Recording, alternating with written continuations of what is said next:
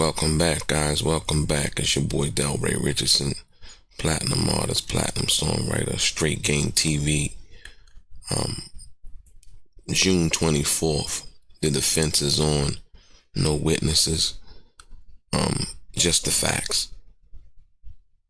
Diddy will not be testifying. Let's get into some of the Straight Game. Life is like some cards. It's not what you dealt, but how you play it.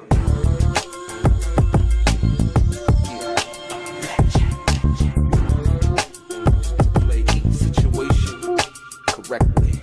I remember they used to laugh at a brother.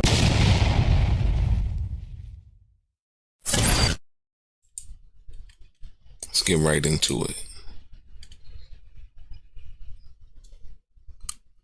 Ladies and gentlemen, as you see, Estevao, they said Mr. Combs drug people made them do freak-offs. But here, he cancels a freak-off because she's feeling sick. The prosecution, Johnson, basically says there's no evidence the freak-off was canceled. She wanted to have relations with her boyfriend. The judge basically says, let's hold off. The prosecution, Johnson, in this one, Mr. Combs basically asked her if she can do a FO without taking drugs, and she says yes. It is being offered for its truth. It is hearsay. This is what the prosecution is trying to argue, basically, that is hearsay.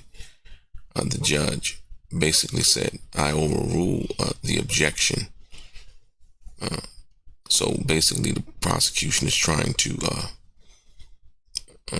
offer the objection, but the judge basically overruled AUSA Johnson. Here she says, I want my bank account to be right. We object. So they basically don't want nothing to be heard. The facts in this situation doesn't matter, if you want to be perfectly honest. The reason why the prosecution is not, they don't need, the reason why the defense doesn't need a witness is because they're basically going over the testimony that happened in real time. You don't need a witness when the testimony is happening in real time, if you will, from that perspective. So, yeah, very interesting. The prosecution basically says in this one, Mr. Combs asks her if she,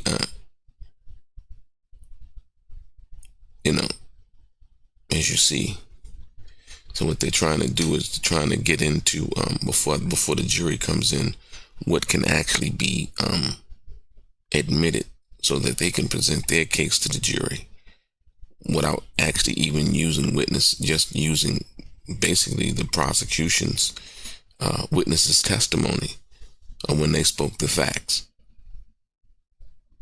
You don't need to bring on your own witnesses when the people that the prosecution brought on, basically, as you've seen my other videos, were basically witnesses for the prosecution with the truthful nature of what they were saying, and not what the prosecution wanted them to say negatively, if you will. So,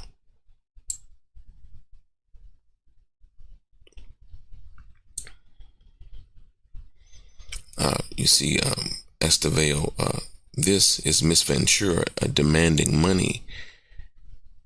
It is a command of sorts, not hearsay, judge. And how is it relevant? Estevao, it goes to financial motive.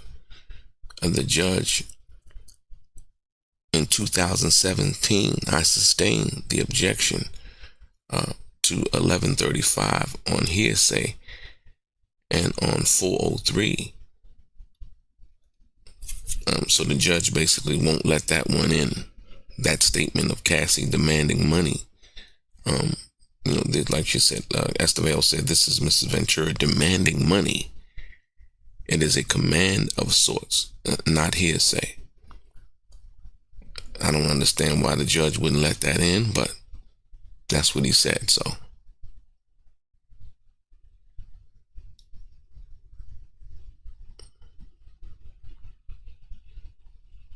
Interesting, right?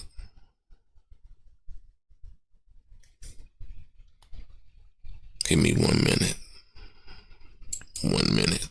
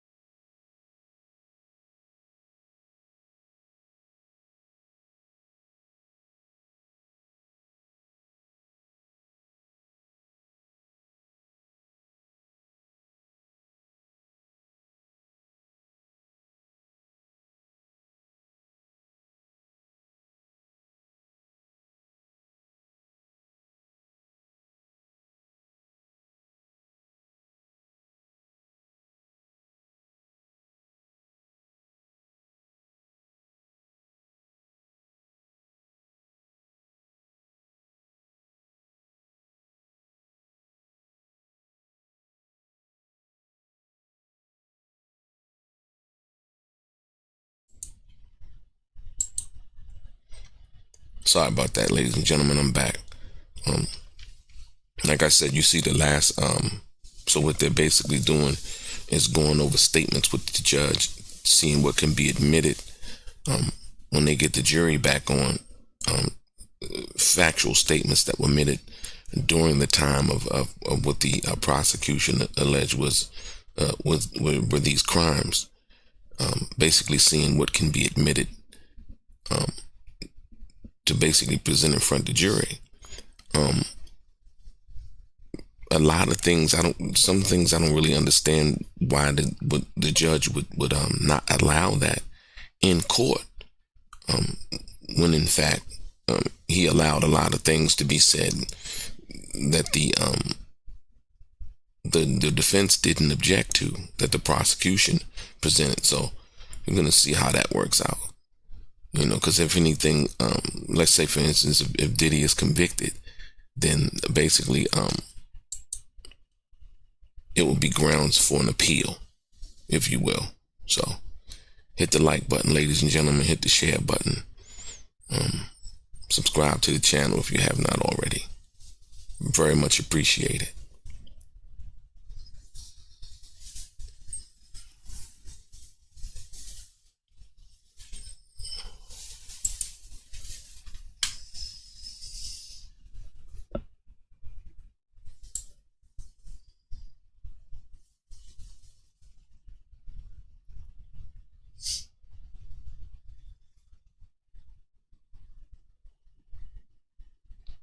As you see right here, the prosecution, AUSA Johnson, the last one is a 1417. It's about Miss Ventura decorating a hotel room and getting flowers on Valentine's Day. Combs Estevao, this is a trafficking freak off as alleged by the government, right? You see what I'm talking about? So basically, the government is alleging one thing. So when the defense presents something that the government is basically alleging, they're trying to get it in because of the government's allegations. So Estevao says this is a trafficking freak-off as alleged by the government. This shows Ms. Ventura set it up as a surprise to Combs. Right?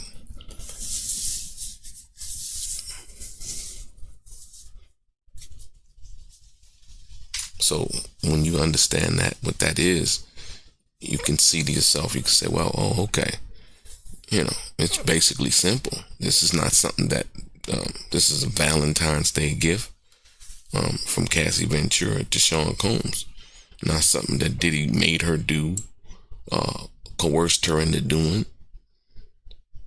It's just as simple as that. So,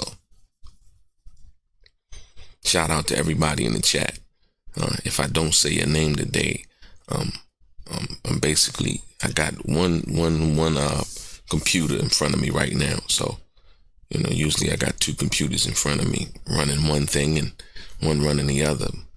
But we're going to deal with these facts nonetheless. So, yeah, it's crazy.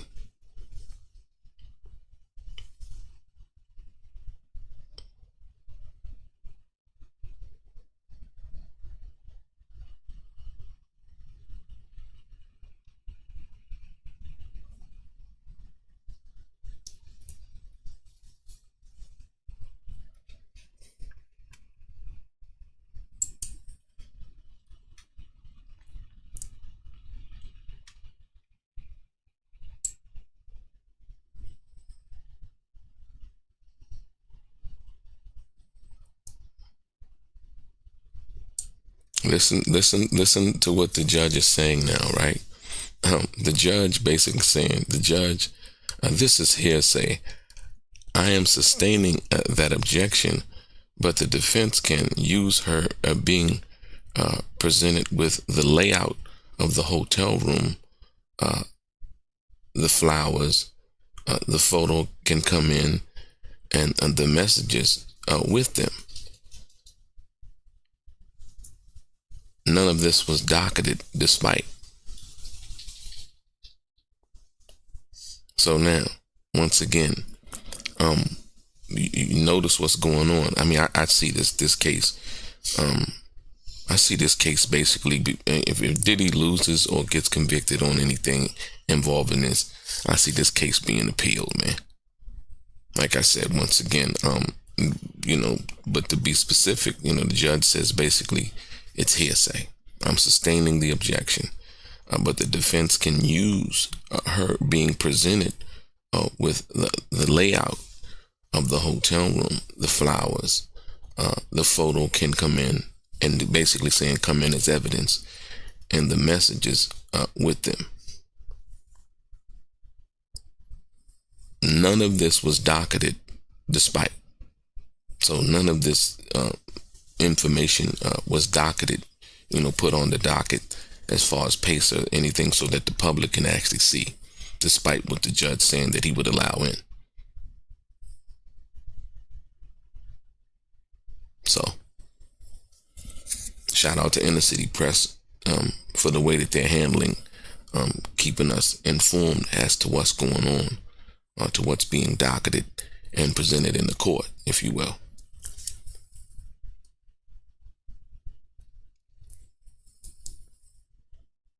It's crazy.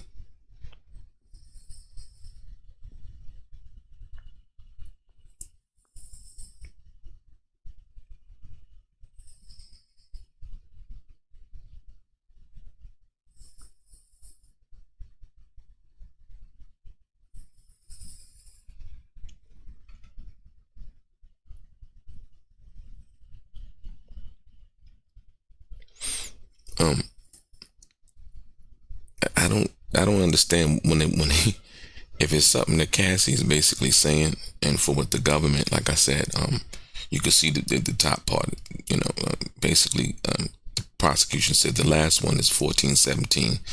It's about Miss Ventura decorating a hotel room and getting flowers on Valentine's Day.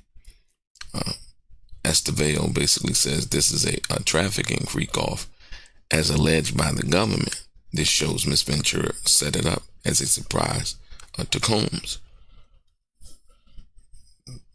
Basically, that's what it shows. I mean, I don't know why it wouldn't be allowed for what, the defense is trying to get it in for as evidence. But the judge said he sustains part of it, and then he allows another part of it. So I think that can be fair, but we'll see how far that goes.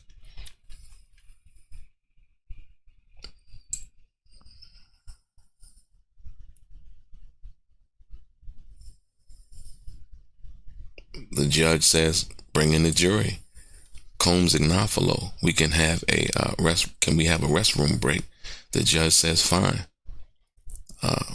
Break, and when they come back, it's going down.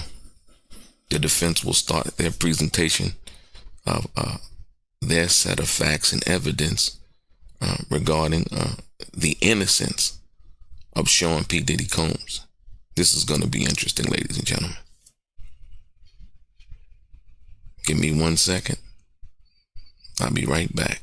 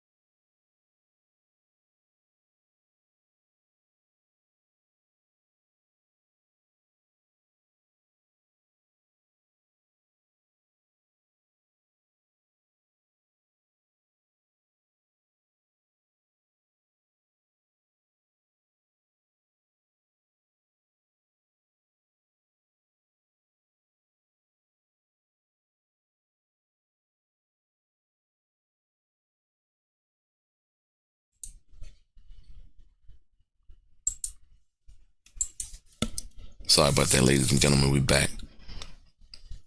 Like I said, shout out to all of the people who've been coming through every day. Like I said, we got Mo Better, and I can't even see who's in the chat. I just know how many people is in there. Mo Better, Ann and Lee, a whole bunch of people. Like I said, Cut Creatives. Hit the like button, ladies and gentlemen. Hit the share button. But like I said, more importantly, I appreciate each and every one of you guys for coming through and getting these facts, man. Just the facts.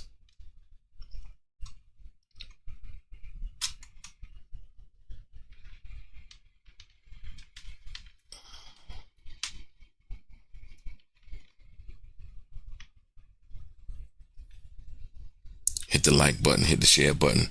So when they come back from this break, basically, we're going to start seeing the evidence being presented to the jury on the behalf of Sean Diddy Combs. They don't have no witnesses. They don't really need no witnesses, to be perfectly honest. You know, I believe that, you know, the prosecution, you know, if you've seen the title of the videos, I've never really changed it. Even for the day, like I said, for the information, it never really needed to change it, because a lot of times what the prosecution was alleging, it really didn't work out the way that they wanted it to. Like I said, so yeah, we're taking a bathroom break, and they'll be back. Like I said, ladies and gentlemen, if you have not gotten the book, let's watch this. They're at bathroom break, so check it out, man. You got to get the book. They said Tupac was untouchable, but behind the walls of Rikers Island, he was just a man, wounded, watching his back, and wondering who he could trust. He survived bullets, betrayal, and isolation behind bars. But what happened inside those walls has never been told until now. In the darkest corner of Rikers, he found betrayal and a brotherhood no one saw coming. These dudes smiled in my face, then flipped and tried to kill me, and I never saw it coming. They were Puff's security, Biggie's muscle, Henchman's people, and Tupac knew exactly who sent them. This is the side of Tupac Shakur the world never got to see, told by the man who lived it with him, not in the studio, but in a 6x9 cell. The rap battles, sex and drama with female guards, the tears, the silence after Jada Pinkett's visit, and the moment Tupac almost broke. Before death row, before all eyes on me, before Machiavelli, there was Rikers. Behind the Walls with Tupac Shakur, available now on Amazon. Get your copy. Learn the truth.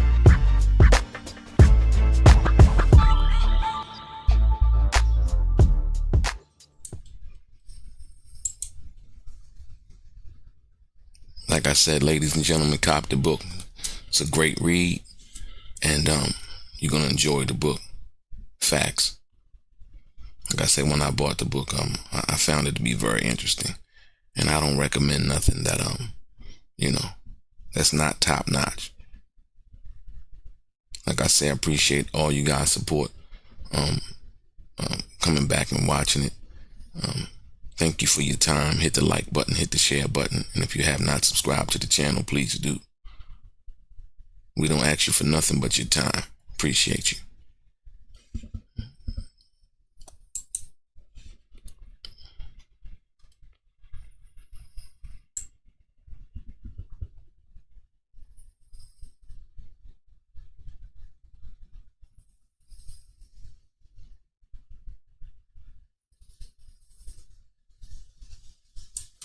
Still out for a bathroom break.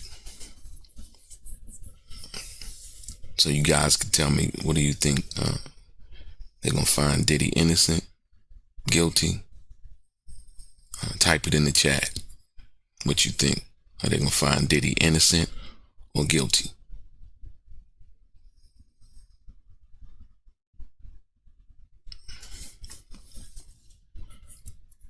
They say they should be done by the basically the jury should have the case by Friday, if you will. So I don't know if we have a verdict by the end of the week, but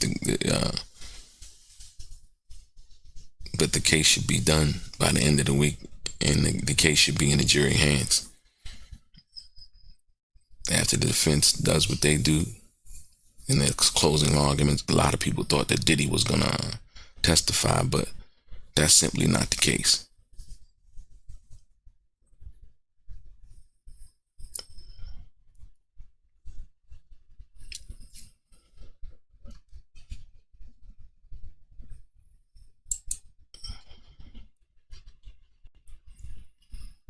I know Diddy's got to be nervous about this, you know.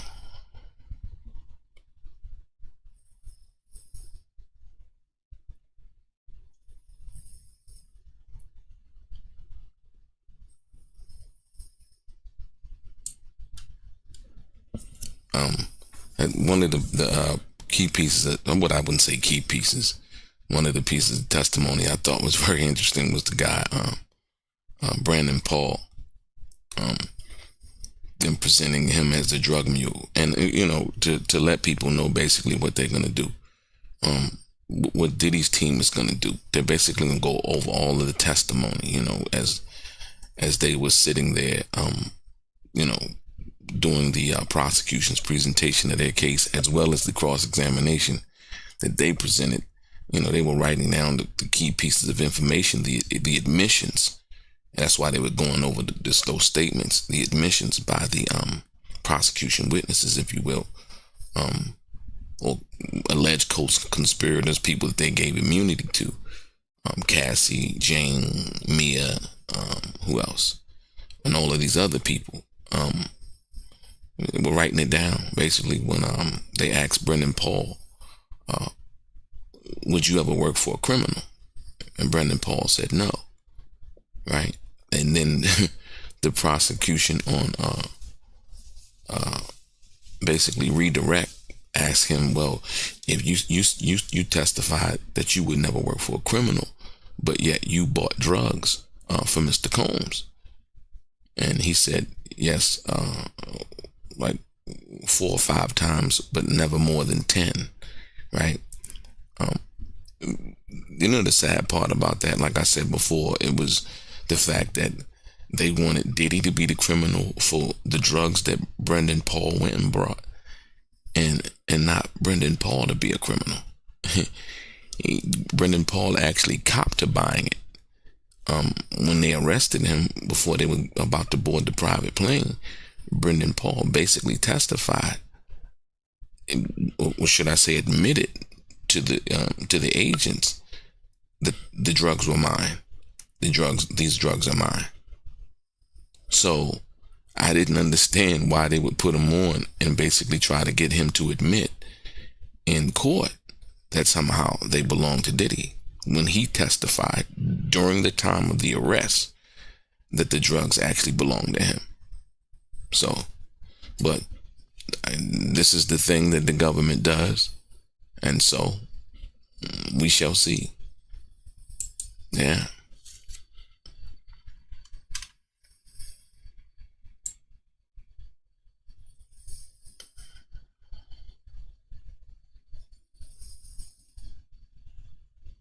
Let's go, ladies and gentlemen.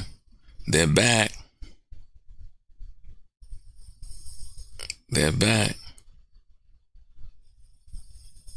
So if you listen, Garagos, Your Honor, our arguments took so long that the jurors' devices turned themselves off. The judge, they are high tech. They are high tech. All rise. I don't know what that means. Jurors enter. Combs Garagos, good morning. And Garagos asked them to pull up 1406 from December 21st, 2021. Jane, Combs, and Don and Cabral, right?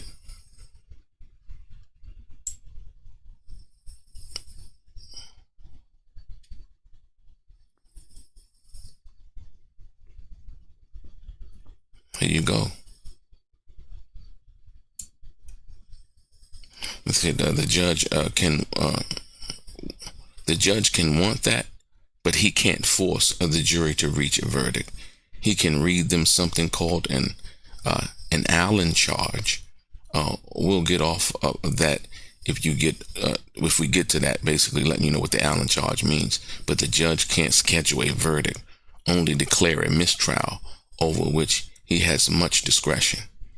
But you can best believe if he didn't give him a mistrial doing all of the motions that they filed, he just ain't gonna grant a mistrial now. So let's go, ladies and gentlemen. Hit the like button, hit the share button, subscribe to the channel if you have not already. Like I said, share it on your Twitter, share it on your Instagram, Facebook. Let them know we up in here. So Garagos is doing leading off, if you will, for the defense. And here we go.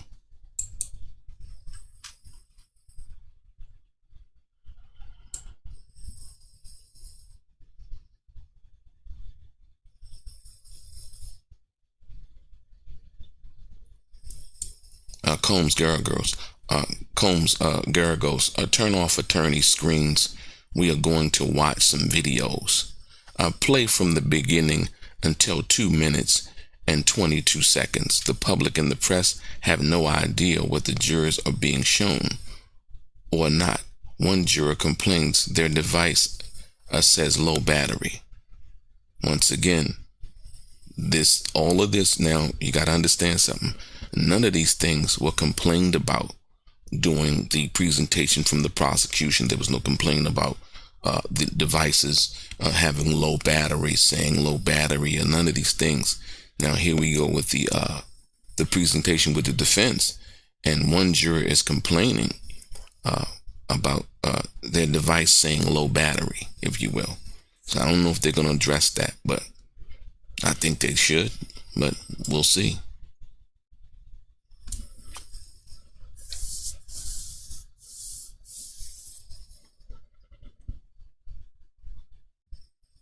And like I said, you know, like somebody may bring in an argument, and they like to bring in people to substantiate their argument, or show you how the person that's arguing something, their argument is true and factual. Diddy's team is not doing that. They're going to bring in what the prosecution brought in.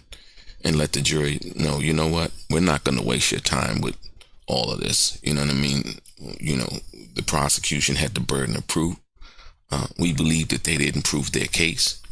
And so by not believing that they proved their case, we're going to use basically what they introduced and some of the things that we know based on what was happening in real time, not this new revisionist testimony that some of these people got up on the stand and talked about, but what actually happened in real time.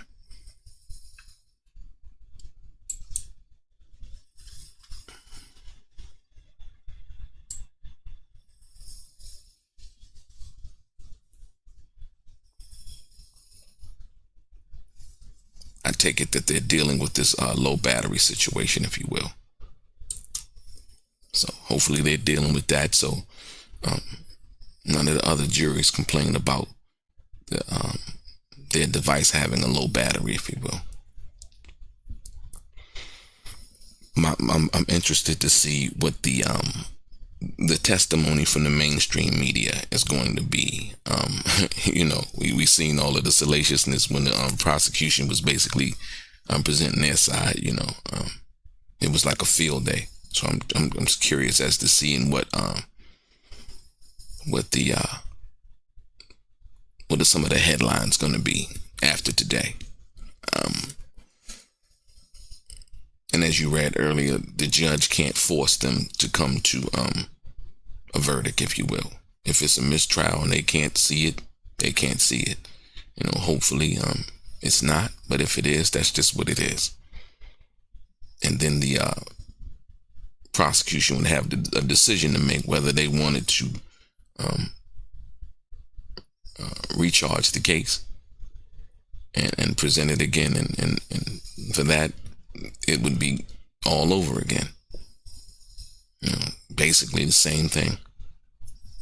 You know, which would in its own right be interesting, because then we would hear, well, if there was some new stuff that came up that wasn't testified to in the first case, you know.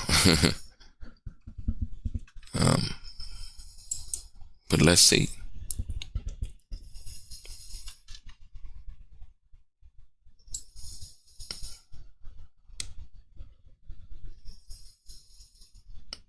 Here we go, ladies and gentlemen.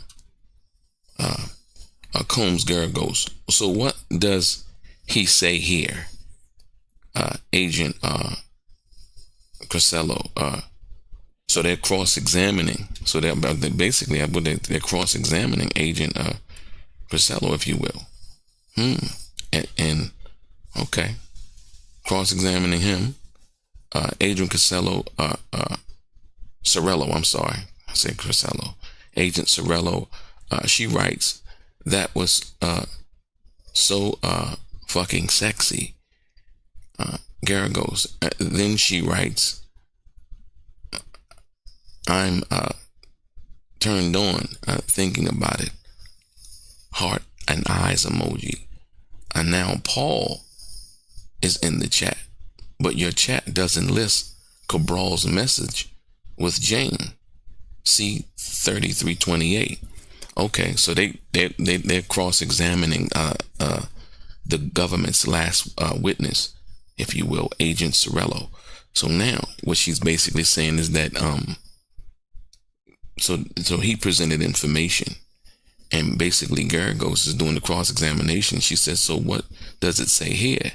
And Agent Sorello says, she writes, that was so fucking sexy. Garagos basically said, then she writes, I'm turned on thinking about it. Hearts and eyes emoji. And now Paul is in the chat, but your chart doesn't list Cabral's message with Jane. See 3328. Sounds like Agent Sorello is leaving out some information, if you will.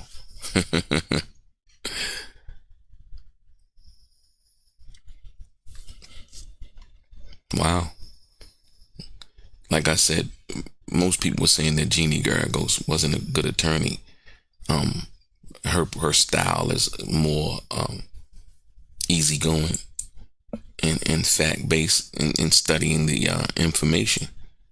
So could the agent be leaving out key pieces of evidence that would benefit the defense? That's what it seemed like. Because if the defense is seeing something that that was there or that wasn't there, that was left out, then that would be a problem.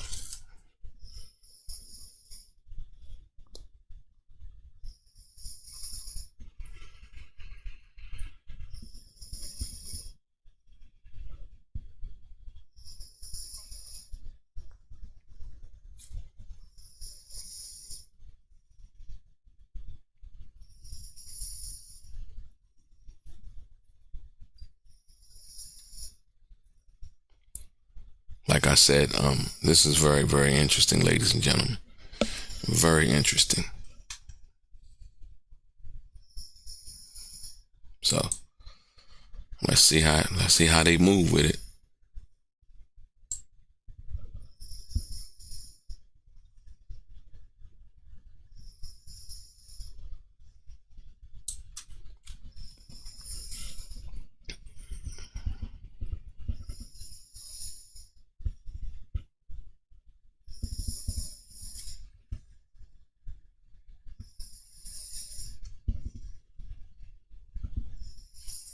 Just a minute, ladies and gentlemen. Hold on. 1 minute.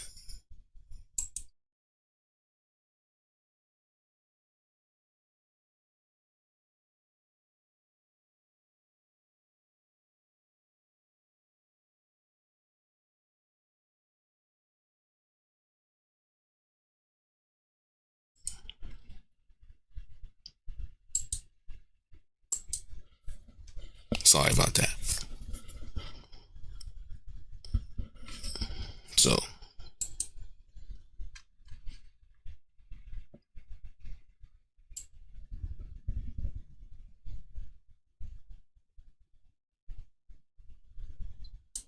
So yeah, ladies and gentlemen, this is where we are.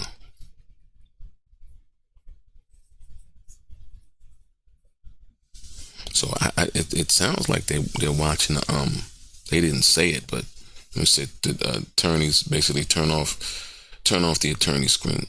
We're going to watch some videos, and I don't know what videos they're watching. It could be I believe it's the freak off video, right? And basically Jane saying how sexy something was, right? It's interesting.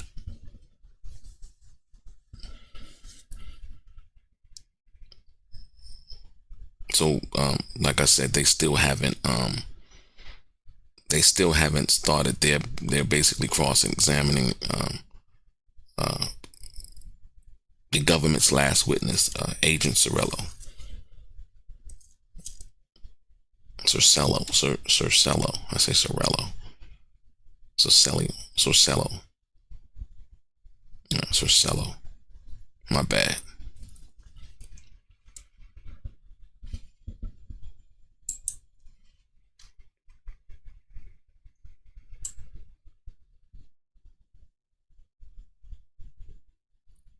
Here we go, ladies and gentlemen, moving on. Jeannie Gargos. Now it's December 21st, 2021. She reaches out to Cabral to say Happy New Year. Writes, LMK, if you want to come tonight. What does Cabral say? Agent Cercello, he says, I'm cooking for my family, but tomorrow for sure. Gargos, not in your chat. No. Ladies and gentlemen, the government is trying to hide information. You can see it right here. Plain as day, ladies and gentlemen. Right?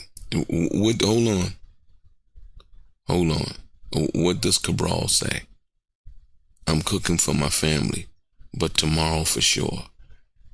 Gargos, not in your chart, right?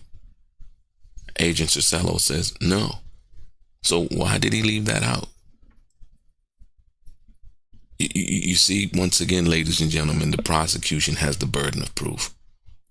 They're intentionally leaving out evidence that could perhaps exonerate P. Diddy of what they're trying to say that he's guilty of. This is the prosecution's job. They have the burden of proof. And as you can see, once again, that they're not presenting the full picture of the evidence that they have. And it's up to great attorneys, Diddy's attorneys, to point that out. Very, very interesting. There it goes. Now it's December 21st, 2021. She reaches out to Cabral to say Happy New Year. Writes LMK, if you want to come tonight, what does Cabral say? Agent Cercello, he says, I'm cooking for my family, but tomorrow for sure. There goes. Not in your chart. The agent, no. Amazing.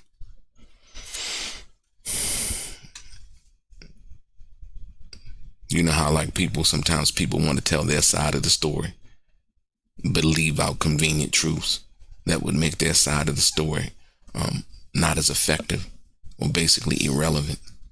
That's what's going on here.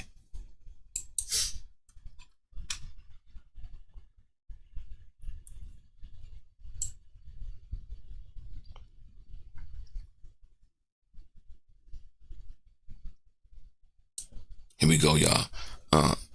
Combs, Garagos, under Italian. Check it out. Under Italian, let's see DX 3050. This is April 4th of 2022. Combs with Jane. You read Mr. Combs. Cercello. He's reading as Diddy, right?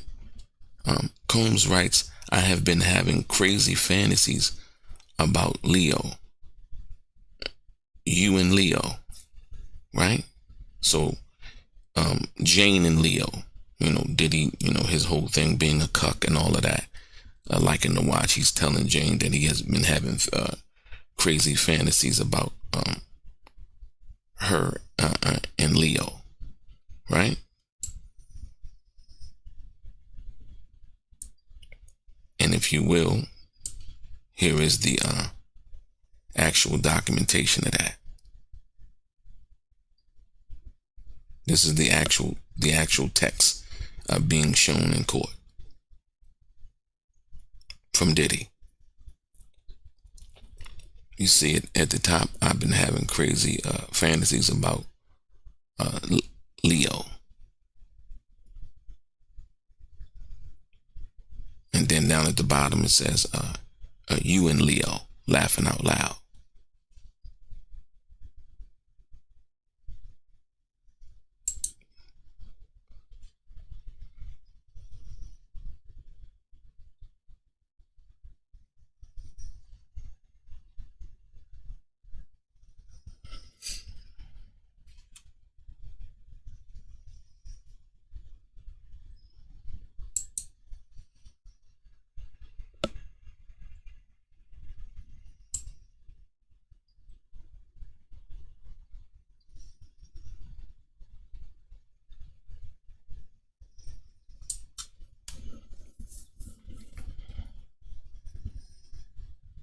Like I said, ladies and gentlemen, hit the like button, hit the share button.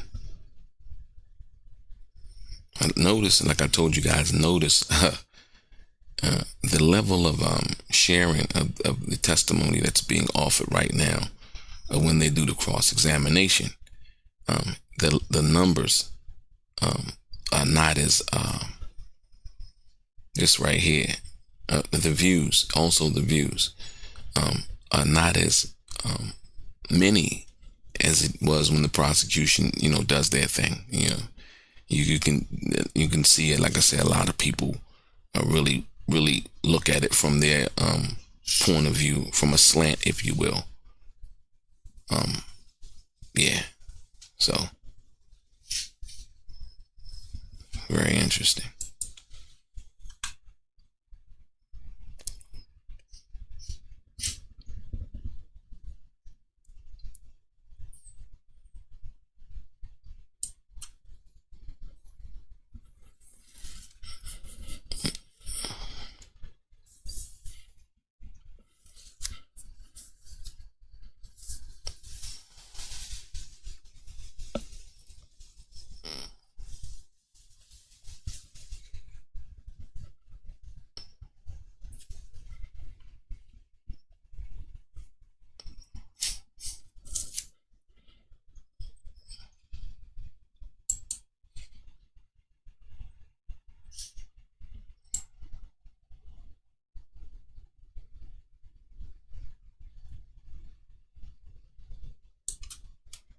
I said, I still think it's interesting. Shout out to everybody in the chat this morning. Like I said, I can't really shout y'all out like I want to because I just have one device with me today. Usually I'm operating from 2 devices, but more importantly, the people who've been here since day one watching, like I say, I appreciate you. And more than you ever know. Like I said, helping build my channel and really present, just great information. Like I said, so that the people can have firsthand information. I feel like the mainstream media, when they say something about certain things, it's like they have an agenda, if you will. A lot of times, it's not even about like, hey, this is what happened. Like we don't really have an agenda in this situation, but basically, that's what it seems like, at least to me. So here it is, right here in your face. Nobody can tell you, oh, this what happened, Oh, I think that, You can see it for yourself if you want to know the truth. A lot of people don't want to know the truth. A lot of people want to believe what they believe from the perspective and their own beliefs and biases that they hold. So kind of unfortunate, but that's just the way it is sometimes.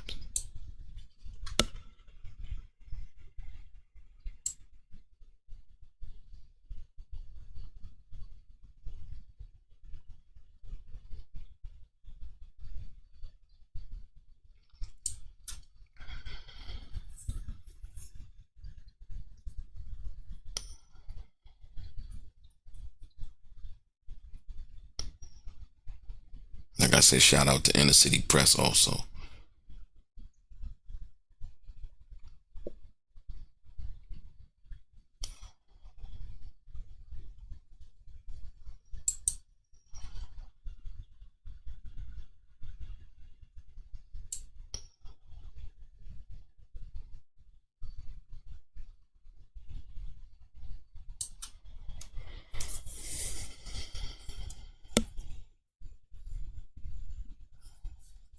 Like I said, I find it interesting, man, that yeah, as you see right here, this agent, Agent Cercello, basically has a chart. I think it's about 44 or 45 entries of communications between whether it's hotel records, phone records, text messages back and forth between Diddy, some of the freak off participants, if you will, and the defense is pointing out how in this the top line one, basically, now it's December 21st, 2021. Jane reaches out to Cabral to say Happy New Year, writes LMK, if you want to come tonight. What does Cabral say? Agent Cercello, he says, I'm cooking for my family, but tomorrow for sure. Garagos, that's not in your chart. And the agent basically says no. Now, why wouldn't that be in his chart, ladies and gentlemen? If what they're trying to get to is the truth. And with Jeannie Garagos is basically trying to show the jury is that, look, they're leaving out stuff. They don't want you to know the truth. They conveniently leaving out stuff. So it's crazy, man.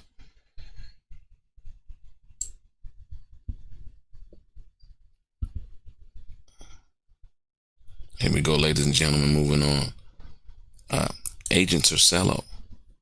Now, Agent Cercello, once again, for the people that might be just coming into the chat, he's reading for Diddy through these text messages, if you will. Agent Cercello, he writes, Adderall is the greatest.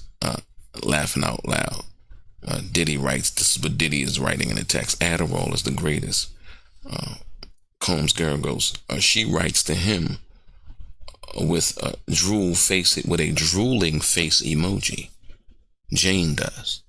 You know, despite being this victim and being this alleged victim and all of these things, she writes with a drool face emoji. Then in 1406, next is July 2022. Listen, you only reviewed what the government gave you, right? Cercello, right? What I just told y'all.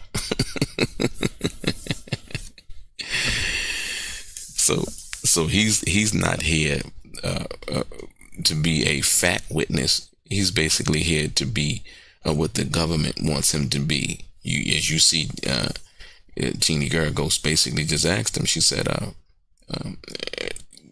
basically Jane writes to him with a drool emoji, and then she moves on to another piece of evidence.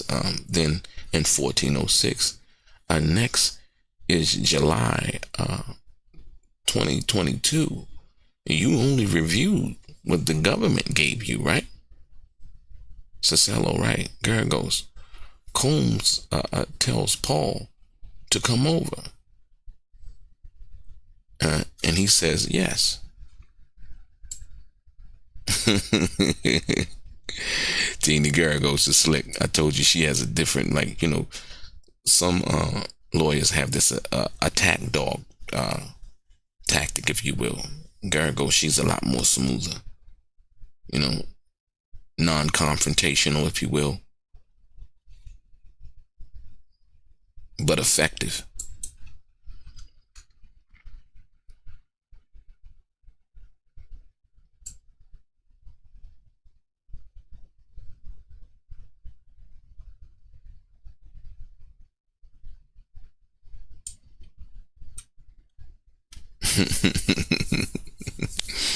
What she said? You only reviewed what the government gave you, right? Right. You know, isn't that something though, man? I mean, when you think about all of this stuff that's going on with this situation, how they would only present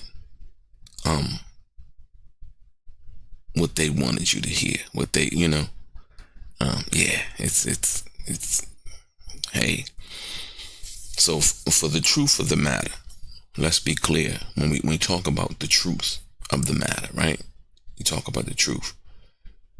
We truly haven't, and you got to understand as the jury of public opinion, right? We truly haven't been getting the truth from the government. We've been only getting what they want us to know. Right now, what we're getting from the defense is both sides. This is, you know, what they told you in their direct. They told the jury, you know, this is what we want you to believe. But this is not the full picture. This is not the truth. And you know, it's funny, like when they're arguing evidence, they say, you know, this is being shown for the truth of the matter. This is not being shown for the truth of the matter, right? But a lot of times it in a manipulative way it is, right? But the whole picture, it's not being given, right? Now, the whole picture they're showing, like I said, when she asked him, oh, you only view the government, what the government gave you, right? Cercello says, right. Then she moves on. So notice in the cross-examination, she'll present stuff, but then she'll ask that what seems like very unimportant question, but a very important question. You only viewed what the government gave you, right? Cercello, right. Oh, man. It's crazy.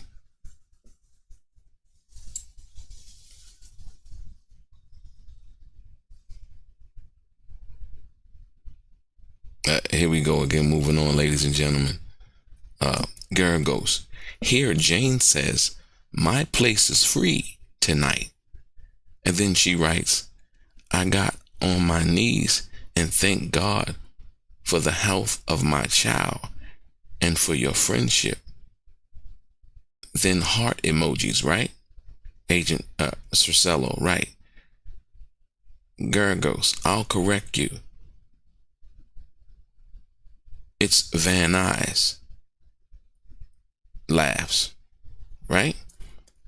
Now, what she's saying is that she lives in Van Nuys, California. So whatever the presentation that the prosecution made, evidently they had the wrong place in where Jane lived. So Van Nuys, California is like it's like the valley. They call it the valley. So she lived out in the valley, if you will, not like in Los Angeles, or Beverly Hills. It's a little ways from where Diddy lived, not that far. But yeah, she lived in Van Nuys. So, for the factual nature of the matter, Jeannie Garagos is correcting Agent Cicello, because on his chart, he probably had that she lived somewhere else when she was saying that, hey, my place is free tonight. And so Jeannie Garagos is basically saying, I'll correct you. It's Van Nuys. And she laughs. So they're getting a lot of the information wrong anyway. So, and Jeannie Garagos knows because she grew up in California.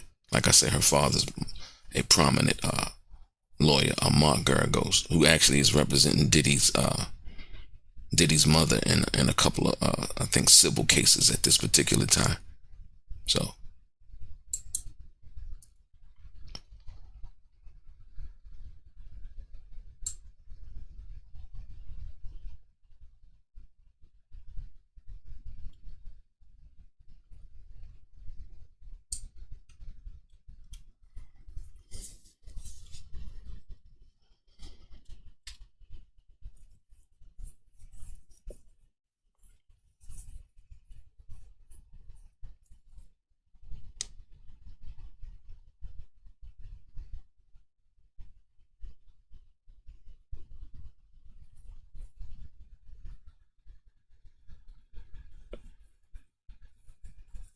like I said earlier, the judge can want a verdict, but the judge can't force a verdict, ladies and gentlemen. The only thing the judge really truly has discretion over is a mistrial. And there's a situation called an Allen charge, right? And a lot of times they try to scare the jury and think they're going to face some kind of charge or whatever, and not really being aware of what an Allen charge is. And that's key. So hopefully, the case will be handed to the jury for deliberation by Friday. That's what they're hoping. But that's not always what happens.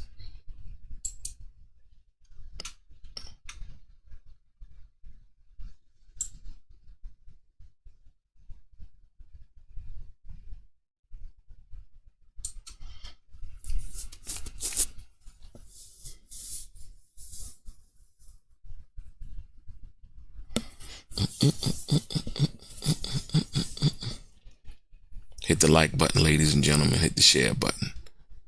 Let them know we over here. Share it on your Facebook, Instagram, LinkedIn, any apparatus that YouTube allows you to share with. Like I said, if you have not subscribed to the channel, please do, and share it with your friends. Let them know we over here. Like I said, and these two pieces of testimony are very relevant. Like I said, Agent Cicello basically admits that he only reviewed what the government gave him, right? And he says, right, that's all I reviewed, what they gave me, and so, the second part is very interesting, because when she says, I'll correct you, it's Van Nuys. And then she laughs. So, in their haste to want it to be whatever they want it to be, they got locations all wrong.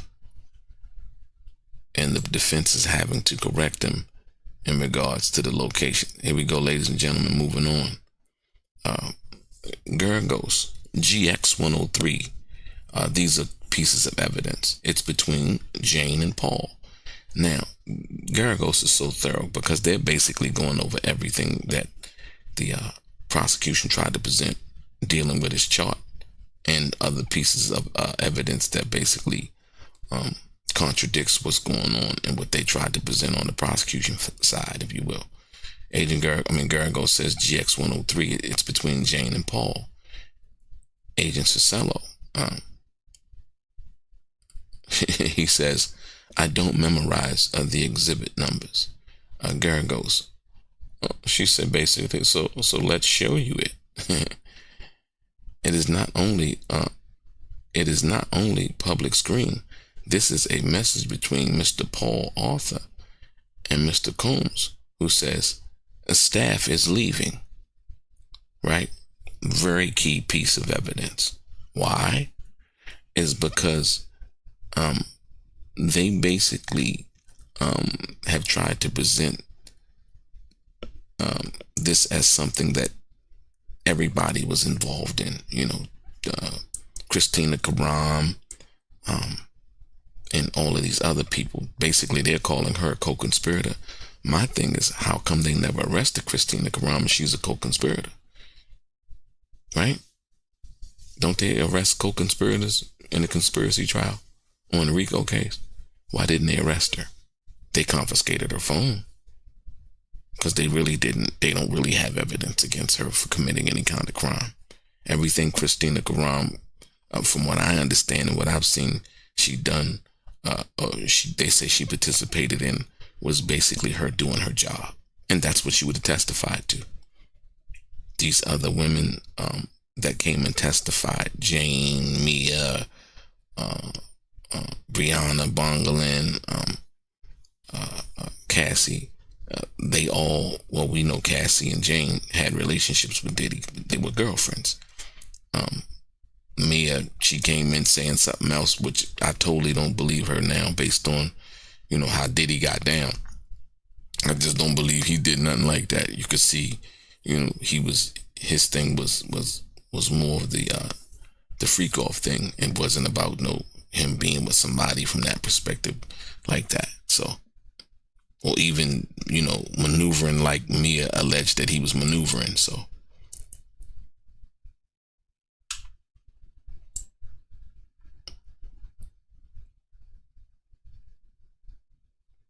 and like I said, when he said the staff is leaving, that says to me that that it wasn't privy to everybody, and he didn't want everybody to know what he was doing from that perspective. What I love about Tina Gargo, she says GX 103, it's between Jane and Paul, and then Agent Cicello says, I don't memorize the exhibit numbers. And she's like, okay, no. So let's show you. let's show you it. You have to memorize it. But we gonna show you. We got the numbers down, right? You don't have to memorize it. We got it. So let's show you. It is not only public. It's not. I think she was saying it's not on the public screen. This is a message between Paul Arthur and Mr. Combs, who says the staff is leaving. Staff is leaving. So.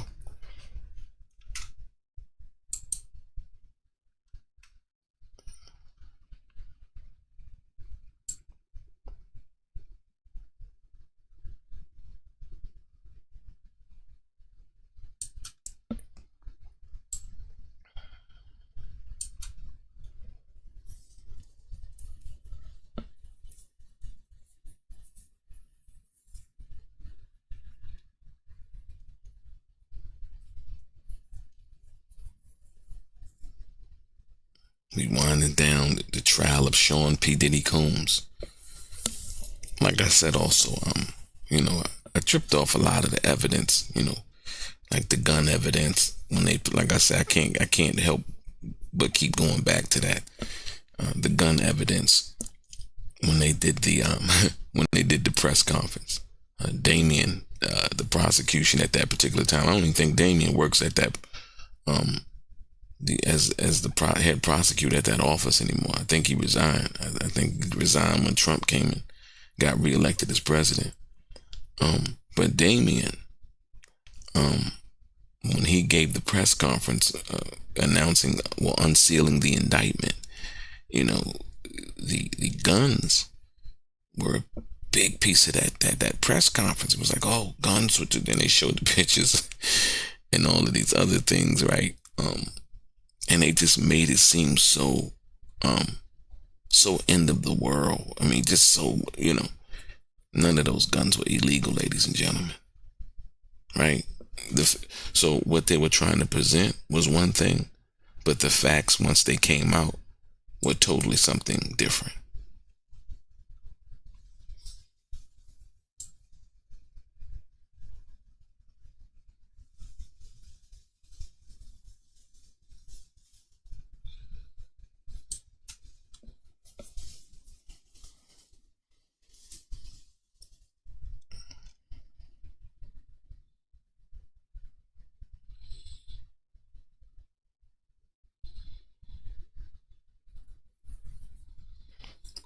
Well, I just wanted to say, this is a side note.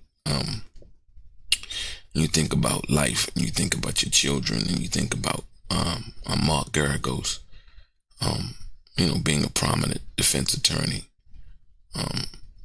He's defended, people from Michael Jackson, a bunch of people, man. Like I said, his list, the client list is too big to really name. But when you think about, having your kids following your footsteps, or being a present a parent, you know what I mean, being in your kid's life and having them become something. The fact that his daughter became a defense attorney too, and she's now making her own way, as a high profile defense attorney is very commendable, if you will. So just like to throw that out there as an example of leading your kids and being present in your kids' life and leading them down the right direction. They might not become a lawyer, but like I said, evidently she was inspired by her father and wanted to take the same path that he did. And like I said, I got to give props where props is due. She's doing a hell of a job.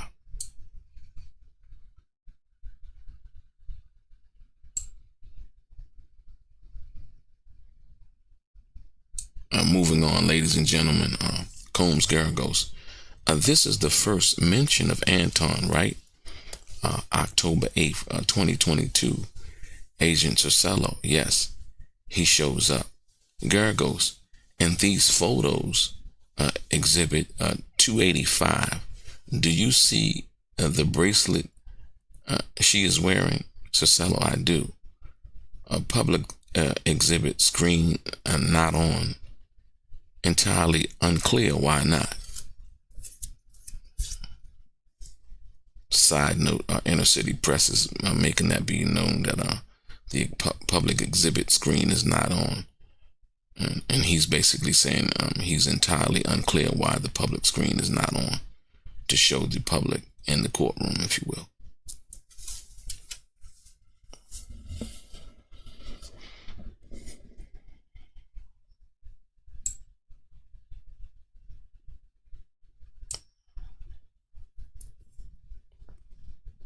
Guess they're talking about that love bracelet that Diddy bought Jane.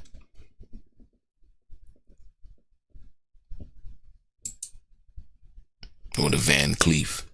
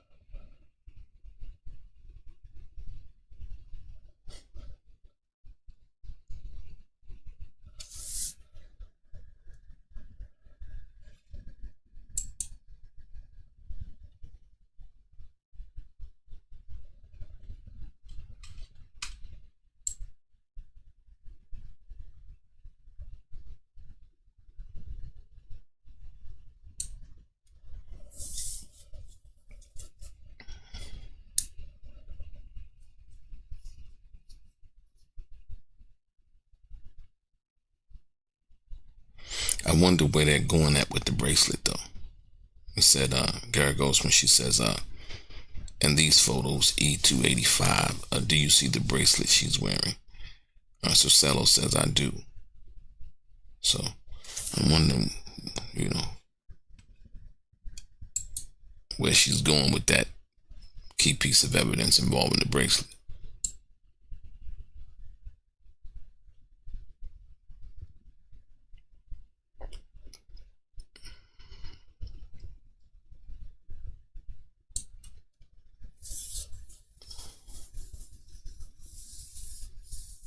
So basically, ladies and gentlemen, this is the final cross. This is the government's last witness, if you will. This is the final cross of a U.S. summary witness. And then Rule 29 motion. So the Rule 29 motion case, basically, summations Thursday, Inner City Press is covering. So, and the Rule 29 motion basically is any of the charges, they'll make the defense will do a Rule 29 motion, basically saying that any of the charges that the prosecution has not laid out key evidence for, that they've alleged, basically saying that Diddy should be acquitted of those charges. Like, so they, basically they lay out a bunch of charges, right? The trafficking, all of these other charges, coercion, fraud, and all of those things. So the Rule 29 motion basically says that any of those allegations that the government has made that has not been proven with the facts or the case that the prosecution has presented should be basically, Diddy should be acquitted of those charges. And basically it's up to the judge to decide, how that works. So just to let people know what a Rule 29 motion is.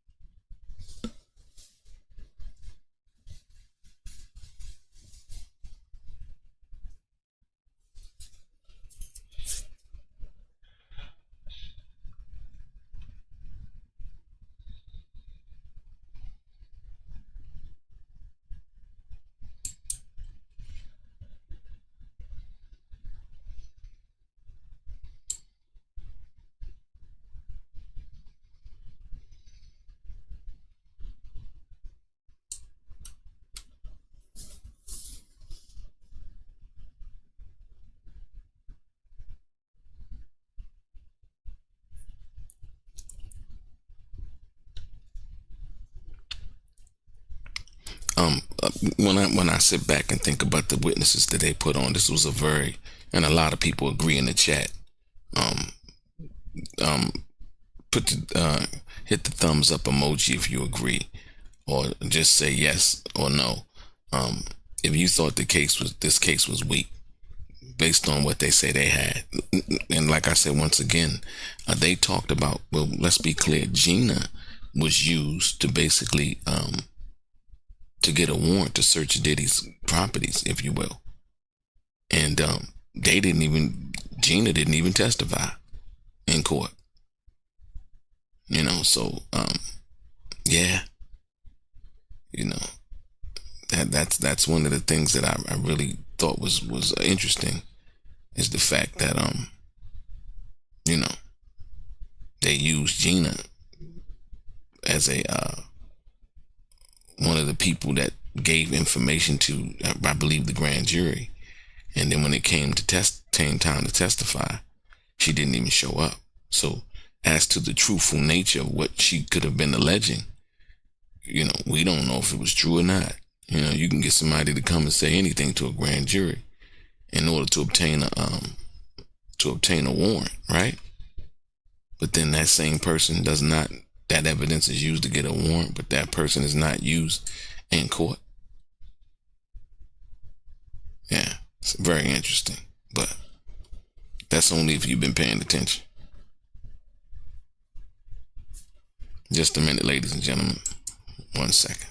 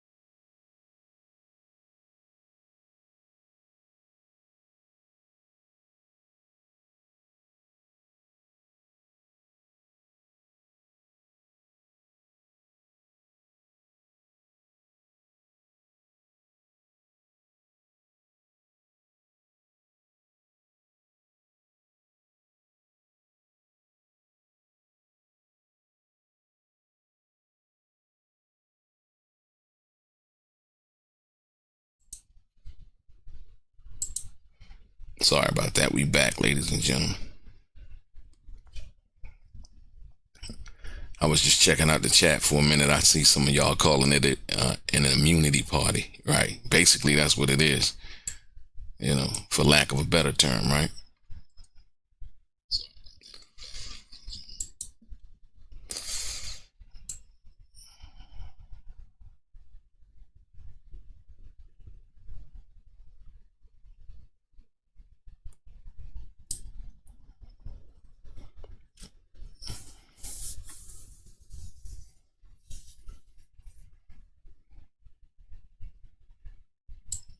We just waiting for the turnaround. She said an immunity party. Yeah, that's basically what it's been. An immunity party. You know, everybody got immunity. But like I said, once again, the thing that I don't understand is that Christina Karam, that the prosecution just said the other day that they feel like she was a co-conspirator. Ladies and gentlemen, if this case was strong, as they said, as strong as they said it was, right? They would have arrested her, right? I mean, when have you heard that a co-conspirator, unless they cooperating with the government, was not charged with the conspiracy that the government alleged that they were involved in? Never. We're talking about the feds here. Everybody, you know, this is a federal case. This is not a state case. So why didn't they arrest Christina Karam? Because they couldn't flip her. You know what I mean? They couldn't flip her. And like I said, I don't even understand how. I guess they got Jane. She was scared. You know, I guess they got her. She was scared because I think they gave her immunity, right? So they basically scared him into testifying. And probably told her, you're going to lose your son. You're going to ba-da-da-da-da. If you don't do this and all of this, that, and the other. I mean, that's the only reason why. Because like I said, saying that, you know, she was participating in trafficking, whatever. So at 1 minute, so they flip it. So, okay, 1 minute, if you don't testify, you were participating in trafficking, right? But if you do testify, you were the person that were being trafficked. You see how that worked? It's crazy. So if she doesn't testify or refuse to testify, you know, you were participating in trafficking by paying Cabral and Anton and all these other people. You were part of the conspiracy from that perspective, right? But if you do testify, right, then now we'll present you as a victim. You see what I mean? It's like, wow, that's crazy.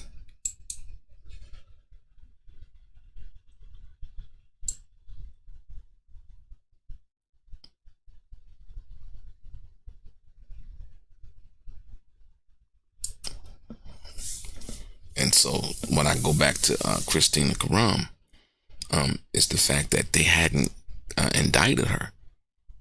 And the reason why is because, she never really knew.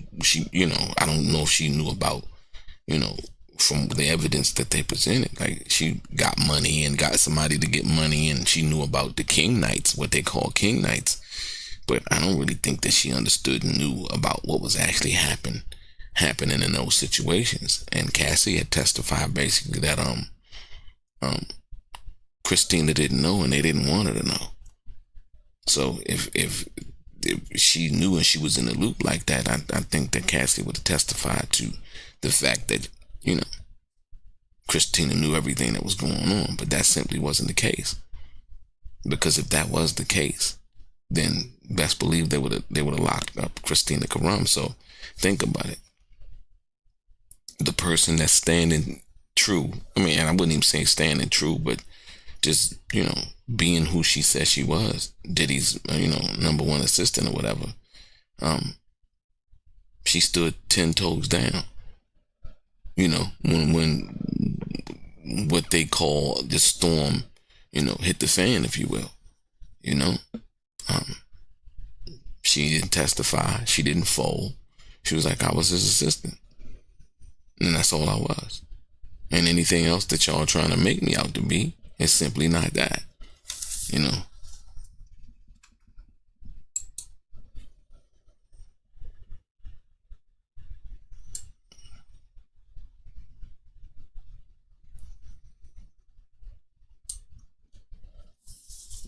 Here we go, ladies and gentlemen. Garagos. Jane writes, can you come to Turks? Listen. And she's writing this, I believe, to Anton, if you will. Jane writes, can you come to Turks? What does he say? Agent Cicello. He says, yes, love, I have a passport, but not vaccination. Garagos. She said, can you get in ATL? Cabral. So this was Cabral. Cabral's base. A few days later, March 21st, 2023, she asked about Miami. So what they're basically trying to show is, Jane is setting this up. You know what I mean? She's spearheading the effort to set up these situations, if you will, which is very important. Because, like I said, once again, the prosecution is trying to lay out this thing where, she was forced and she was, So the fact that he said, I have a passport, but not vaccination, right? And I believe this was in and around the time of COVID. That's why he was saying that he has a passport, but he hasn't been vaccinated yet. Vaccinated for COVID, if you will. She said, can you get in the ATL? Whether it was, I don't know where he was coming from.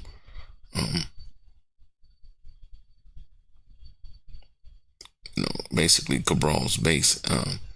A few days later, March 21st, 2023, she asked about Miami. So they wanted him to go to Turks and Caicos. So he wasn't vaccinated. So then she said, can you get to Atlanta? And then a few days later, on March 21st, 2023, she asked, can you get to Miami? So.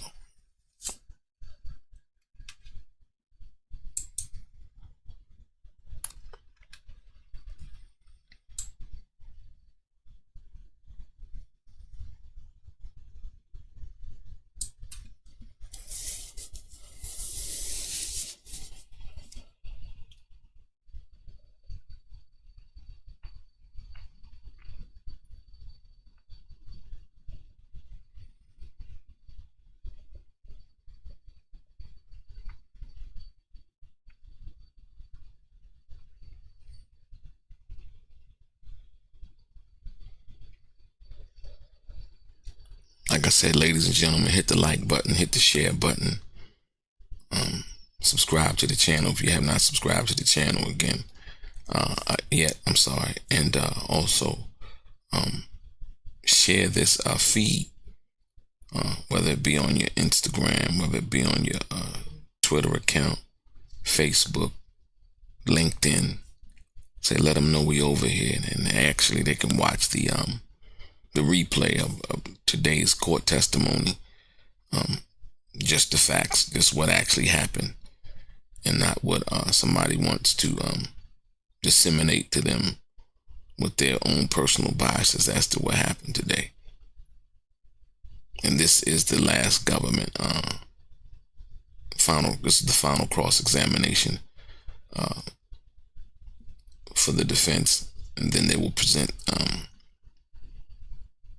their case, if you will, with no witnesses. They're not going to use any witnesses. It was a big conversation yesterday of whether DIDDY would testify. I mean, at this particular point, I mean, me personally, I wouldn't even see the reason why. I don't think the government has proven the burden, the facts. Here we go, moving on, ladies and gentlemen. Combs Garagos, Jane writes, tonight was fun. Listen, ladies and gentlemen, you got to pay attention. Jane writes, tonight was fun. What does he say? Right? Agent Cisello, he says, had a great time with you, baby. Garagos, now, April 2023, Jane, Combs, and Paul. He says, hey, Jane's true name, right? It's funny, right? It's funny how they left that out. Garagos, now April 2023, Jane, Combs, and Paul. He says, hey, Daphne Joy. Or hey, Daphne, I'm available. And she asks about the 19th. And he says yes.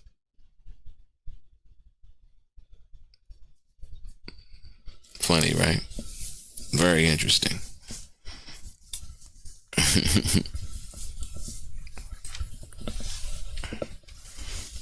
Very interesting.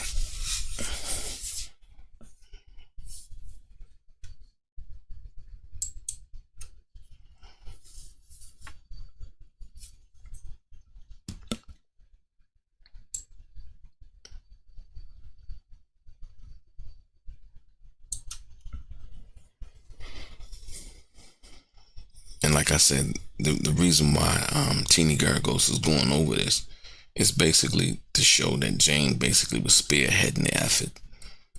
There was no force, manipulation, or coercion. You know, she's basically a willing participant. Everything is consensual. And like I said, this is the final cross-examination of the summary witness. You know, basically they're summing up all of the exhibits and information that the prosecution has with a chart. And now the defense is trying to dismantle, or should I say, show the true picture of what really went on. So, as it's been testified to that Agent Cisello has only reviewed what the government gave him and not the totality of the information that should have been presented from the prosecution's perspective, if you will.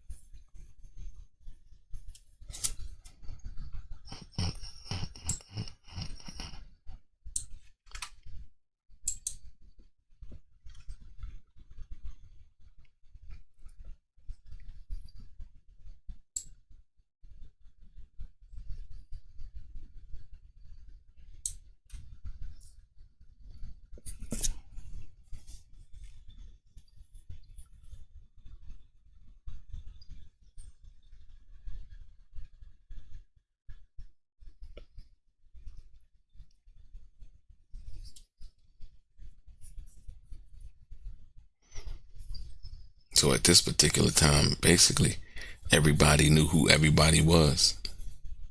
You know, when it first started off, you know, Diddy had what they called some kind of burqa thing over his face and a New York City cap and, you know, all of these other things. But, you know, by this time, it was well established who he was. And everybody was pretty much in the open. They used Jane's true name. Crazy. I wondered if Paul and all of these other guys knew that she also had a baby by 50 Cent. You know, it's one of the things that I wonder. I mean, if they don't know, if they didn't know now, he know now, right? So should I say, if he didn't know then, he knew now.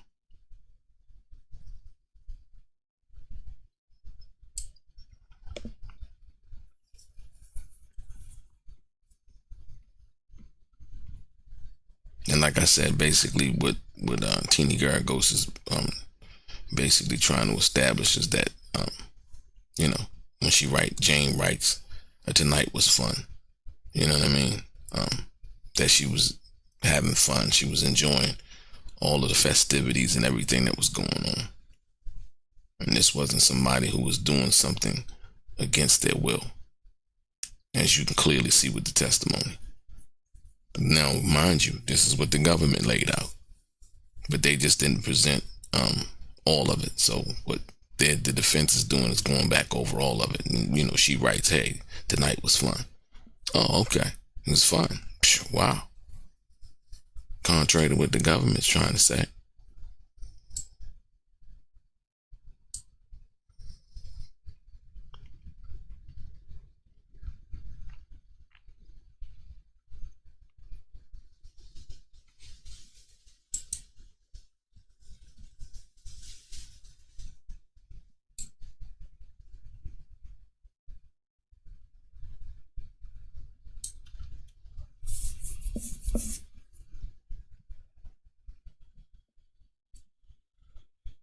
Hit the like button, ladies and gentlemen. Hit the share button. Subscribe to the channel if you have not already. If you're new to the chat, welcome. Appreciate you. Share the feed. Let them know we over here. Straight Game TV. Gavel to gavel coverage.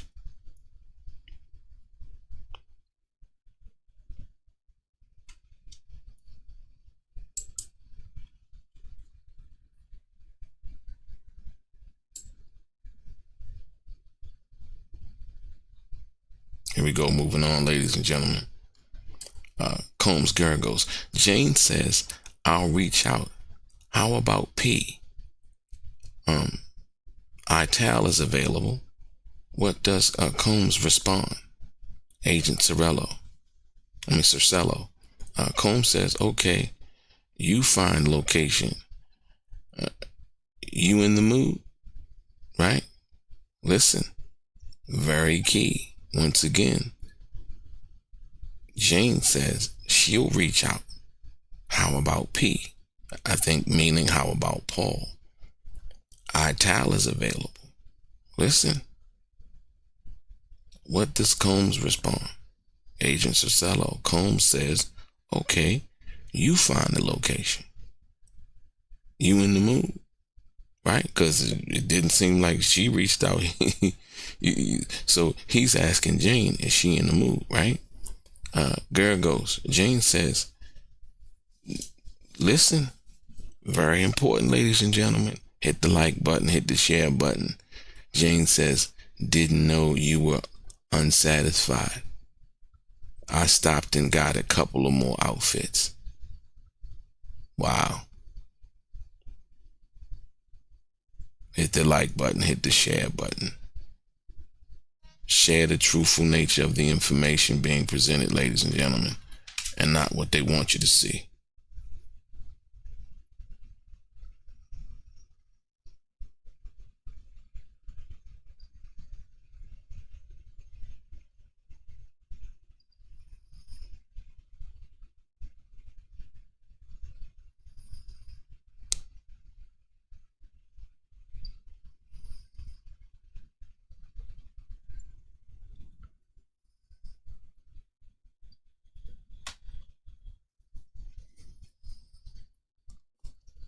Interesting. You see that? So Diddy's saying he's reading Diddy's part, right? Agent Cisello. Combs says, okay, you find the location. You in the mood? See? Not Diddy saying, oh, you got to do this. Oh, it's that. Wow. You know, and everybody on the jury can pretty much understand what that is, you know.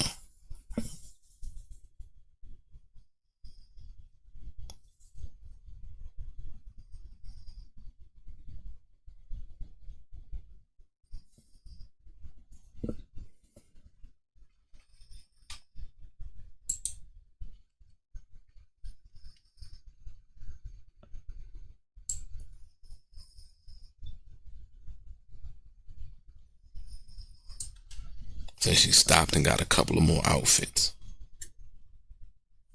Okay.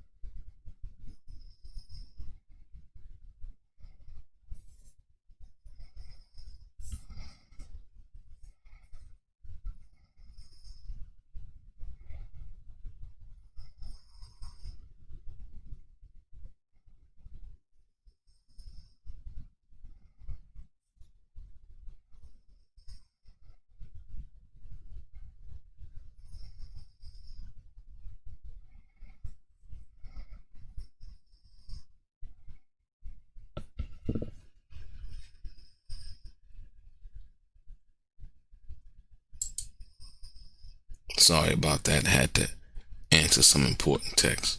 Let's get into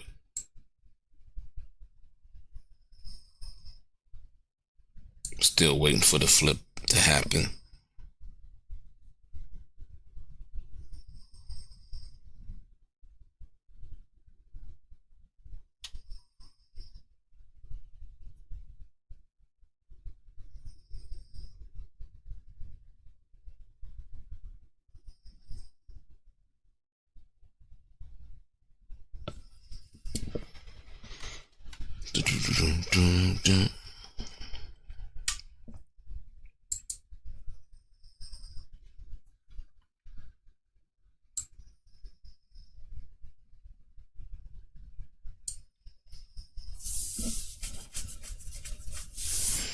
So as much as they wanted us to think that Diddy was like this gung ho all the time, like I said, if we looking at it through a microscope, you know, or looking at it for what it is, it's 65 days in a year. You know what I mean? And you know, basically, you see, Jane basically said, you know, I'll reach out to P. ITAL is available. What does Combs respond? Agent Cisello. Combs says, okay, you find the location. He wasn't, you know what I mean? you like, you in the mood? Like, you know. So, Gary goes, Jane says, didn't know you were unsatisfied. So basically, what that says is that she was trying to push it on Diddy. You know what I mean? She's basically now understanding, I guess, what he likes and trying to appease him with that. Like, oh, you know. And then she said, I stopped and got a couple more outfits. She was with it, 110%. So,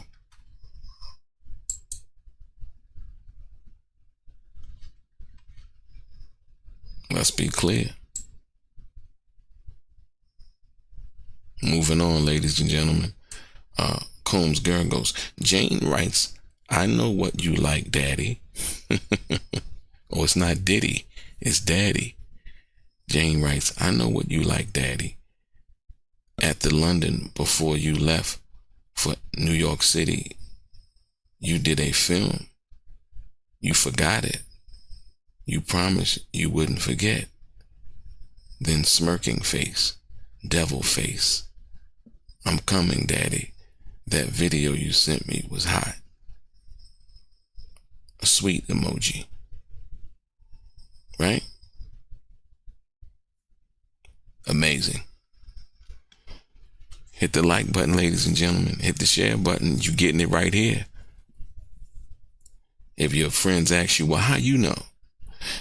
You share it with them. Let them know, like, oh, hey, we getting it right here. Right in our face. Right? Yep.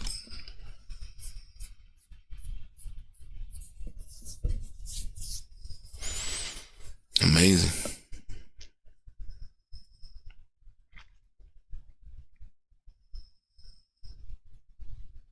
Wow.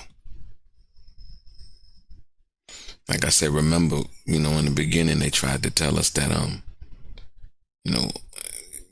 coercion, fraud, trafficking, all of those other things, right?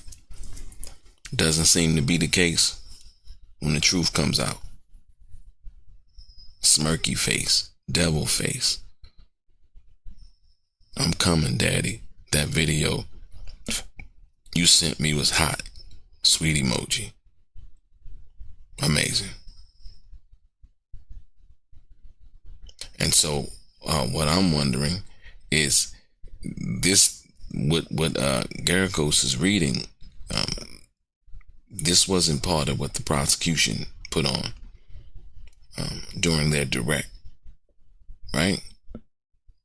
This is what basically the defense is basically letting the jury know, hey, you know what? This is what was really said in other parts of what the prosecution or parts of what they want, the part that they wanted, you to see as the jury. But this is the totality of what was actually being said at that particular time. So.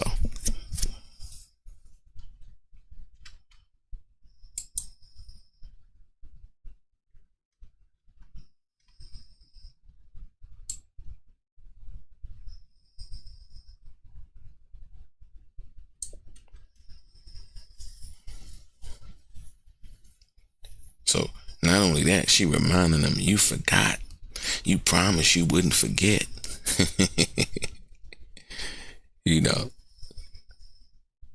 Wow. I know what you like, daddy. Funny. It's crazy.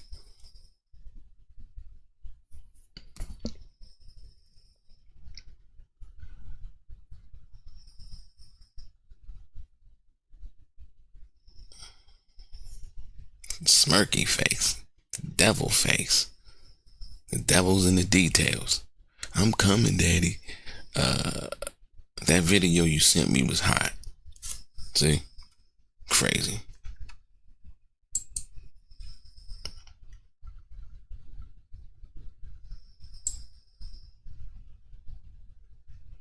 I was just thinking just now, as Cassie, I know Cassie paying attention, she watching this, right? She's thinking to herself, like, or should I say, I wonder what she's thinking to herself, if you will.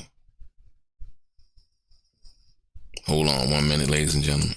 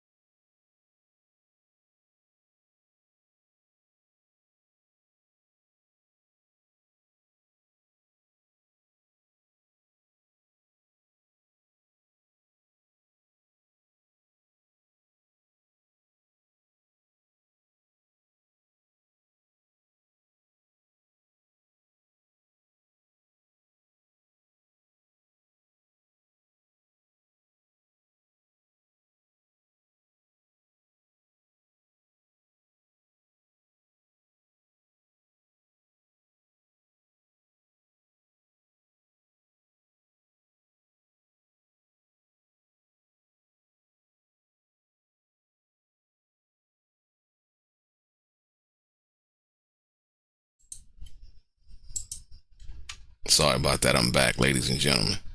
So I got one device, so I look into the chat, see what y'all are talking about. Shout out to everybody in the chat, ladies and gentlemen. Appreciate you guys. We got hit the like button, hit the thumbs up button. We got like almost 300 people in the chat. More importantly, yeah, appreciate that. Let's go.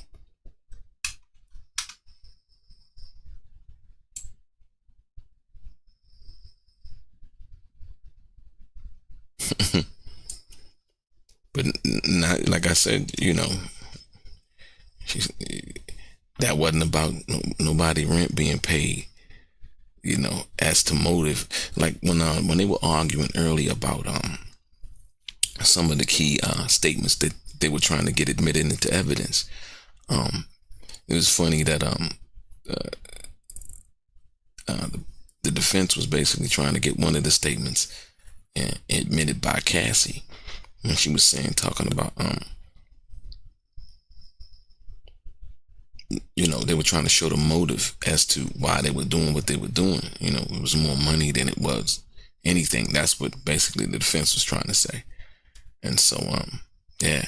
But if you look at this statement right here, from top to bottom, both of these statements, you know, Jane says, "I'll reach out to P. Our towel is available." What does Combs respond? Agent Costello.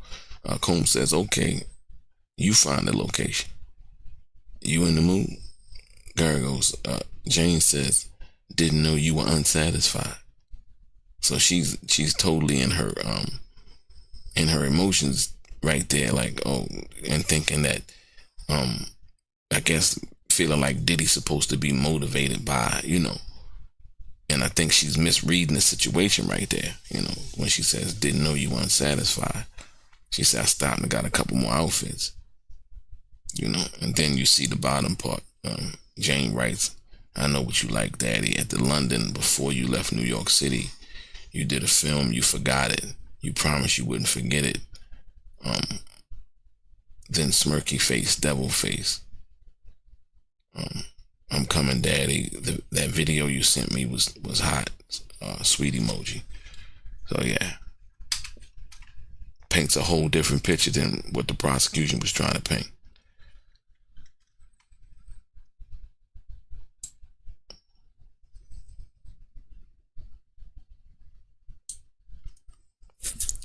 Let's live in the moment with that.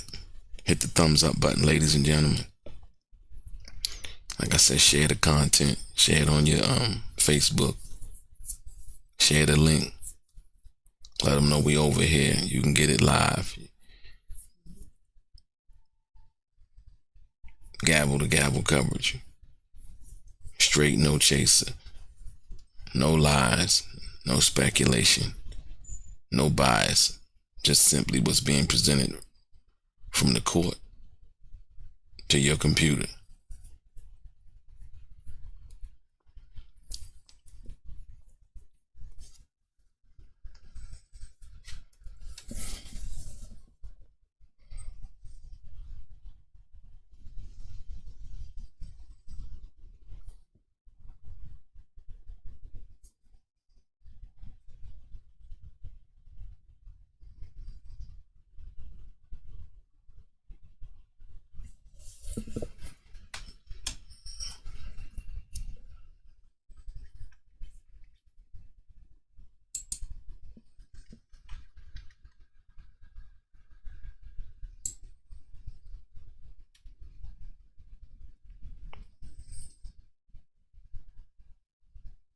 Moving on, ladies and gentlemen, Combs Garagos.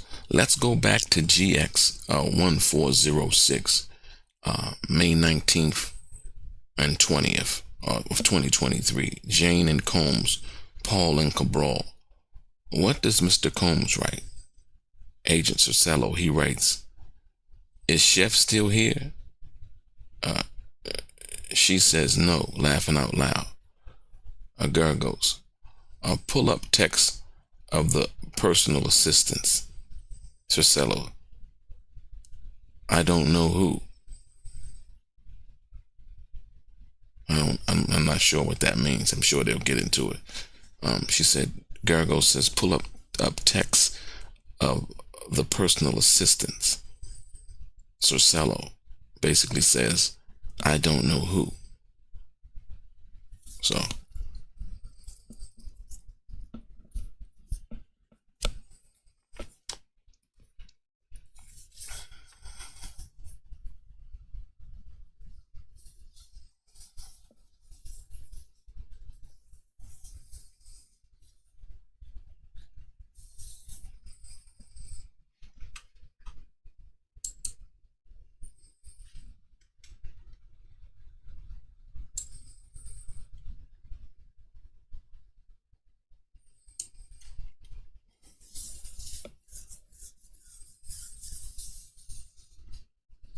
And then for most people that don't know, if you just came in the chat, like, that Diddy is still paying Jane's rent and for her lawyer. For most people that don't know, today, right now, or as we, the last that we have been told.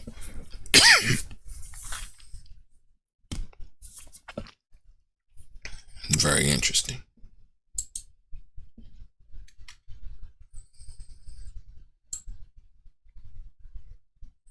Moving on, ladies and gentlemen. Check it out, right there. Combs Garagos. Right, remember I was telling you we was talking about Christina Karam, right?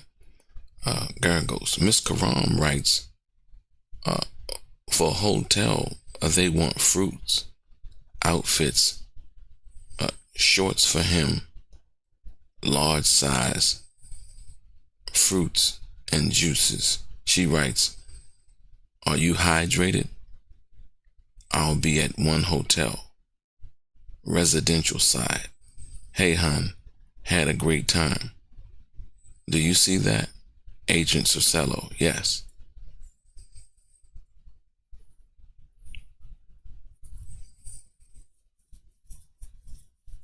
Check it out now. Very important. You see it. Miss Karam writes, for hotel, they want fruits. Now listen, and once again, like I was telling you guys, they saying that Christina Karam is a co-conspirator, right? You know, for what she understands, Christina Karam writes, for hotel, they want fruit, outfits, shorts for him, size large, fruits and juices. She writes, right?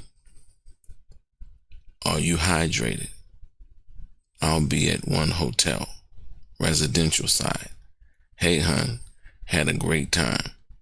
Do you see that? Agent Cercello, yes. So evidently this wasn't presented by the prosecution. So, amazing.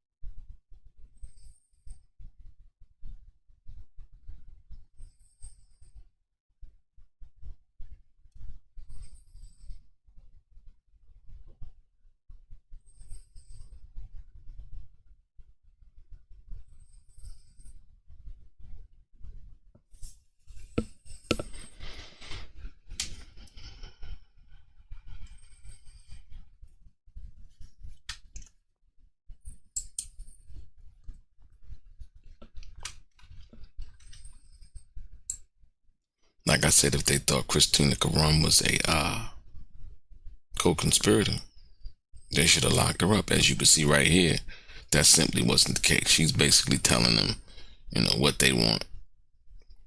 Fruits, outfits, shorts for him, large size, fruits and juices. She writes, are you hydrated? I'll be at one hotel, residential side. Hey, hon, had a great time. Do you see that? Agent Cercello says yes.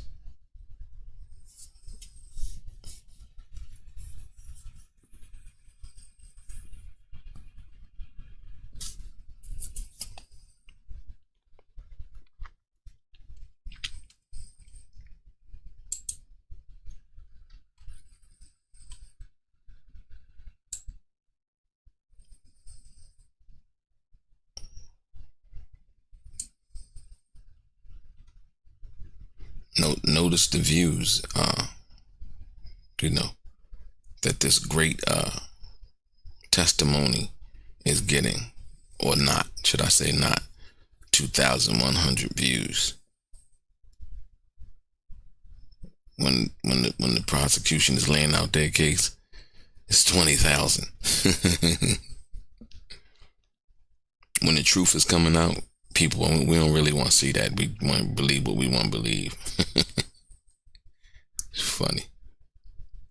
And not the truth in favor or not in favor of Diddy, but just the truth in relation to the totality of what's been going on, or what was going on at that particular time. Not in favor of anybody, but like I said, people hold on to their own personal beliefs and biases. And if it's not what they believe or want to see, they tend to, shut the information out.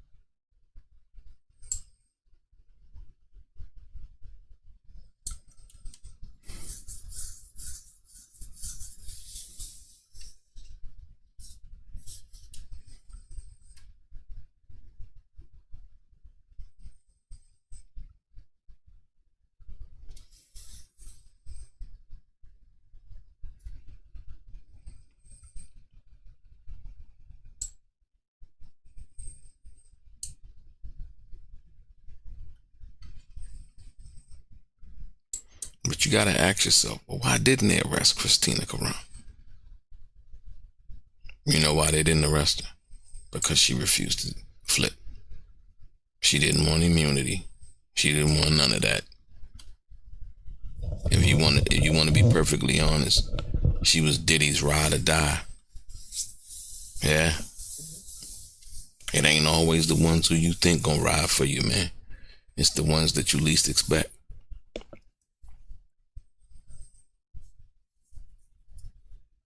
And remember, like I said, I did videos, prior to this trial and stuff beginning. I said that, Christina Karam could be the one that could ultimately hurt Diddy, And like I said, if what the government was saying was true, and if they had enough evidence to try to flip her, to make her testify against Diddy. And so what we clearly see that Cassie testified to was that wasn't the case.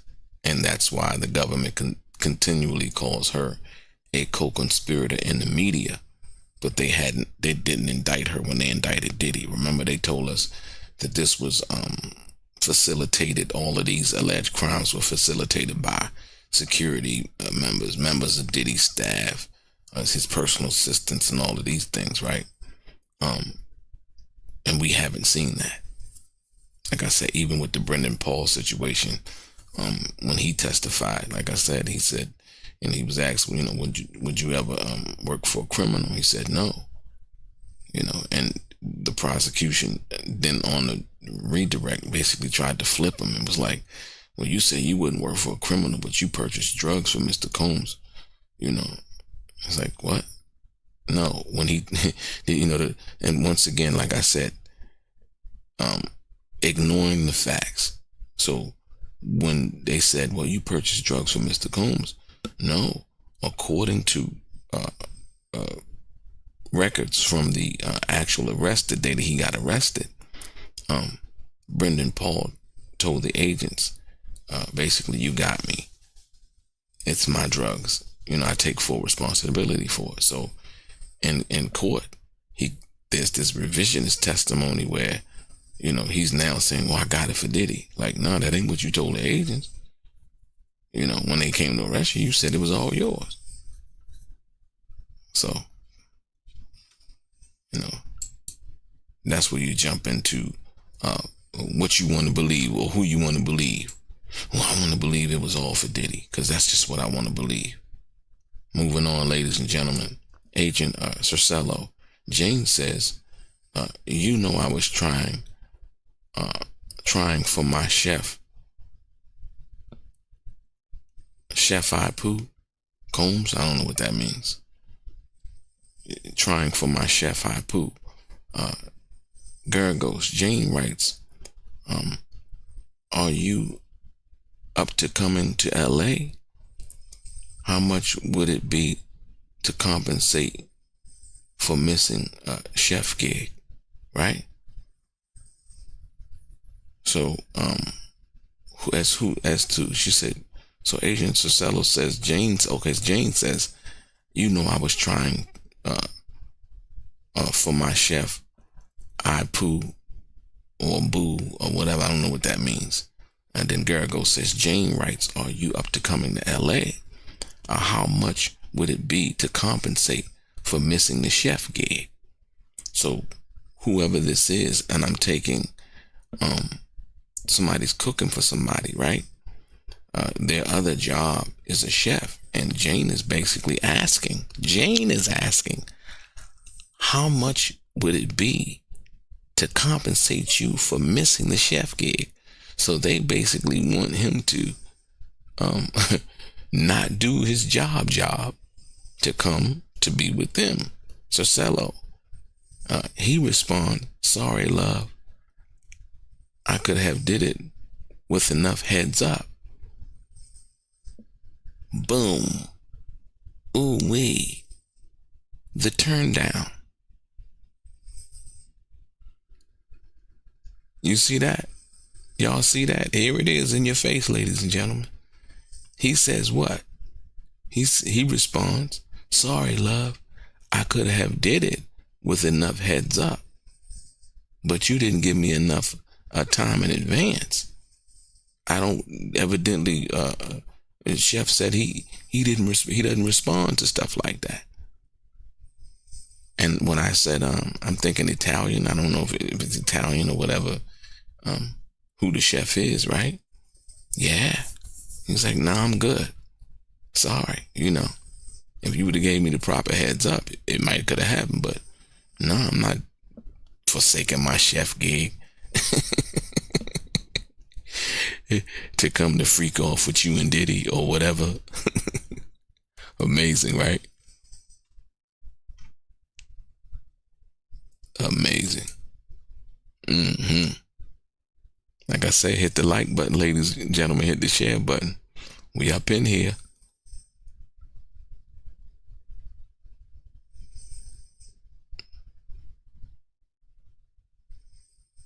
You see it right here, look.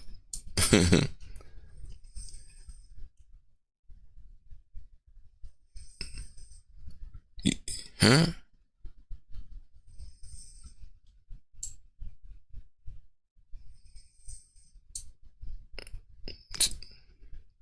And the first part is even better, right? I say, here's Jane writes to Mr. Combs. Listen, you see the first part. Jane writes to Mr. Combs, I love you. Can't wait to see you, with heart emojis. But now she writes, let's be positive. Remember how we turned it around at One Star, right? Agent Cercello, right? Gergos, he says, you got chef?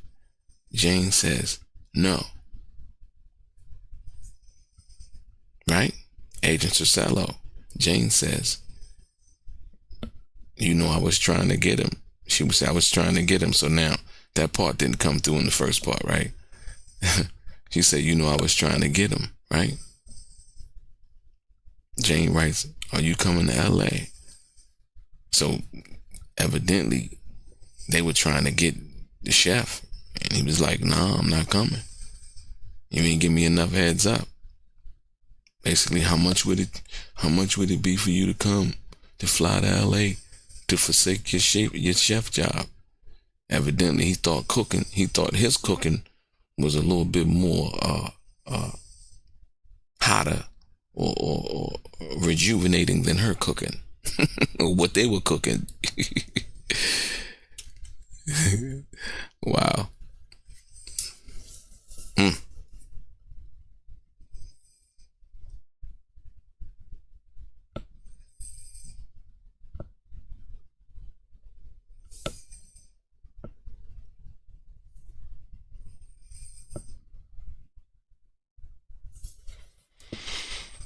So very interesting. So very interesting, ladies and gentlemen.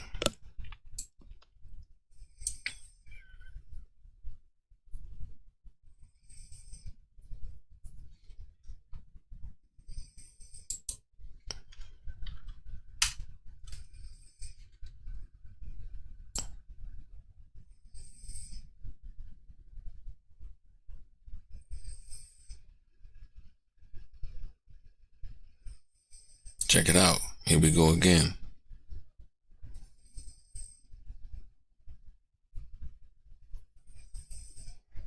Garrett goes, Mr. Combs writes, "Hurry up. She's at hotel and she is horny as hell. Need help." Laughing out loud. Paul responds, laughing out loud. Right. Oh man, this is crazy. You see that, right? Mr. Combs writes, "Hurry up. She's at the hotel and she's horny as hell. Need help."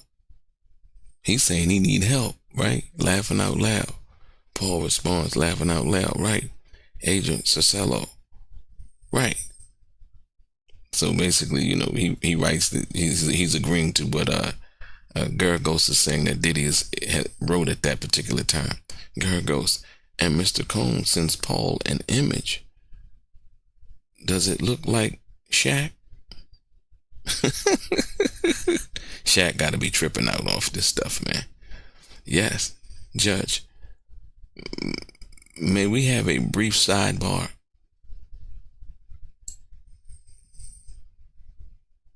So they're having a sidebar, ladies and gentlemen. Sidebar, brief sidebar, ladies and gentlemen.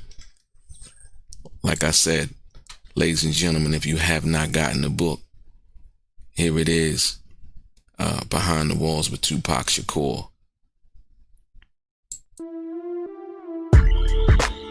They said Tupac was untouchable, but behind the walls of Rikers Island, he was just a man, wounded, watching his back, and wondering who he could trust.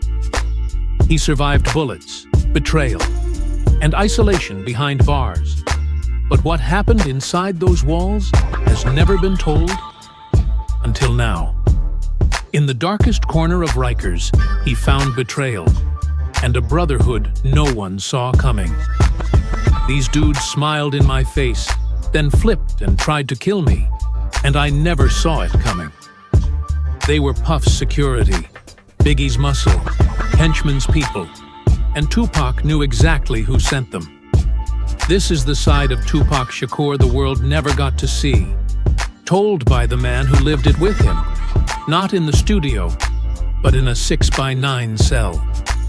The rap battles, sex and drama with female guards, the tears, the silence after Jada Pinkett's visit, and the moment Tupac almost broke. Before Death Row, before All Eyes on Me, before Machiavelli, there was Rikers.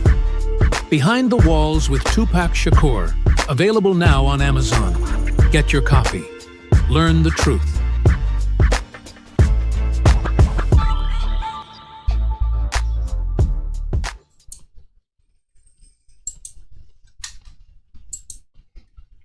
Cop the book, ladies and gentlemen. It's a great read for those who like to read. Author Donald Richardson, no relation to me. Basically, as you read on the back of the book, Did about 24 years in and out of New York State penitentiaries, and basically was talking about, for the people who read the book, they know the book is a great read. Like I said, a lot of great comments. As you see at the end of the video, I conducted an interview with they call him Don, over on the Art of Dialogue. If you have not seen the interview, please check it out. Like I said, very informative and things that I didn't know, and kind of like put a lot of the pieces of the puzzle together for me. You know, even though I knew Tupac, you know, there was a lot of things I didn't know. You know, I didn't know, you know, yeah, the intricacies. Like I said, when you in jail, it's a different thing than when, you know, you free and in the streets. You know what I mean? And Donald Richardson, basically, you know, he covers it all. So, great read. Pick it up. Yeah, ladies and gentlemen, we had a brief sidebar. And let me just give you one thing about the book also. There was a in one of the chapters in the book, Donald Richardson, he talks about how there was a meeting, and then, like I said, I knew about the meeting, and it was kind of like rumblings about Jimmy Henchman wanting to be Tupac's manager, or wanting Tupac to sign to his company. And Donald Richardson explains that he was trying to get Tupac to sign to his company, and Tupac refused. And he said that at this particular meeting that Tupac was telling them about, there were it was Jimmy Henchman, 2 lawyers, and Haitian Jack. And he explains how Haitian Jack allegedly was trying to, you know, convince or basically pressure Tupac into signing with Jimmy Henchman's company. Like I said, the book is, you know, that was one of the things I really didn't know, and it basically details about that. I was like, oh wow. So it put a lot of things together, you know, for me. I was like, oh, okay.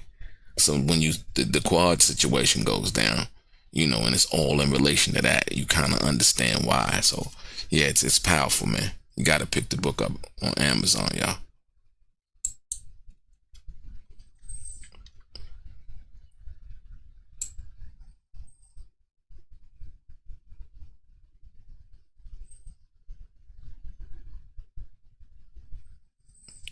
So we still in with the sidebar, ladies and gentlemen. Like I said, if you see the last piece of testimony before they went to the sidebar, you see girl goes basically say, Combs writes, hurry up. She's at the hotel. She's horny as hell. Need help. Laughing out loud. Paul responds, laughing out loud, right? Agent Cicello basically says that he acknowledges what Garagos is showing him. And then Garagos says, and Mr. Combs sends Paul the images. Does it look like Shaq? Basically, she says yes. The judge said, may we have a brief sidebar?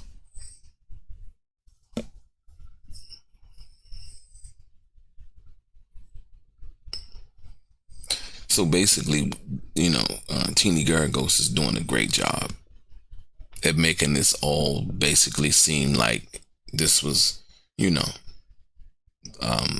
this part of his daily life. This wasn't about nothing serious. They laughing, joking, you know, Mr. Combs, Jane, participating, setting up situations, going to get outfits, basically asking how much would it charge for you to, you know, basically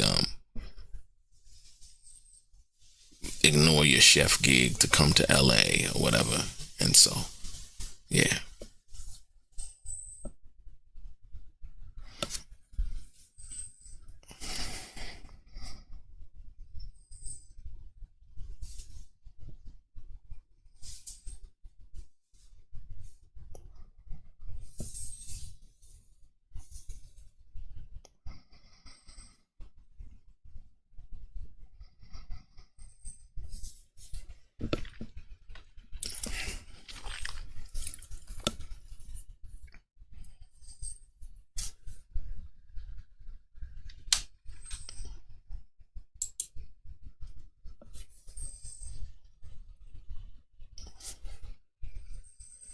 Hit the like button, ladies and gentlemen. Hit the share button. Hit the thumbs up button. Very much appreciated. You see the PSA, they're back from the sidebar. Shaq has not testified in U.S. versus Combs, nor is he alleged to be involved. They just basically want to clear that up. His photo was sent as a joke, as happens, but because of the excessive secrecy in this trial, public screens are turned off for no reason. Yeah. So they're back from sidebar only for this. Judge, we are taking a break. Basically they're taking a break, and note, this cross has already gone longer than was projected yesterday. I knew he was mad.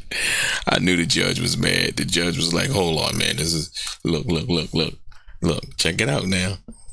They're back from sidebar only for this. The judge, we are taking a break. Note, this cross has already gone longer than was projected yesterday. Will they get to the defense case today? Why are the public exhibit screens left off for exhibits without Jane's name? Yeah, y'all see what's going down, man. This case is ripe for an appeal. Ripe for an appeal. So they're basically going to take a break. Note. And the side note is basically from Inner City Press, basically asking, this cross has already gone longer than was projected yesterday, right? Will they get to the defense case today? We don't know. Why are the public exhibit screens left off for exhibits without Jane's name? Yep. And then enough a little sidebar. That Shaq is not a part of the case.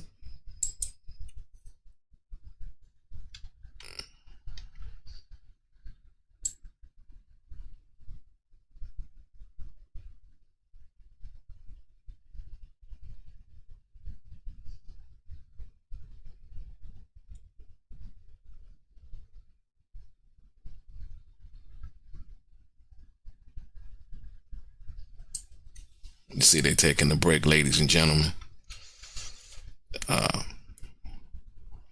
Like I said, please don't go nowhere. We're going to be right back, as we're going to take a break also. Don't go nowhere. Be right back, like I said. Appreciate you guys. Your boy DELRAY, straight game. Life is like cards. It's not what you dealt, but how you play it.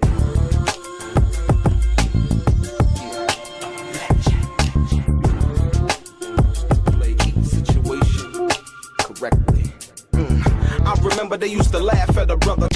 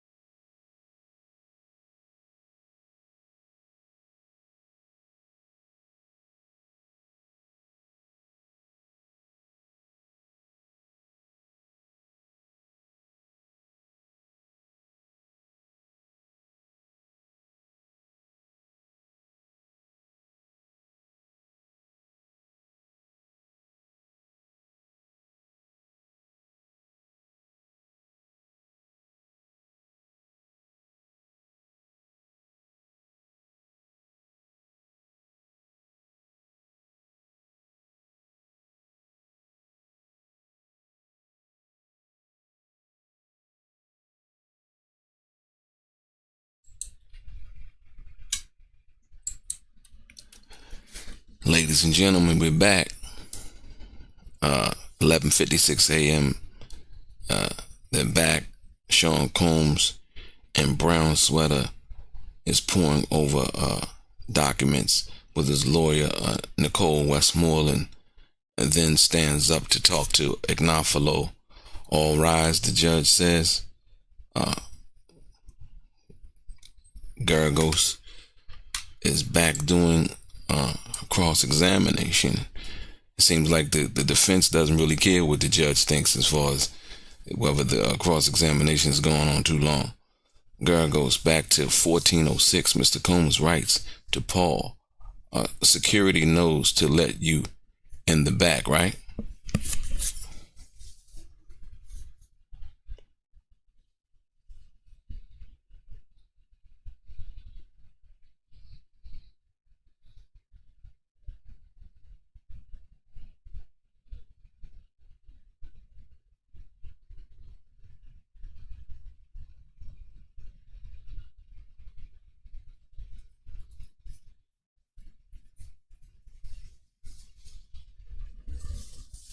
So yeah, I think the judge probably is thinking that this is taking a little bit too long as far as the cross-examination. He's basically trying to get this trial to the case to the jury by the end of the week, if you will. But I don't think Diddy's defense team even really care about that. They're trying to get everything that they need to prove that their client is innocent of these charges. And I think it's only right. So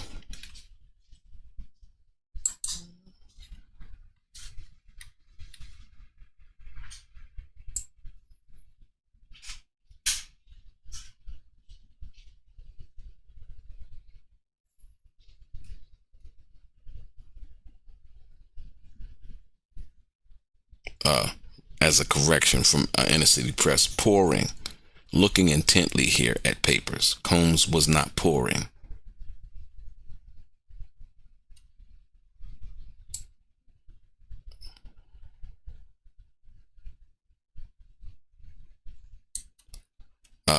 Combs Garagos, let's go back to a GX 1406. May 19th and 2023, Jane and Combs and Paul and Cabral. What does Mr. Combs write? Agent Cercello. He writes, is Chef still here? She says, no, laughing out loud. Gargos, pull up the text of the personal assistance. It says, I don't know who. I think that's a typo if you want to. Okay, yeah, look like a typo. Yeah, here we go. Garagos, Combs says, just say P, not Paul. Jane writes, just to tell you I love you, listening to your music and making love with you. Partay, rosé, whatever we were saying. Back to 1406. August 12th, 2023. He writes, movie night was off the chain.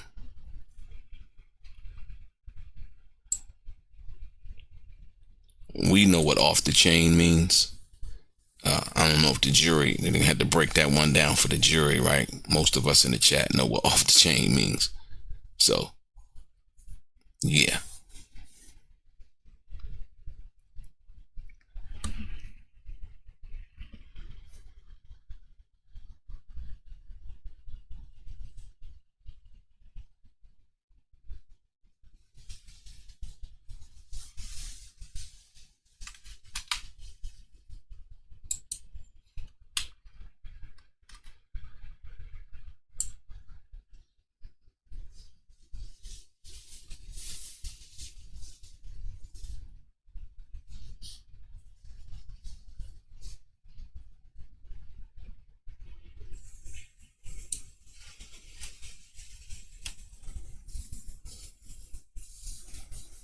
Yes, sometimes they have a way of mischaracterizing behavior, if you will. basically stating that Diddy was not poring over documents, but looking intently at documents, if you will.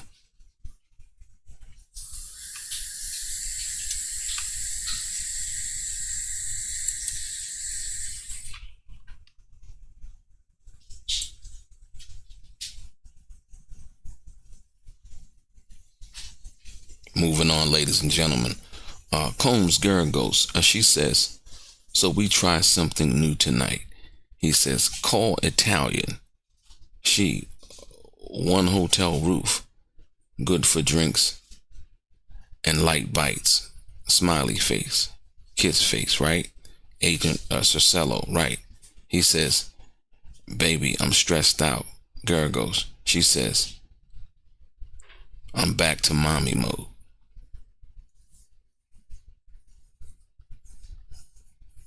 So she's switching modes, if you will. Right?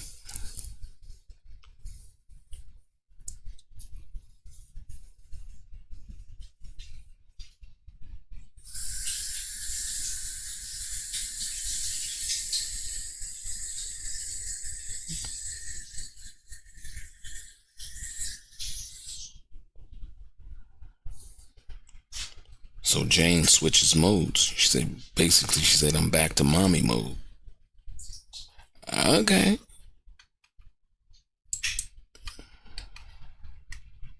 I don't know what that meant. Back to, I guess, being a mother to her son. From that perspective. Kind of puzzling, if you will.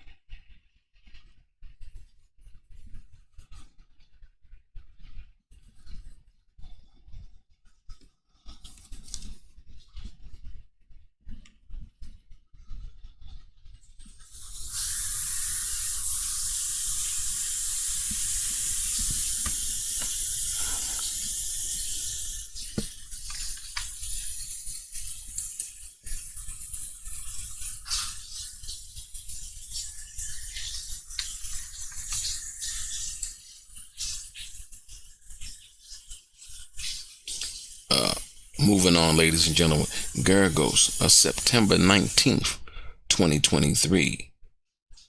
That correspondence to many chats we looked at yesterday.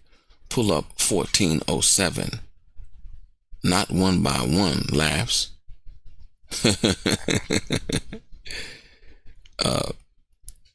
So Garagos basically saying September 19th, 2023. That correspondence to many chats we looked at yesterday. Basically, the correspondence to many of the chats that they looked at yesterday. Pull up 1407. Not one by one, she laughs. Go to page 48. I just want to highlight a few that I didn't think were in the chart, right? Once again, Garagos is pointing out that the chart basically is what the prosecution wanted the jury to see and not the totality of the communications that went on.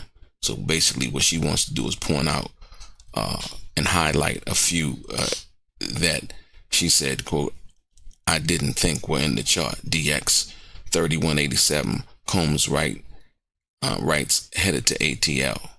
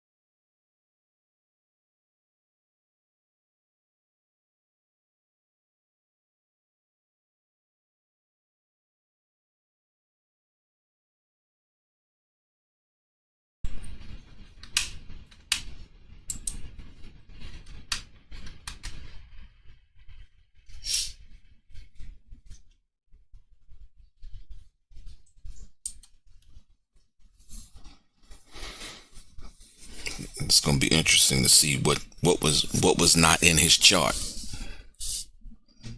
Seems like they're coming to the end. Hopefully, like I would say, after lunch they probably get on. If I think she probably Jeannie Garagos gonna try to probably end it by lunchtime today. Usually it's about 9:30 West Coast, 12:30 East Coast time, and then they start back up again, should I say.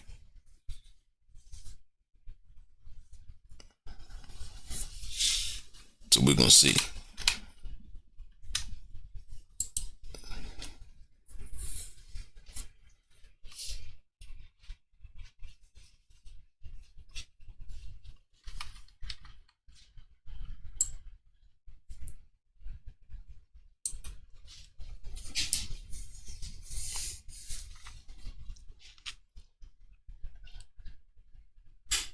As you look at the top one, that was about 57 minutes ago, you could see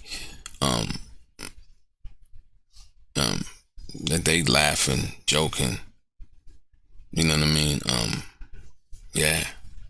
Didn't seem like it was this full-fledged racketeering and corrupt organization and all of this other stuff that they were trying to put out there. Like I said, I feel like the group of witnesses that they had was very weak, if you will. You know what I mean? I just don't see like how this was a strong case at all. I think it was more of an outing of Diddy and you know, his personal life and the things that he liked from that perspective. But I didn't see it. Like I said, I still don't see the prosecution meeting their burden, if you will.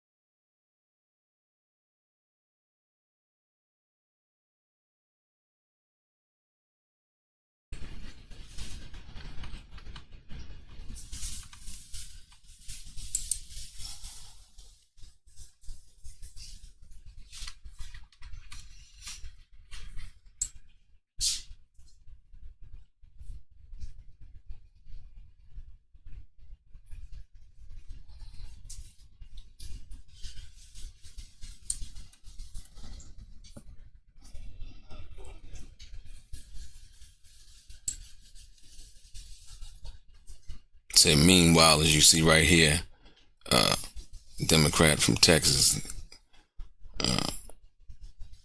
said Trump, Iran bunker buster blues. They calling for Trump's impeachment. It's crazy.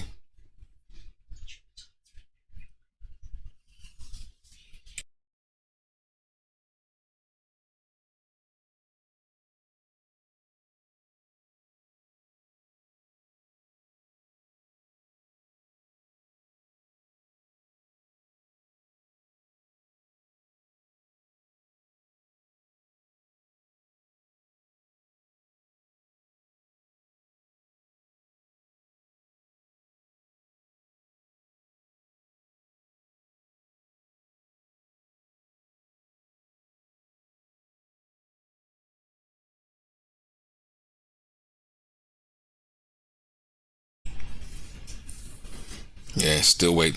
Yeah, like I said, usually when it comes down time for lunch, we're getting close to lunchtime.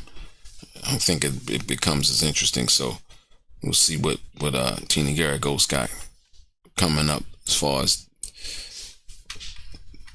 the other text that she's trying to get to that she felt like wasn't included in the agent's chart. Here we go, ladies and gentlemen.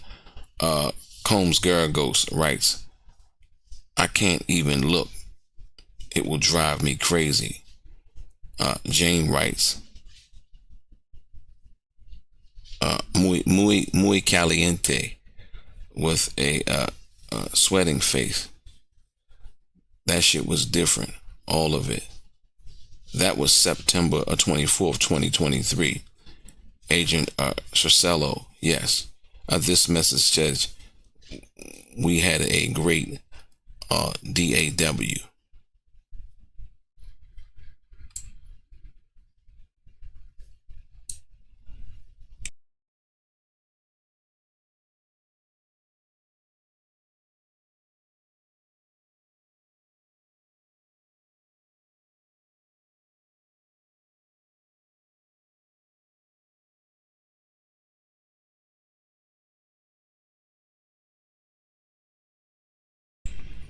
Don't really know what DAW means, but it is what it is.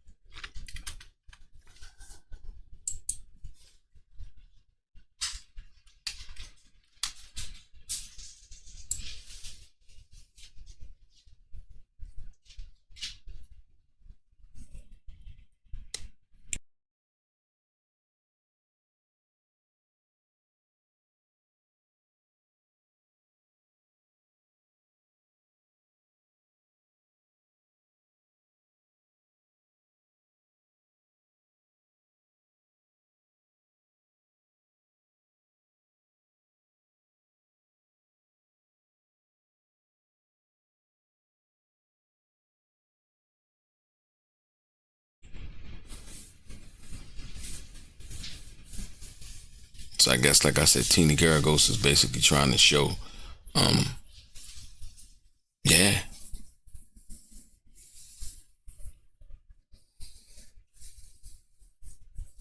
that it was everything was cool. It was all love. September 24th, 2023. 1 year prior to Diddy being arrested. It was all good.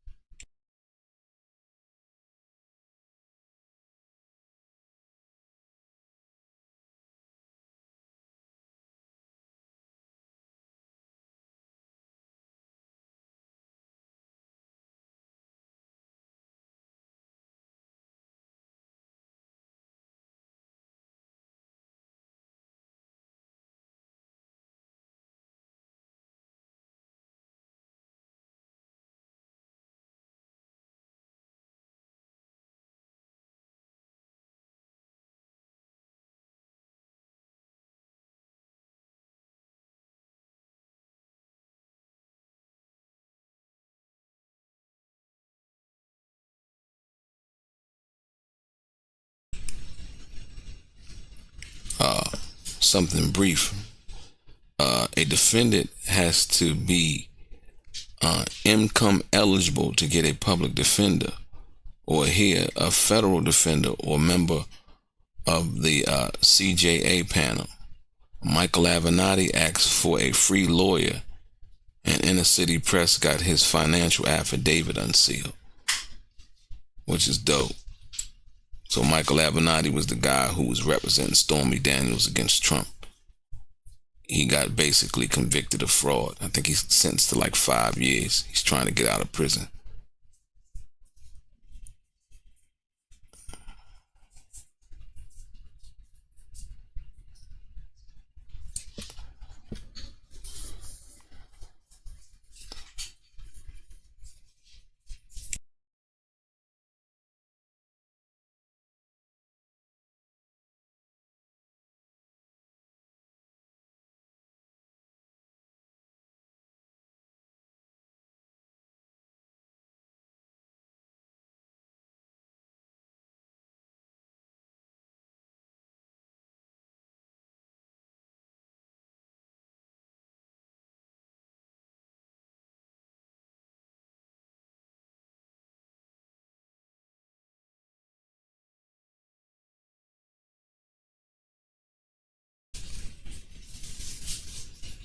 Here we go, moving on, ladies and gentlemen.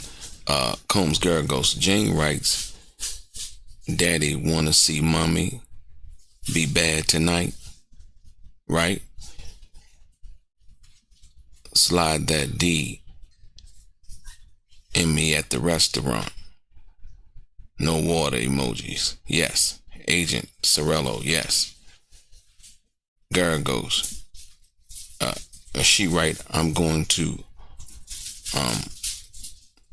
make it happen tonight. Can't wait. Agent, right? Wow. You see it right here. Hit the like button, hit the share button. Like I said, once again, ladies and gentlemen, this is what they haven't shown on the chart that was being basically presented by the prosecution. So basically what Teeny Garagos is reading right here was not presented in that chart. And you could see it's explosive. It's explosive.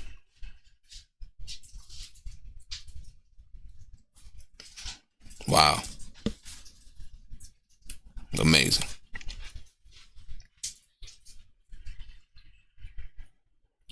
Just a minute, ladies and gentlemen.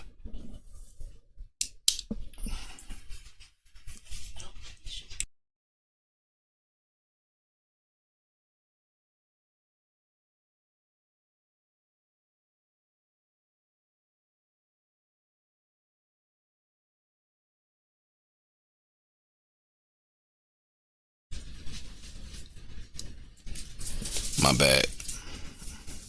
But as you can see with that last testimony, I think Teeny Garagos is basically trying to go to lunch with explosive with an explosive cross-examination of stuff that wasn't in the chart. Like I said earlier, this is the last cross-examination of a prosecution witness. After this, the defense will begin to present their information. And from what I understand, they're not going to be using no witnesses, just basically testimony or information that was discovered on cross-examination. As you see right here, some of that's going on right now about information that wasn't included in the chart that the prosecution tried to present.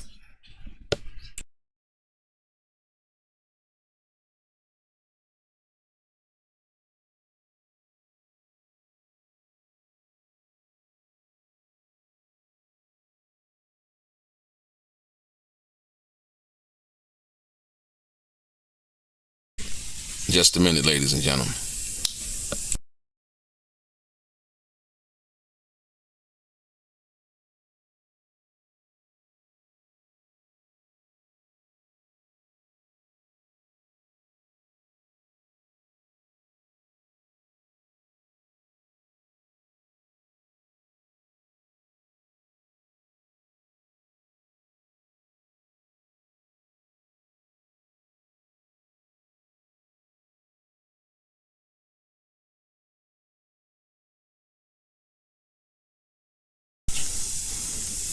Yeah, back again, ladies and gentlemen.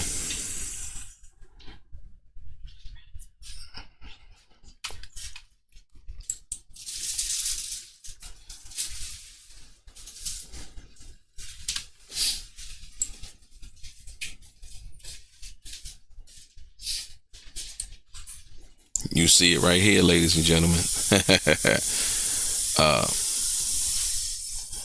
Garagos, Jane send more emojis. She writes, as you see, at the hotel. It's lovely here in the hotel. Yeah, we need to run to the store. Let's skip ahead to 55. She writes, I didn't have time to do my nails. And she says, Agent Sorcello, he writes, I love it. Wow.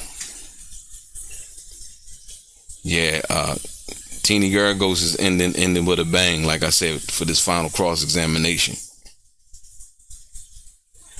You see it. It don't get no more realer than this.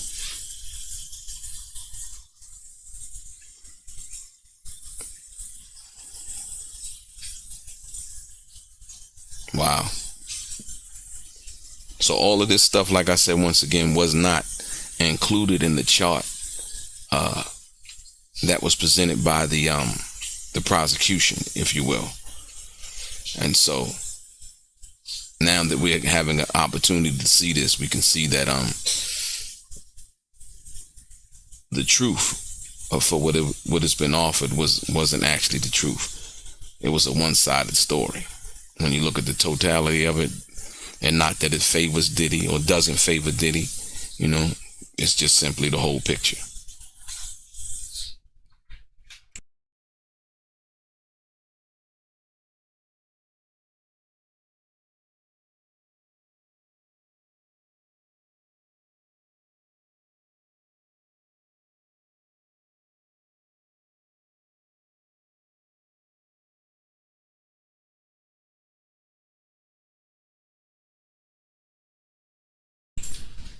As you see right here, Geragos. Let's just quickly look at this. Is just Jane and Combs, Agent Sorcello, correct. Geragos, a line 913, September 30th. Jane writes, I love you, baby. Have a great show. This, I won't repeat here, laughs. There's no location entries until February 8th, 2024.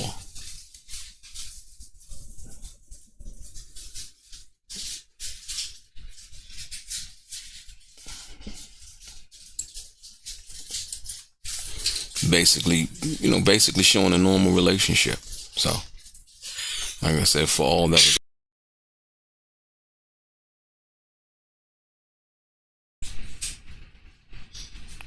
that was offered, ladies and gentlemen, is basically just showing a normal relationship.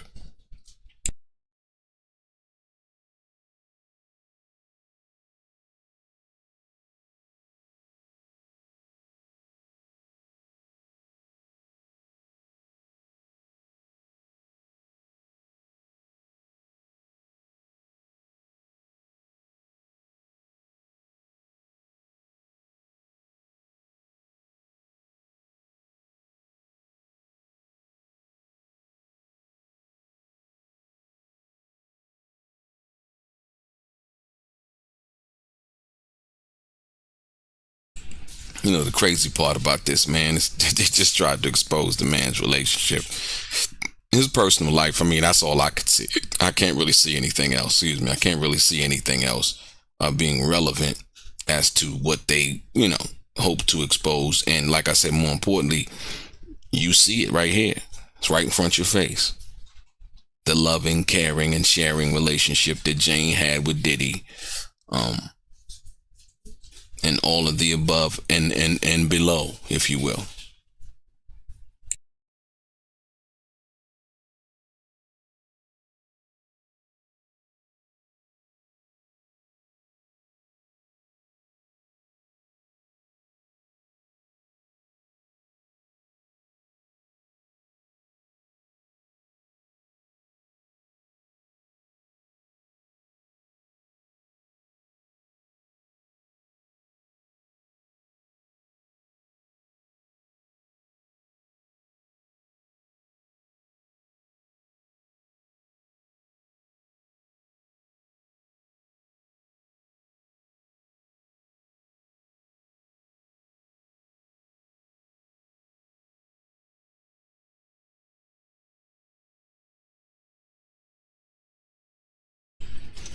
Hit the like button, hit the share button, ladies and gentlemen. Hit the thumbs up button. Very much appreciated. If you have not subscribed to the channel, please do so. We appreciate your time more so than anything. Like I said, thank everybody who've been down since day one. Much appreciated.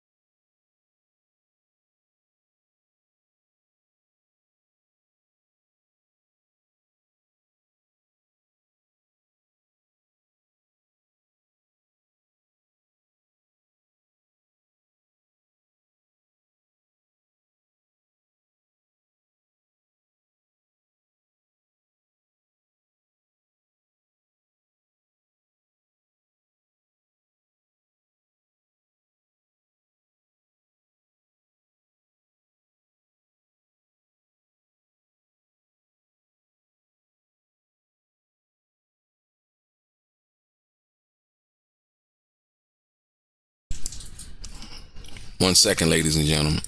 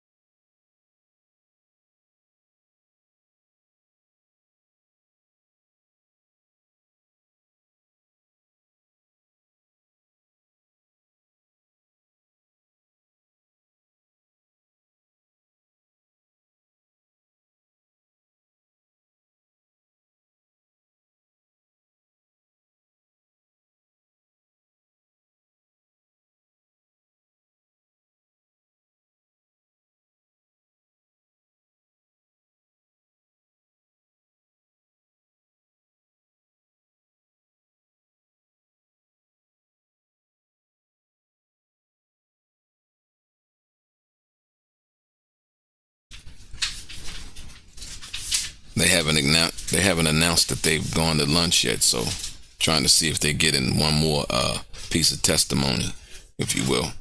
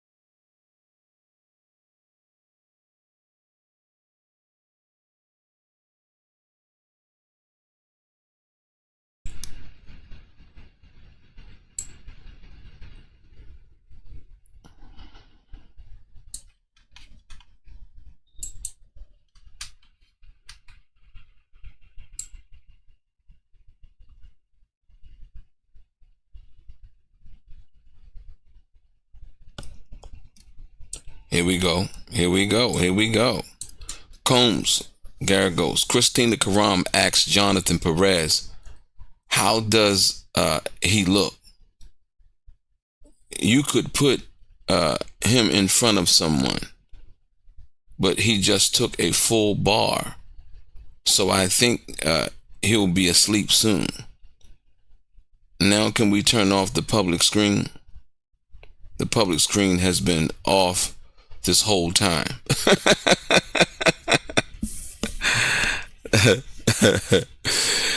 Yeah, that's a problem, right? So,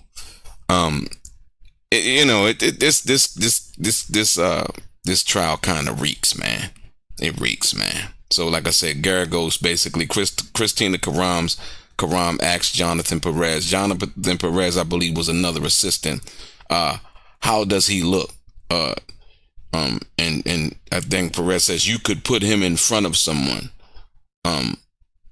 but he just took a full bar, so I don't think he'll be asleep soon, right? Now can we turn off the public screen? I don't know what he mean by full bar. I don't know if that means like a line of cocaine or something like that. I don't really know what that means, but and then they basically asking, now can we turn off the public screens? And Inner City Press is letting us know that the public screen has been off the whole time, ladies and gentlemen. So, if you will, yeah.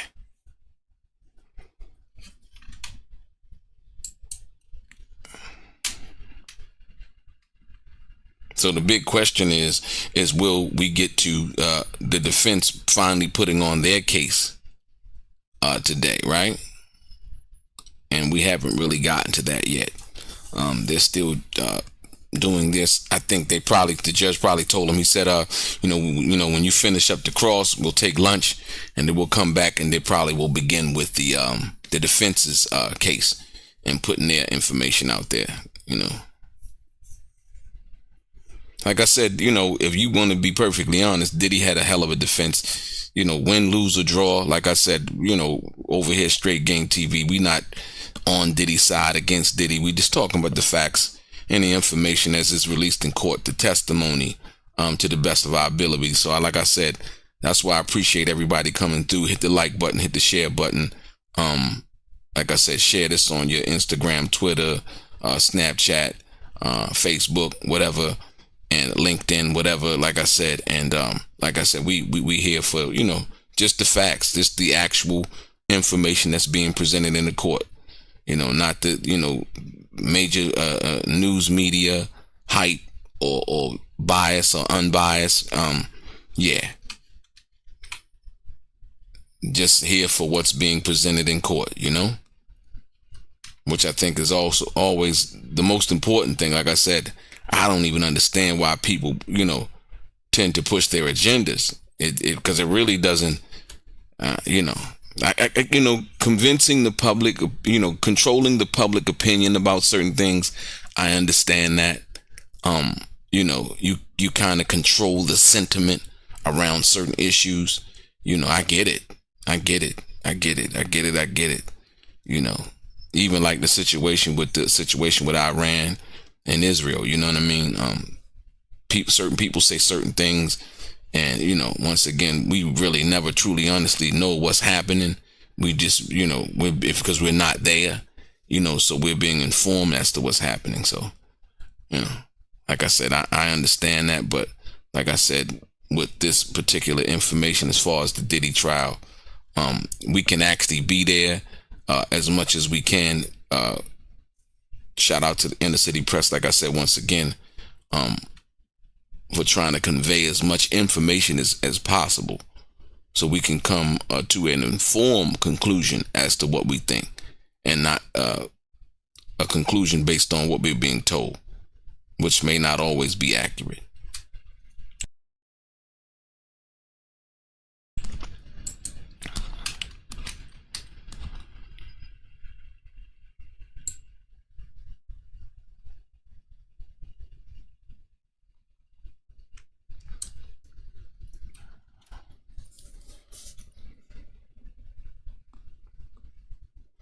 And like I said, y'all seen the explicit nature of the text, like, all of the stuff, I fucking love it. You know what I mean? Yeah, I can't wait to lick your nipples and all of this other shit. You know what I mean? And like I said, they cared about each other. All of this other stuff. And it's funny when somebody has the power of trying to take your freedom away from you, if you will, and the things that people will do and say. Sometimes that didn't even happen. You know what I mean? To maintain and keep their freedom. And I totally get it. I understand that. But like I said, then you see the true nature of what really happened. Like, people, it happens every day. People come tell their side of the story. Guess what happened? And, they'll tell you the whole side, but they'll leave out the key details as to why, what or should I say the 3 W's, the who, what, why. Should I say the H and 3 W's, the who, who, what, why, when, and where. The 4 W's, I'm sorry, my bad. The who, the what, the why, the when, and the where. Right? They usually leave out the why. They'll tell you the other, the why, the what, the when, and the where, they'll tell you. But they don't usually tell you the why. So.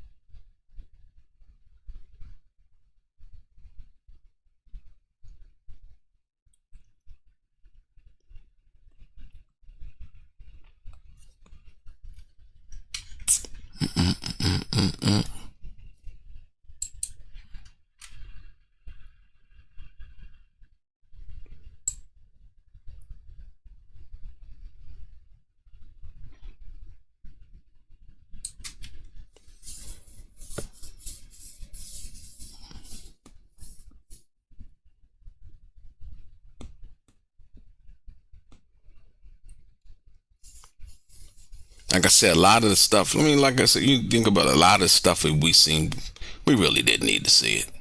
You know what I mean? All of the explicit, and the only reason why, like I said, from the defense side, they present a lot of the explicit stuff is basically because it's contrary to what the prosecution tried to show. You know what I mean? You know, they tried to show one side of it, so the defense, in keeping it real, should I say, or being honest with it, the information was forced to show the other side, which was unfortunately explicit based on the nature of the freak offs or whatever have you, and you know, basically showing the consensual nature of what was really going on. You know, nobody was being forced. You know, Jane was setting up freak offs and talking about last night was crazy. It was off the chain. You know what I mean? All of these other, you know, lingos that we use as African Americans, or in the like I said, in the hip hop community. You know, just things that we come up with, and you know, they're communicating in that nature, as you see right here, where she says, you know, have a great show. You know, Jane writes what, September 30th. Jane writes, I love you, baby. You know what I mean? It's I love you, baby. You know, have a great show, right? You know what I mean? You know, I love you, baby. Go get the money. You know what I'm saying? Basically, you know, and so yeah, that's the part that, like I said, the prosecution didn't want us to see as the public. They only wanted us to see the part that they were trying to convey as this being something crazy. You understand what I'm saying? So here we go, ladies and gentlemen, moving on. Combs, Garagos. Here you have flight records for Jane going from LA to Miami, 5 days before Combs posts IG video. Right? Agent Cercello. Right.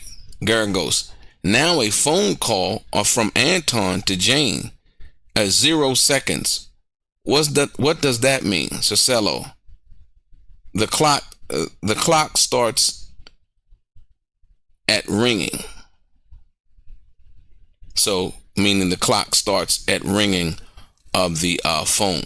So you can see how deep they went into, you know, I guess her phones. I don't know if they got Anton's phone, but they definitely got her phone.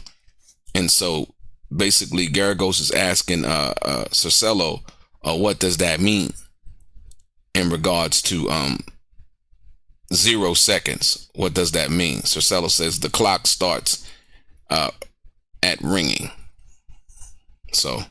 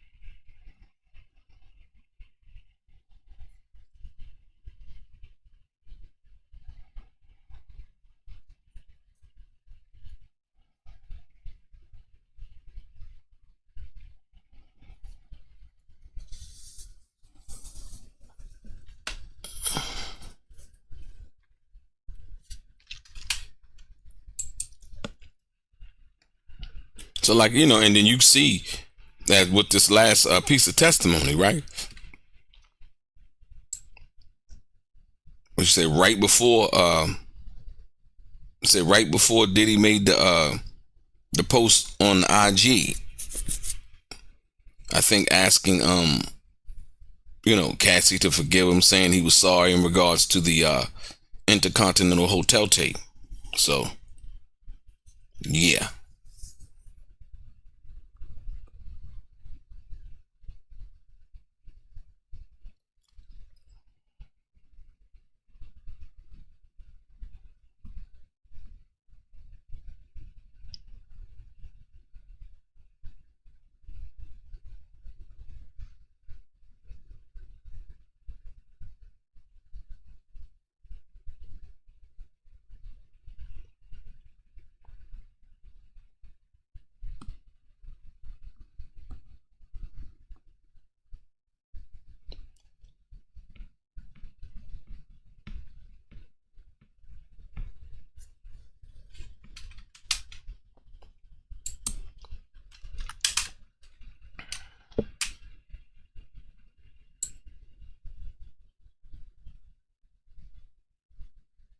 Here we go, ladies and gentlemen, moving on. Combs Garagos. Why don't said we don't have the public scenes on. So play this video. We hear audio.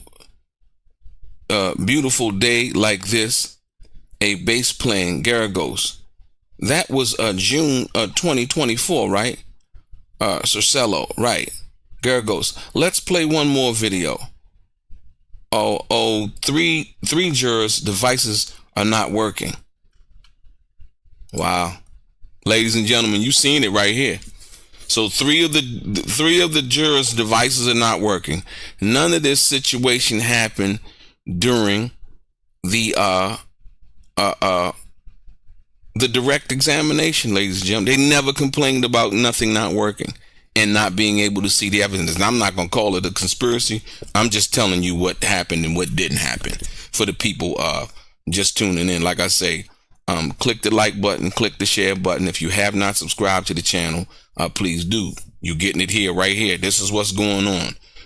Teeny Garagos basically says, we don't have the public screens on. And remember, Inner City Press said that the public screens haven't been on all morning. So, what the public is able to see, and what they're not able to see, they say they don't have the public screens on. Basically says, so play this video. We hear audio. Beautiful day like this. A bass playing Garagos. That was on June 2024, right? Cercello, yes. Garagos. Let's play more video. Three jurors' devices are not working.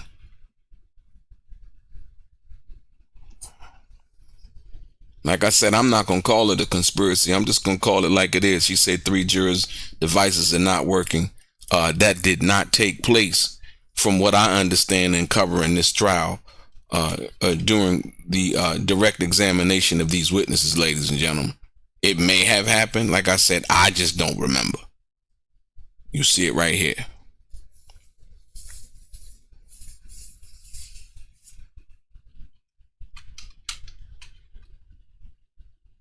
Hold on one second.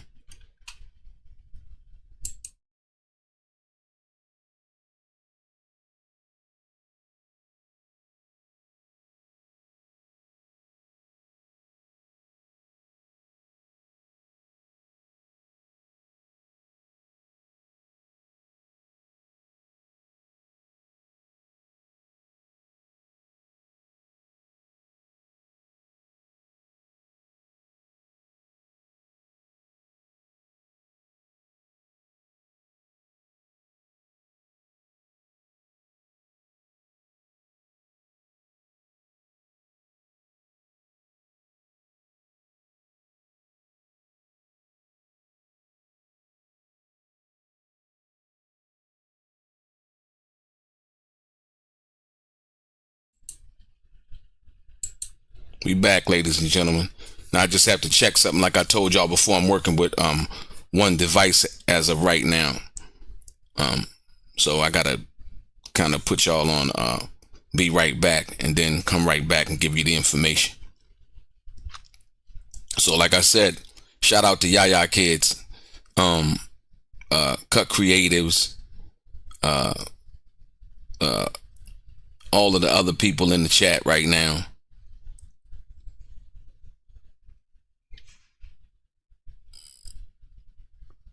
Who else? Who else in the chat?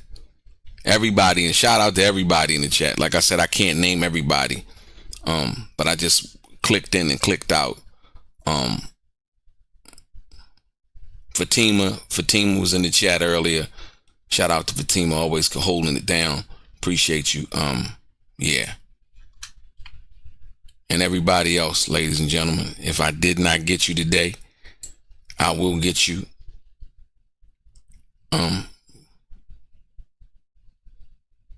Yeah, here we go. We see that the apparatuses are not working in the courtroom, ladies and gentlemen.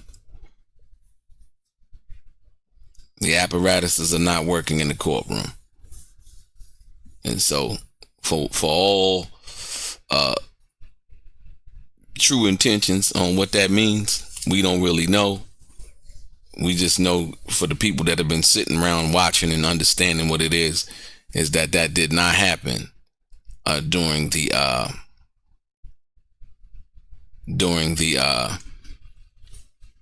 direct examination, if you will.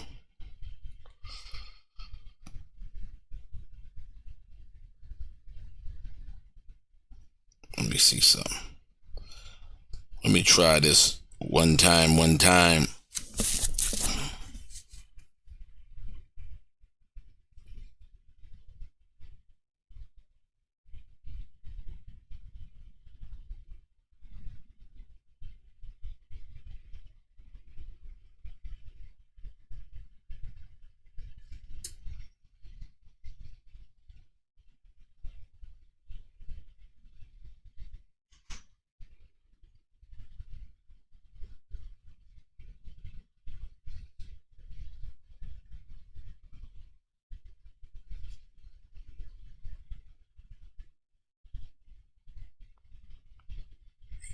Deadline to apply. Okay, here we go, ladies and gentlemen. I got y'all now. We in the chat. Look, so we gonna shout out B-Town Entertainment, Anthony X, Corey Simmons, Anonymous 3, Poe the Great, DJ Crazy K. Who else? Yaya Kids. Fatima's in the building. Who else? Classy's in the house. Mark Jag.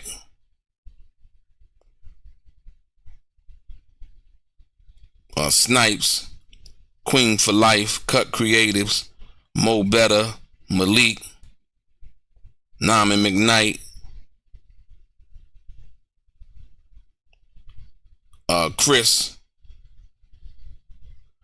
Corey Simmons. Keith's Matt Hotep.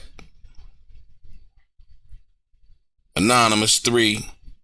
Shout out to everybody in the chat. And like I said, all of the people outside the chat, we always appreciate you. Like I said, if you have not subscribed to the channel yet, please do. Let me put this up here so I can see it now. And I can go through my phone and see that it's on. Gerald Pipes, Vicky Phelps, Sam Jr., Miss Ty.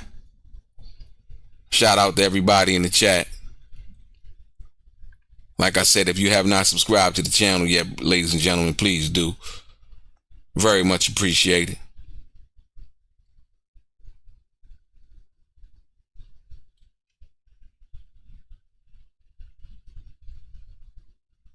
So there I don't know if they still working on them devices, man. But they don't seem to be working at this particular time. I think the judge probably was like, look, we're gonna go and tell y'all in this cross-examination. And I think Tina Garagos was like, I'm cool with that, but I won't be rushed. You know what I mean? Vicky Phelps, Leticia F, Sam Jr., what's good?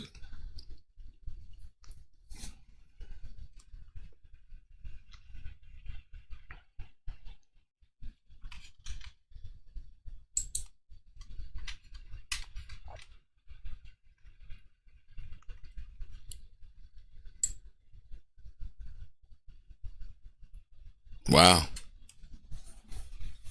Yeah, it's serious. It's pretty serious. I guess they're trying to get those apparatuses working. 3 jurors' devices are not working.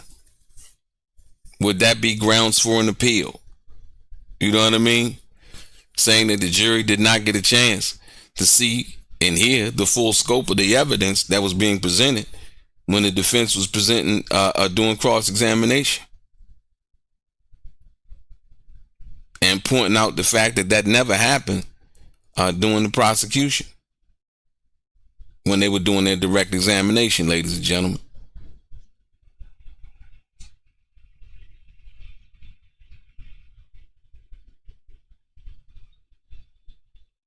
Yeah. No, I mean, yeah, like I said,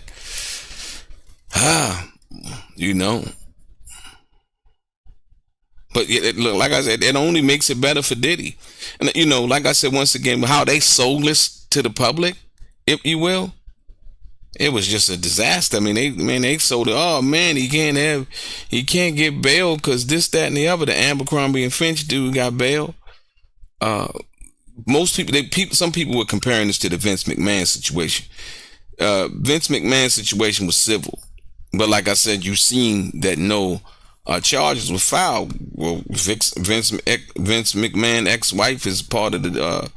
She's the head of the public education in the Trump administration. Like I said, and I believe Vince McMahon and Trump are friends. Like I said, like Diddy and Trump once were friends. You know what I mean? But yeah. Yeah, like you said, DJ Crazy K, what a coincidence. If that. But more importantly, you know, yeah.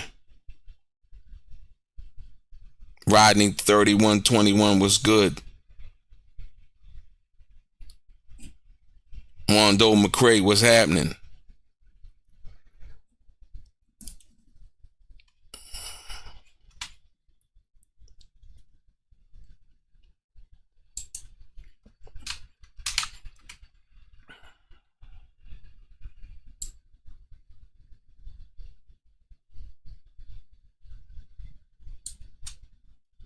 So you see it right here, ladies and gentlemen. Look, the judge says what? We have some more devices charged up. Combs Gergos. We'll hear the music. Now play the entire video. Now, in this one, let's jump ahead to minutes 7 and 8. Now, minute 19.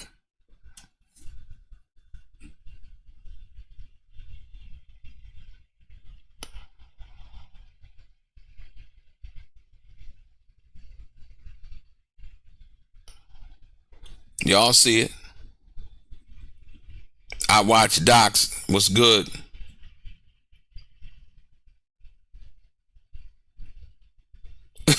Well, I watch Docs and Tisa Tells over there telling tales. Right. Like I said, once again, some people have an angle that they wish to, or should I say not even an angle, but an axe that they wish to grind, right? Over here, Straight Game, we just look, man. We just want to present y'all with what the evidence is, what it is, man, and people come to their own conclusion. Tisa Tells, I see some of her videos, man. It is so, she is actually funny. Tisa Tells is funny. Come in right now. Shut the door. Y'all got to come in here, cause the Diddy trial, and then she really doesn't say anything. You know what I mean? But I would admit she knows how to sell the BS. She knows how to sell the BS, ladies and gentlemen. It is hilarious. It is definitely entertaining, if nothing else.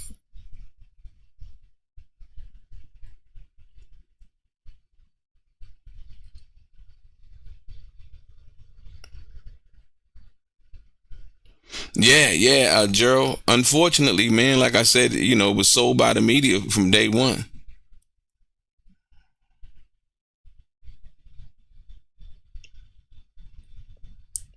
Say Nancy Nicole.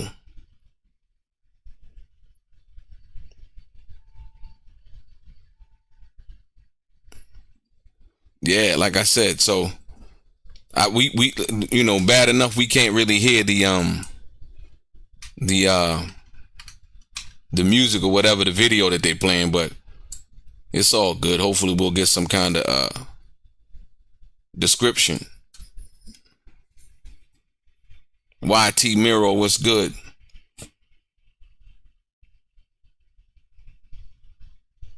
Yeah, man, if that's the case, YT like a man. Look. Yeah, Nancy Nicole said Tisa Tells I can't. Yeah, I can't. That's funny.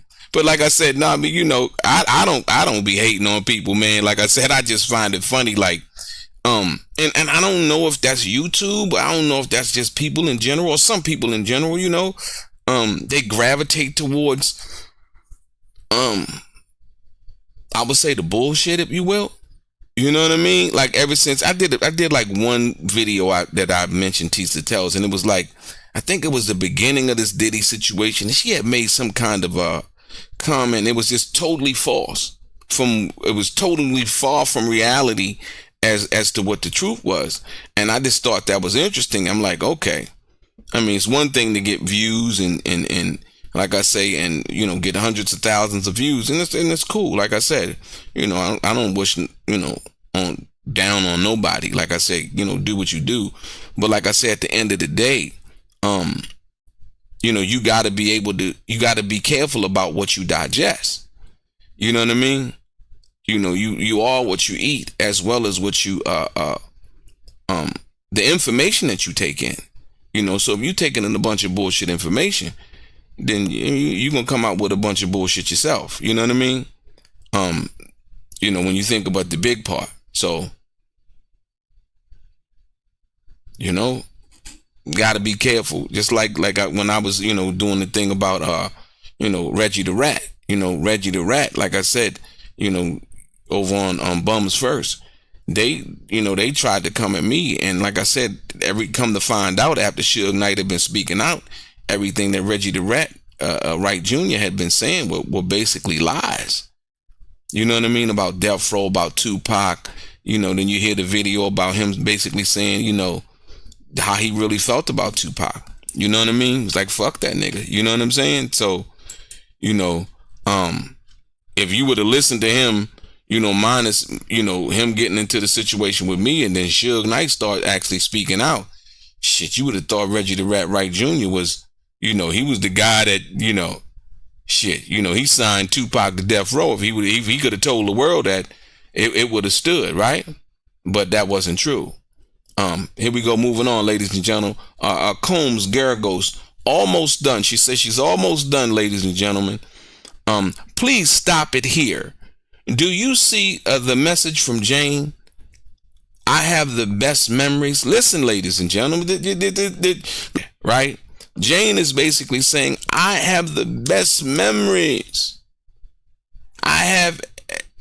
She say, I have just a few to asking about.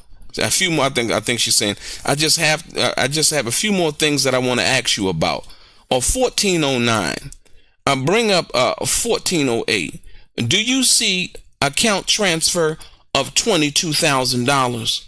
Ladies and gentlemen, we're getting back to the money again. Do you see the account transfer of $22,000, ladies and gentlemen? Right? As you hear Tisa Tells and everybody else, they're doing these videos, they never mention anything about this money and stuff being transferred. Right? So Tina Garagos is basically saying, do you see the account transfer of $22,000? Right? You see the message from Jane?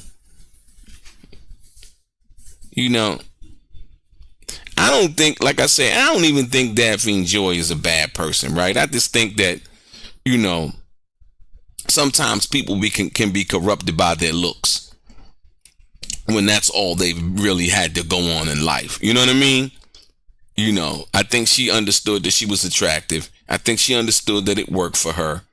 And so, with that being said, when that wasn't working for her, like, it's basically what else was working? When you think about it from that perspective, what else was working? If that wasn't working for her, then what else was working?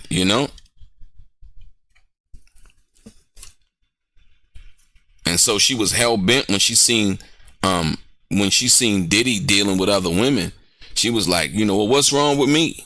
You know what I mean? She started questioning herself, and I think it kind of messed with her. It messed with her self-esteem a little bit. Like the thing with Young Miami, she threatened Diddy with the freak off. If you don't get your ass back here, I ain't gonna give you what you want for Valentine's Day. I'm not gonna do the freak off with you. You know what I mean? And by all accounts and report, Diddy came back off of the vacation that he was on with Young Miami.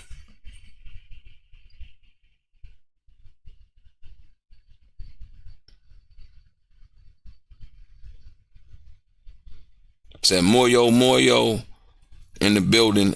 King Deuce. Torontoni in the building.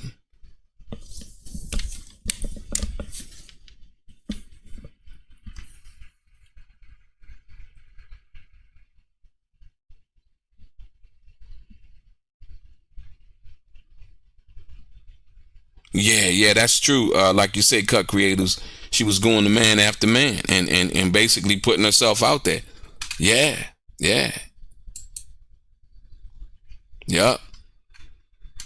She was using what she got to get what she need. Look, like I say, I ain't mad at it. I mean, because evidently you had guys out here willing to participate, so it was what it was. Combs Garagos. In 1409, it was Jane Fuentes Transportation. It was Jane Fuentes Transportation. Do you see it has a $151.99 for Jane's true name, a Daphne, and also a Cabral Williams? It's hard for me to see the lines. And can you move the cursor up? Public screen still off, ladies and gentlemen. So they had complained about the public screen being off, and the public screen is still off, ladies and gentlemen, as you can see. Garagos basically $324.50 and $760.25.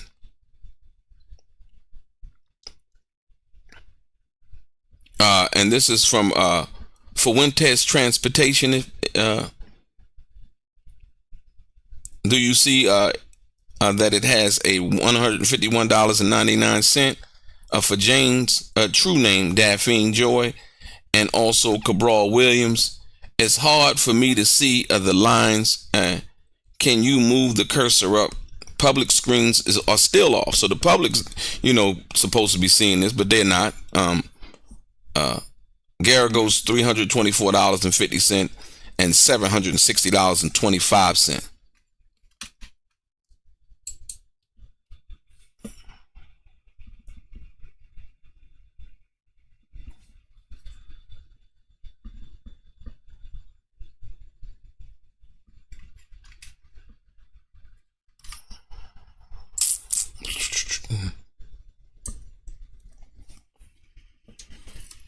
Tanya V, welcome back.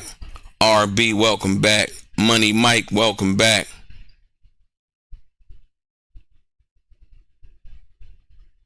Yeah. Like I said, man, this is America, man. This is America, man. Like Childish Gambino said, this is America. You know what I mean? Tanya V, Andrea said, Gina said, I'm not having nothing to do with this.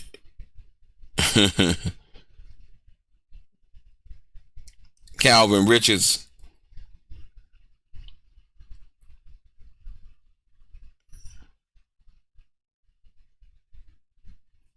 Well, no, that'd be crazy. Because the defense is presenting or basically cross-examining, so they would try to say that, right? We say they're going to say that Diddy has something to do with. Like I said, the fact of the matter is that it never happened during the prosecution's direct examination, if you will. You see what I'm saying? And so with that being said, it's all they have a lot of arguments on appeal, man. A lot of arguments on appeal. And like I said, we can only wait to see what the verdict is going to be. Yeah. You say Torontoni and Gina just jumping on the free ride. No, Gina was driving the car. She wasn't jumping on the free ride. According to a lot of what was going on in relation to her, Daphne was trying to control the situation. She was not having it. Check it out. Listen to this, ladies and gentlemen. Meanwhile, Combs passes a note to Nicole Westmoreland, still seated at his right, who then whispers in Ignofalo's ear, Combs Garagos. Let's go to page 96. Sean Combs' personal bank account records, a total due $74,000. There's an account transfer to the LLC. Yes.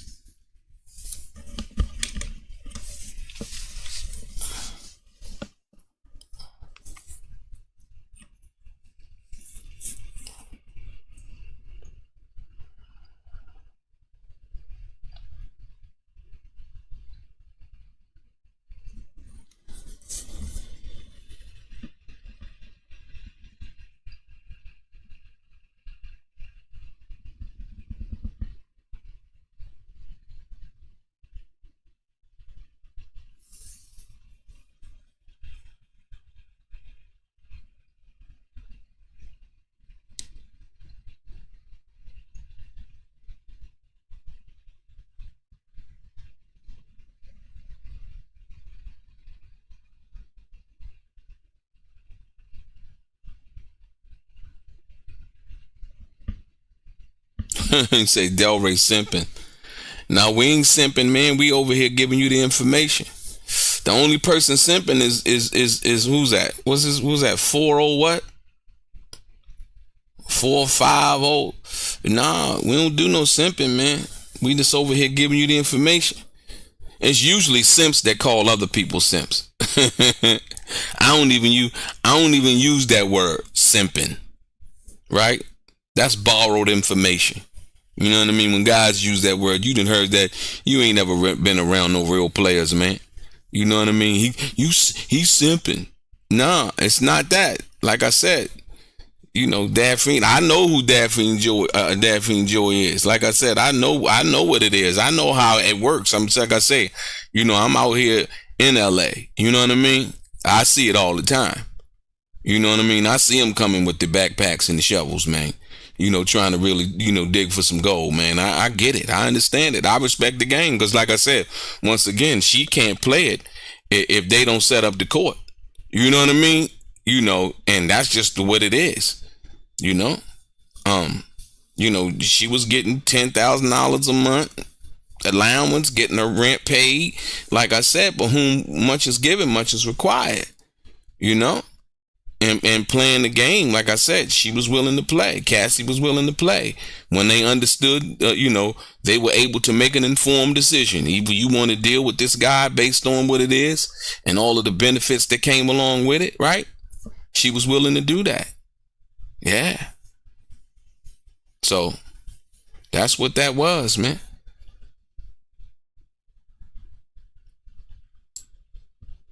Yeah. You can't get me upset by saying I'm simping. I'm a family man. I don't do none of that. I don't want nothing to do with that. So yeah, call me a simp. I'm a L7 square, all that shit. You dig? Yeah. Yeah. Combs Garagos, Your Honor, can I have a moment? One more video and then we're done. The one that wasn't working this morning. Turn off the attorney screens. You review the metadata. Agent Cercello, which chart? Garagos, that's a great question. Laughs. Play it. Which chart? That's funny. She caught him out there. What she said? Which chart? Yeah, right. You see that? Y'all see that? Like I said, when you processing information, Combs Garagos, Your Honor, can I have a moment? One more video, and then we're done. The one that wasn't working this morning, right? Turn off the attorney screens. You review the metadata. Listen, check it out now. So you got to understand what Teeny just asked him, right? She's basically saying, she said, so you reviewed the metadata, and Agent Cercello says, which chart? And Teeny Garagos is clowning right now. She said, that's a great question, Labs. Play it. Because basically what she's saying is, you haven't reviewed this stuff, right? They brought you in here to basically to testify to a lot of stuff you haven't reviewed. They've shown it to you, and you're basically yes manning it for them from that perspective, right? You know, they needed you to come in to basically corroborate what the information was in this chart. And that's why she said that, and then she laughed. Oh, man, that was funny. That's funny. Like I said, ladies and gentlemen, hit the thumbs up button. Subscribe to the channel if you have not already. Who else come in? Classy in the building. Peace 4100. Boss Lady Remy in the house.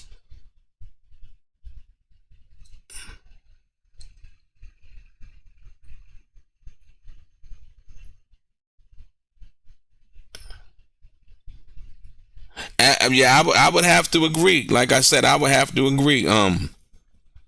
You know, full participants, all consensual behavior, if you will, right?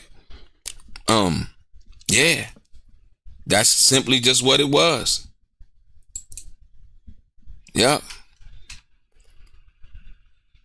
Simply, that's what it was, ladies and gentlemen. But that like I said, for the people who really, truly, honestly following along, right? If you've been following along and you see what Teeny Garagos just did, she said, Your Honor, can I have a moment? One more video and then we're done. The one that wasn't working this morning, right? Turn off the attorney screens. You review the metadata, Agent Cercello. Which chart? You say you reviewed the metadata, right? She said, which chart? Gargo says, that's a great question. And she laughs, like, right? So, you know.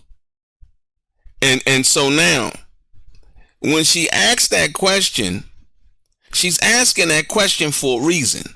She's asking that question because his answer was supposed to be yes, not which chart. So if you're truly, like I said once again, if one is truly paying attention to what's going on, you would have caught on to that right away. When she asked him, you've reviewed the metadata, and he says, which chart? She said, that's a great question. And then she laughs, right? You know, so she's asking the question, and then he's answering the question with a question. Which chart?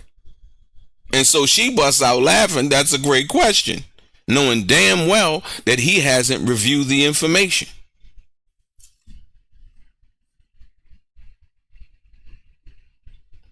Yeah. And listen, so you see how long he's been up under cross-examination, right? And when you do that in front of the jury like she just did, it is so proud, it's so profound. It's like you just, like I said, this is for the smart people. This is for the intelligent people. This is in the chat. Most people over here that's over here straight game in the chat, they get it. Like I said, we have one or two birds that come from over there at Tisa Tales and, you know, various other places, you know, and wants to try to rock the boat. This is not about rocking the boat over here. This is about the information that's being conveyed, right? Like I said once again. So you read that last one right there, right? Teeny Gargo say, Your Honor, can I have a moment? That's the throw off right there, the throw off. Your Honor, can I have a moment? One more video and then we're done. The one that wasn't working this morning, turn off the attorney screens. And basically then she goes into the question to Agent Cercello, right? She said, you've reviewed the metadata. Very important, ladies and gentlemen. Remember the metadata as it related to Brianna Bungalin's situation, right? Remember the metadata. On the 26th of September, Diddy wasn't even in LA at that particular time, but that was the metadata that they submitted to court. So when she's asking, so you've reviewed the metadata, right? She asking the question. And then Agent Cercello says, which chart? So he answers a question. He's supposed to be answering the question. The simple answer to that question was supposed to be yes. But when you get caught out there because the prosecution really hasn't done a thorough job with their case, you get caught out there, right? Which chart? Then she bust out laughing like, that's a great question. Which chart have you reviewed the metadata to, and which chart haven't you, when the answer was supposed to have been simply yes? Amazing. Amazing, y'all. Like I said, this is for the people over here at Straight Game who are following along and really understand. You're not going to hear this on Tisa Tell. She's not going to talk about that, right? Check it out now. This is that gotcha moment, right? Look, this is that gotcha moment. Look, check it out. You see it right here. Combs Gergos. Thank you, agent. Please go back to keeping New York City safe. Laughs. She's clouded. She's clouded. You see, y'all see that? Gina Gergos says, thank you, agent. Please go back to keeping New York City safe. The judge, redirect. Right? So here comes the prosecution again. Briefly, did we just see Sean Combs paying for travel of Cabral Williams from Atlanta to Florida across state lines? Geragos, objection. Right? Listen, look. So now, listen. Now, to engage, like I said once again, now they're trying to say, so the victim was then, so, and paying for him to agree to engage what? You see it right here, y'all. Y'all see what's going on? Briefly, did we just see Sean Combs paying for travel for Cabral Williams from Atlanta to Florida across state lines? Right. Gergos, objection. Prosecution. Do the charge represent every text message in this case? Agent Cercello, no. Prosecution. Let's pull up message before this date. Messages before this date, I guess. Combs Geragos, objection, beyond the scope. Prosecution. Miss Geragos did it. Judge, sidebar. It's getting interesting, y'all. Miss Geragos did it. See, now they whining now. No, she basically wanted, what you mean Miss Geragos did it? No. See, now you see the prosecution getting mad, y'all. You see it right here before you. Teeny Geragos did such a great job. And with that last one about asking about the metadata, ladies and gentlemen, right? Powerful. Powerful. Like you said, JP6 gonna boom. Miss Geragos did it. Objection, beyond the scope. Beyond the scope of, can we look, and you gotta understand, and once again, she didn't do it, right? She went, and not only that, like I said, they're mad because Teeny Geragos did what? She showed the totality of what was actually going on and what was being said. The prosecution only wanted the jury to see what they had on the chart, right? You have to give you. So when she says, "Well, Miss Geragos did," no, it was the prosecution's job, right, to give the full context of what that was, even if it didn't benefit their argument. They chose not to do that. So it was Teeny Geragos's right to be able to go back over that information, right, to paint the full picture. And the prosecution doesn't like that. So now, when it comes back, Geragos, thank you, agent. Please go back to keeping New York City safe. And she laughs. And everybody laughs. Because this is some bullshit, basically. Judge says redirect. AUSA, briefly. Did we just see Sean Combs paying for travel of Cabral Williams from Atlanta to Florida across state lines? Objection, right? Right? Objection. And the reason why, even if you don't get the objection to be overruled, right? I mean, to be sustained, I'm sorry, to be sustained, it's on the record. that you object to that. You understand what I'm saying? Most people don't understand that, but that's how that works. You know what I mean? Prosecution. Do the charts represent basically do the charts that the prosecution presented and had Agent Cercello come in and talk about? Do the charts represent every text message in this case? Now, she asked that question to now try to go beyond the scope, right? Agent Cercello, no. The prosecution, let's pull up messages before this date. Before what date? You get it? Before what date? Before what date? She didn't say, like, before what date? What date are you talking about? And Tina Gergo says, objection, beyond the scope. If we're dealing with a certain timeline, right, as to what the timeline says in regards to Jane, from that perspective, right, then she didn't go beyond the date. She went into the other parts of the messages in that date, right? And the prosecution said what? Miss Geragos did it. Amazing, man.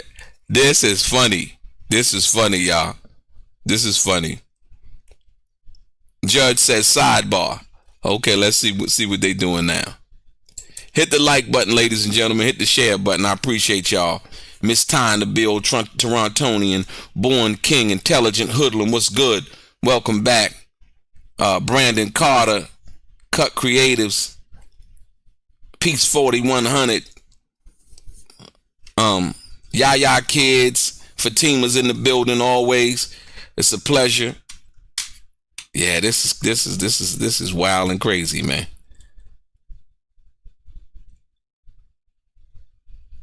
They're back from sidebar, ladies and gentlemen. Let's go. They're back. AUSA Comey.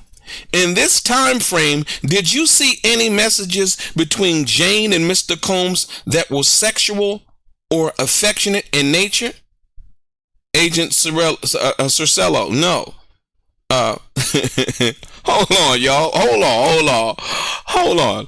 Now, we don't know what time frame they're talking about here on this particular point, right? Hustle Hard in the building. We don't know what time frame they're actually talking about in regards to this, ladies and gentlemen. Check it out now. You got to understand. Hit the like button, y'all. Hit the share button, please. Appreciate you. AUSA Comey. In this time frame, did you see any messages? And I would think the time frame that they're talking about as far as on the chart. Now, there are other situations that she's mainly dealing with the chart right now, right? So, are there any other, in this time frame, did you see any messages between Jane and Mr. Combs that were sexual or affectionate in nature? Agent Cercello, no. Prosecutions, no further questions. Judge, do you rest? AUSA, subject to jurors take a break. Man, this is funny, man. It's funny. It's a little bit contentious up in the courtroom, man. It's a little bit contentious, ladies and gentlemen. A little bit contentious, man. Let's say the jurors leave. AUSA Comey, we have essentially rested. So the prosecution, ladies and gentlemen, you here, right now, hit the like button, hit the share button. The prosecution has rested its case, ladies and gentlemen. We only want to move for a few corrections. Now they want to do over, y'all. They want to do over, y'all. They want to do over. Right? A few corrections. Judge, Mr. Gnafalo, are you ready to move?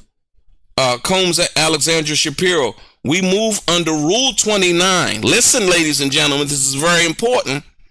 We move. See, the prosecution wants to make a few corrections. No, you don't get to correct. No. Yeah, you don't get to correct nothing. Judge Ignafalo, are you ready to move? Combs at Alexandra Shapiro, we move under Rule 29. Inference is not enough. CUS versus Copeland, ladies and gentlemen. This is very important right here. You got to understand this is very important. CUS versus Copeland. They move under Rule 29. An inference is not enough. So an inference into somebody doing something is not enough for conviction. Ladies and gentlemen, U.S. versus Copeland. Right? Oh, man. Yeah. Let me hold on, ladies and gentlemen, because I'm gonna pull y'all up on a piece of. I'm gonna put y'all up on some game. Let me do this. I ain't going nowhere.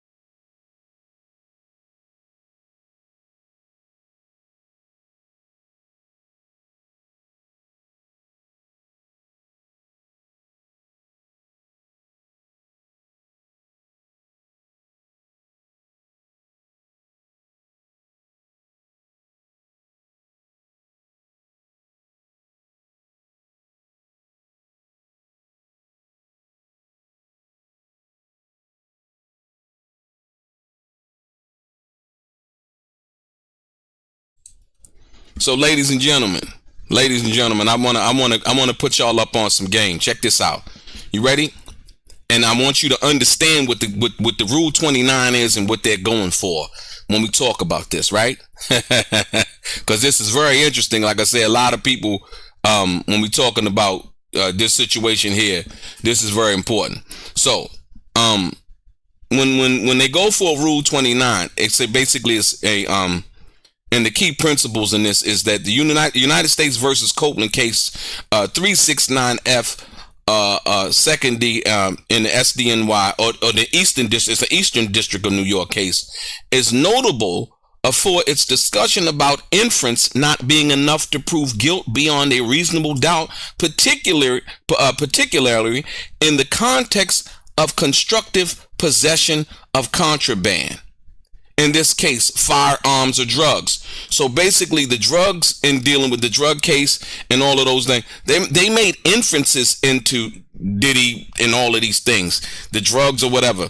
Once again, so the key principle: a conviction based solely on inference cannot stand if the inference is not supported by facts to eliminate reasonable doubt. This means a jury may not convict a defendant solely on suspicion or speculation, right? Most people don't really understand that, like I said once again. So there's certain rules or procedures and things like that. Listen, the prosecution must tie the defendant to the crime through evidence. not just proximity or assumptions, right? So you hear that? The prosecution must tie the defendant to the crime through evidence, not just proximity or assumptions. So now, to say that Diddy paid for somebody to do something, and they're saying, well, you know, he was there, he paid for him. So what's the evidence in certain? And like I said, that's Rule 29 is relation to all of what's going on in the situation, not just some of what's going on. Listen, constructive possession. A constructive possession, when someone doesn't have actual physical control of an item but has the power and intent to control it, must be proven with specific facts, not just by inference that someone probably had control. Get it? One more time, because I don't think most of that's going over a lot of people's head, man. Constructive possession, when someone doesn't have actual physical control of an item, but has the power and intent to control it, must be proven with specific facts, not just by inference that someone probably had control. Right? They haven't proven that Diddy had control, ladies and gentlemen. And this was Judge Weinstein's reasoning. Judge Jack B. Weinstein emphasized the importance of not allowing weak inferences as to what a case is, right? To substitute for actual proof. You know it. You see it every day. People do it every damn day. They be like, yeah, you know, because they said that, you know, he was over there. You know what I mean? They said he was running things, but that's an inference. That's speculation. That ain't proof. That ain't putting it in his hands. That ain't, you know what I mean? So that's what a lot of people do. And like I was telling most people before this case even, you know, I say it's one thing for us to go on YouTube and talk about the things that we talk about on YouTube, but it's a whole nother thing to be able to present evidence, right? Actual physical, factual evidence, right? And I was telling y'all that possession is 9/10 of the law. So therefore, even when the guy Brandon Paul, they call him the drug mule, he was like, "Oh, you bought drugs for Mr. Combs, right?" Well, he can say that, but the fact of the matter is the drugs were caught on him. They weren't caught. The drugs weren't caught by Diddy, right? So from that perspective, understanding that and what that is. Another thing, listen, ladies and gentlemen, the evidence requires stacked inference upon inference, not just one inference, right? There is no direct evidence of intent or knowledge.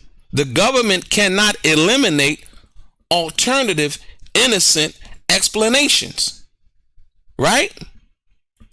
Once again, that's very key. Y'all got to listen to this. The government cannot eliminate alternative innocent explanations. And they've been trying to do that this whole case. Remember how they only show one side of the evidence, right? That's what you call basically trying to eliminate innocent explanations. Listen. Application in the Copeland's case, right? In the Copeland case is the case that they're basically relying on to try to get this Rule 29 motion to pass. The government said Copeland lived in the apartment where the guns were found, but they lacked direct proof he knew about or had control over the weapons. See the difference? The application, right? The government said Copeland lived in the apartment where the guns were found, right? But they lacked direct proof he knew about or had control over the weapons. You get it? So listen, man, very important, man. Look, and it also said the court said this was not enough to prove possession beyond a reasonable doubt. The conviction was overturned, ladies and gentlemen. And they're moving with the Rule 29 because guess what? If the judge does not look at this situation like he's supposed to look at the situation, then what happens? They go for an appeal. So the judge, this puts the judge under real scrutiny right here. Him sitting here listening, them making inferences into the case and what they're trying to say that it means versus what it actually truly means. So the legal takeaway in criminal law, proof beyond a reasonable doubt requires more than speculative inference. So when people like, Tisa Tellson and all of them talking about, it's, they got Diddy today. It was evident. No. That's Tisa Tells over there speculating, right? To her audience, and then they go and they speculate more to other people in barroom conversations and things of that nature. Listen, the government must present concrete evidence linking the defendant to the elements of the crime, especially intent, knowledge, and control. They haven't done that in this case, ladies and gentlemen.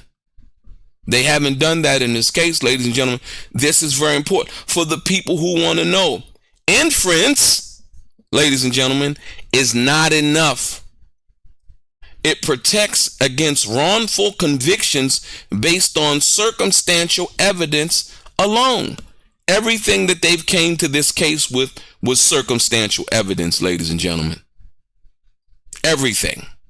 You have to understand that. This is the law, not what we talk about on YouTube. Like we can give our opinions and things like that, right? That doesn't matter. And like I said, in the Copeland case, the conviction was overturned. So the judge has to look at this and say, okay, cool. We're not worried. He could say, well, I'm not worried about this case being overturned. Whatever. No, I don't agree with it. And so once again, they move with the Rule 29, ladies and gentlemen. Absolutely. And so what we have to see is now, I'm going to take you back to it because they're basically, hold on. I got it coming.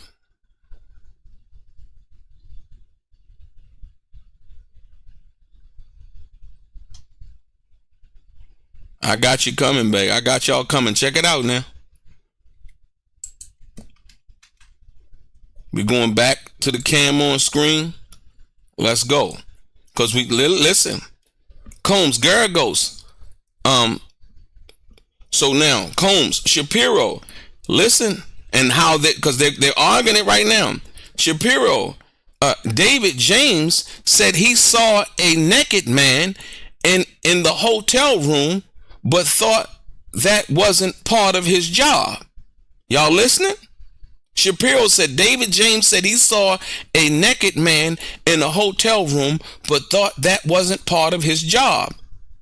The sex with Cassie Ventura and Jane sometimes involved third parties, but they were not booked by staff. Listen. It's important. Listen, y'all gotta really listen to this shit.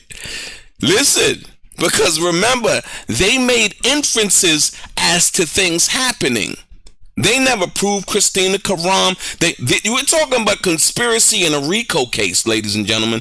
Listen to what Shapiro is arguing. This is brilliant attorneying, man. This is brilliant lawyering, man. You know, I really respect this shit because, like I said, a lot of lawyers, they get paid. Listen. I don't know how long the jury going to be out, but like I said, they still haven't presented, the defense still hasn't presented their side of the case yet. But I'm trying to get you to understand this. Shapiro saying David James, right, said, listen, this was David James. He testified early in the case. David James said he saw a naked man in the hotel room, but thought that it wasn't part of his job. Listen. The sex with Cassie Ventura and Jane sometimes involved third parties, but they were not booked by staff. Basically, it brought them closer to Combs. Listen, Shapiro, Jane said to Cabral Williams, don't want team to intercept you, right? So she basically saying that she does not want the team, other employees, all of these other people, right? To intercept you. And in May, Jane said she had to wait for the assistants to clear out, ladies and gentlemen. I just told y'all before we got to this part right here. So Jane said that she had to wait for the assistants to clear out. When KK and the guards learned of Mr. Combs' violence to Cassie Ventura, it's not racketeering, right? They did not help. Y'all listening? Ladies and gentlemen, are y'all listening? I'm going to read that one again because most people, you got to understand. Check it out now. The argument that she's making. Powerful. Because for most people, this shit will slip right over your head because you're thinking, oh man, yeah, they got Diddy. That's not how it works. Listen, one more time. Combs, Shapiro, Jane said to Cabral Williams, don't want the team to intercept you. Meaning she doesn't want the other people to find out, so they're waiting till they what? Until they leave. Right? It's all good, Torontonian. We got it. We got it over here. They don't want them to leave, right? Check it out. They don't want them to leave. They don't want them to come. We don't want you to be intercepted. And in May, Jane said she had to wait for the assistants to clear out. But more importantly than all of that, ladies and gentlemen, when Christina Karam and the guards learned of Mr. Combs' violence to Cassie Ventura, it's not racketeering. Why? They did not help.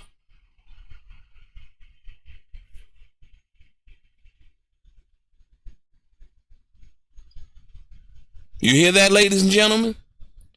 They did not help. Y'all kids, what's good? Can you hear me? Yeah.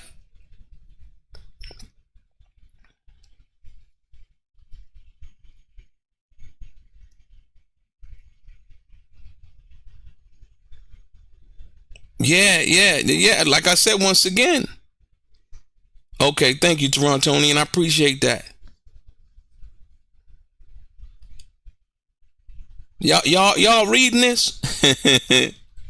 They trying to tell you once again, they're arguing right now the Rule 29 motion to the judge. They said it was racketeering. They just showed you. Say, well, when KK and the guards learned of Mr. Combs' violence towards Cassie Ventura, it's not racketeering. They did not help. So that tape that tape that they've been playing, Isaiah Hunt, what's good? Cut Creatives, DJ Crazy K, Judon, Sandra Love, Corey Simmons. So they they played that tape about 5 or 6 times, right? So you see now what it is, right? Yeah, they trying to say it was racketeering. They didn't help when that tape came out.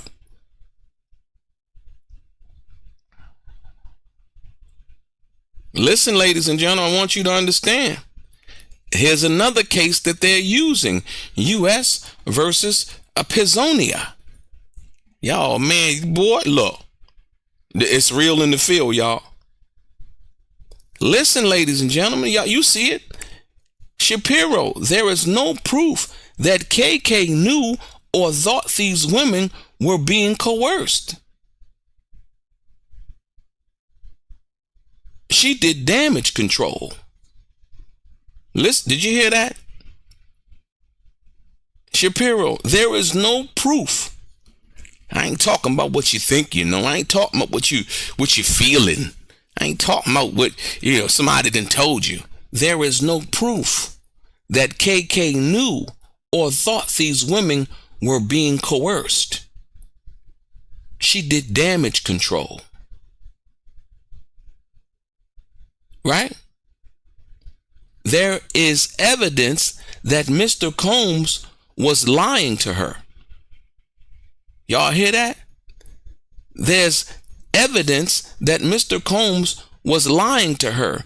KK, listen, lying to KK, not lying to anybody else, that he was lying to KK. Listen, lying to her. KK is supposed to be the main co-conspirator. Listen, y'all, Diddy was lying to KK. She's supposed to be the main co-conspirator. She ain't gonna get no lies, is she? She gonna get all that truth, ain't she, man? Listen, y'all catching it on?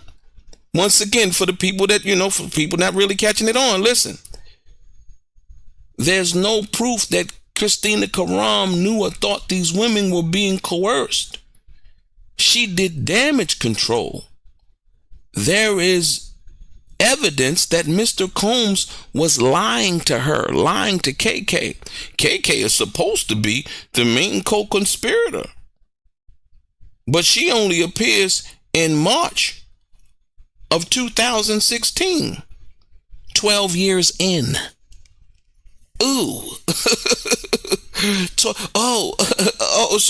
who was the other people? Ladies and gentlemen, you got to go back, because they said this was a situation that lasted approximately 20 years. When did Cassie come on the scene, ladies and gentlemen? This is not a good case.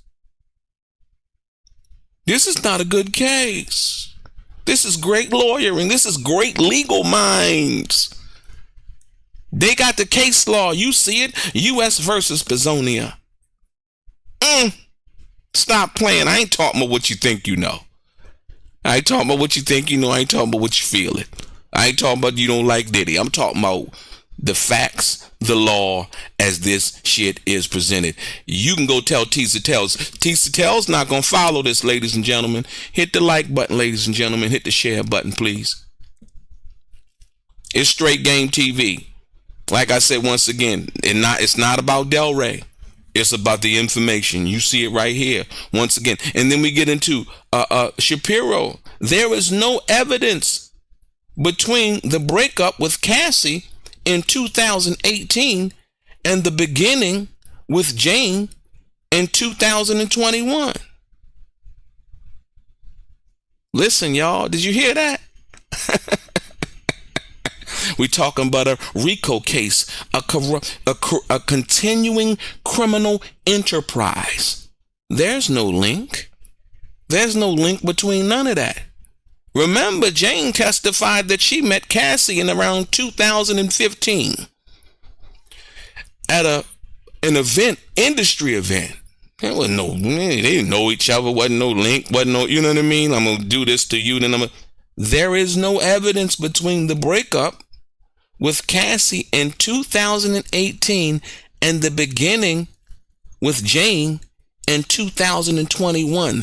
That is how many years apart? 19, 20, 21. Damn near 3 years, ladies and gentlemen. You got a 3-year, what? So can you listen, and I want you to listen to this real good. They would have to find somebody else in between the 18 and the 21 to make this stick. I mean, this is just for the people in the chat that know what we're talking about, y'all. This is for the people in the chat that know what we're talking about. Hit the like button, hit the share button, ladies and gentlemen. This is what the people need to hear. Not only does Shapiro make the argument, but she give you the case law to back that motherfucker up in U.S. versus Pisonia. See, it's one thing to be able to argue something, but you need case law to back up what you're saying. You just can't say it. Ladies and gentlemen, brilliant lawyering. Brilliant lawyering. For the people that don't understand what having a good lawyer on their team is like, this is what it is right here. Listen what they have to prove. They have to prove a single agreement. It hasn't been done here. U.S. Versus Pisonia. Huh? Like I said, for the people that don't know, this is being argued right now. The rule that, ladies and gentlemen, I'm just saying, look, it hasn't been done. It hasn't been done. And so that we are getting this information, this is very important, right? For the people that really truly want to understand, ladies and gentlemen. I'm here with you again as we move on. Listen, Combs Shapiro. Mr. Combs, listen, was seeking to avoid negative publicity for both himself and Miss Ventura. There was no police involvement. The guard who testified said Miss Ventura did not want to report it. Miss Ventura said the same thing, as did Carrie Morgan.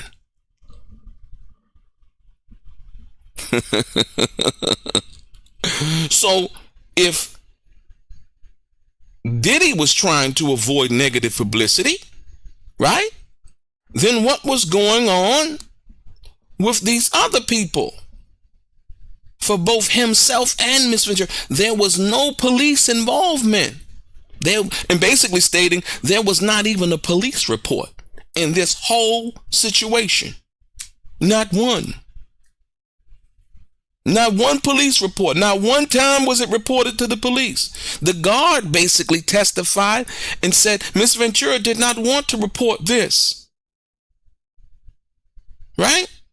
So was she aligned or being coerced?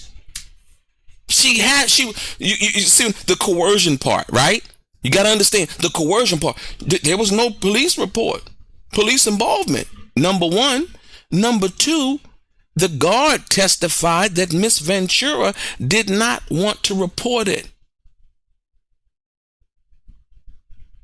She had all of the opportunity right there and then. And I've been telling you guys as this case has been going on, right?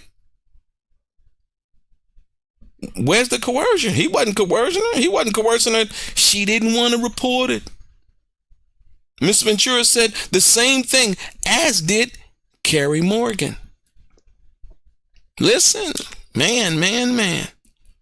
Combs, Shapiro, Eddie Garcia, listen, said the money was for the video. Nothing more. He said the money was for the video. Nothing more. Not for him to keep quiet. Not for him never to say nothing. Not for to be quiet or whatever. And they got him to sign the agreement that I showed you guys a little bit of a couple of days ago, right? Huh? Miss Ventura appeared on FaceTime and she had a movie coming out and did not want this video coming out. Ladies and gentlemen, did y'all hear that?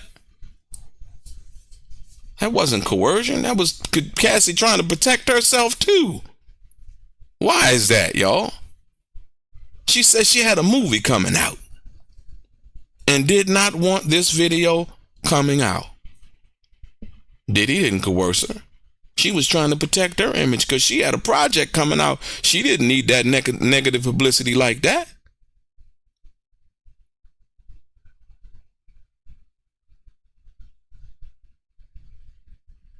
Right? This is brilliant lawyering, man. The NDA permitted Garcia to report to law enforcement, ladies and gentlemen. Ladies and gentlemen, did y'all hear that? The non-disclosure agreement permitted Garcia, Eddie Garcia, who got paid $100,000, who actually lied about that was the only tape for the $100,000 that he got paid. The NDA permitted Garcia to report to law enforcement. He didn't. And remember, the $100,000 was only for the tape. It was not for Garcia's silence, as the NDA permitted Garcia to report to law enforcement, but he didn't.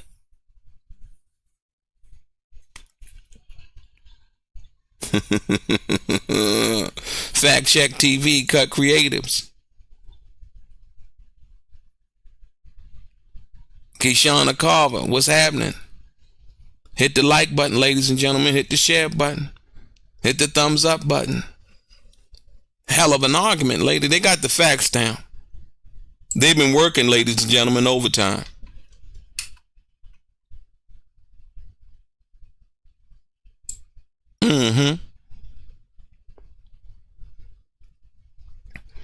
We here again with these cold hard facts, ladies and gentlemen.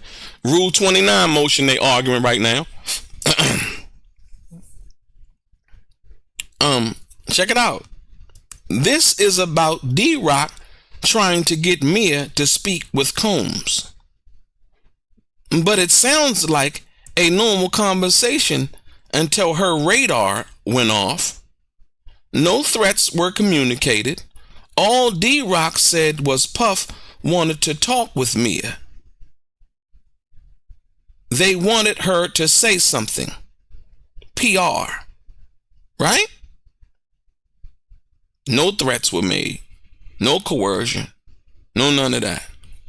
Right? Shapiro. Her reactions could not have been foreseeable to D-Rock or Mr. Combs. She did not even answer Mr. Combs' calls later that day. D-Rock didn't bring up money. She did. If y'all been paying attention, man, you'd have caught all of this. D-Rock didn't bring up money. She did. She brung up money, ladies and gentlemen. See, she said she said she was out of dollars. Ooh. She said what? That's that part they didn't tell y'all about, man. She said she was out of dollars. D-Rock never acted on it.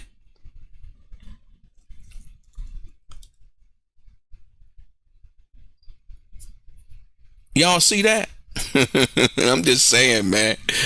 I've been trying to tell people, yeah.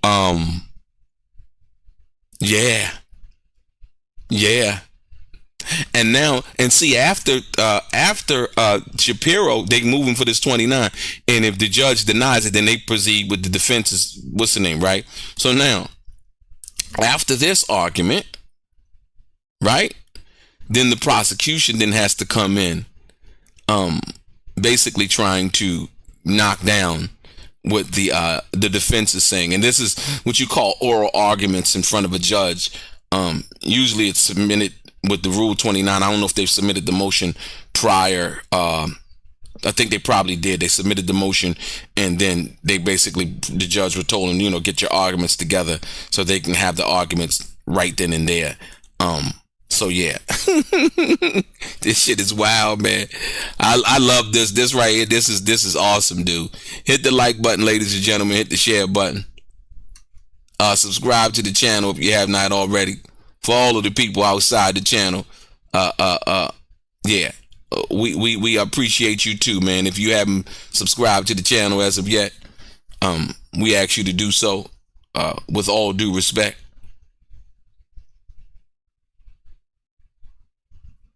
Y'all see it right here? Shapiro, D-Rock said, if you don't want to, all good. He ain't say you better talk to him, I'm gonna break your leg. He ain't say we gonna come send some people to find you and blah, da, da, da. None of that went down. Listen, the prosecutors characterized these as nice messages.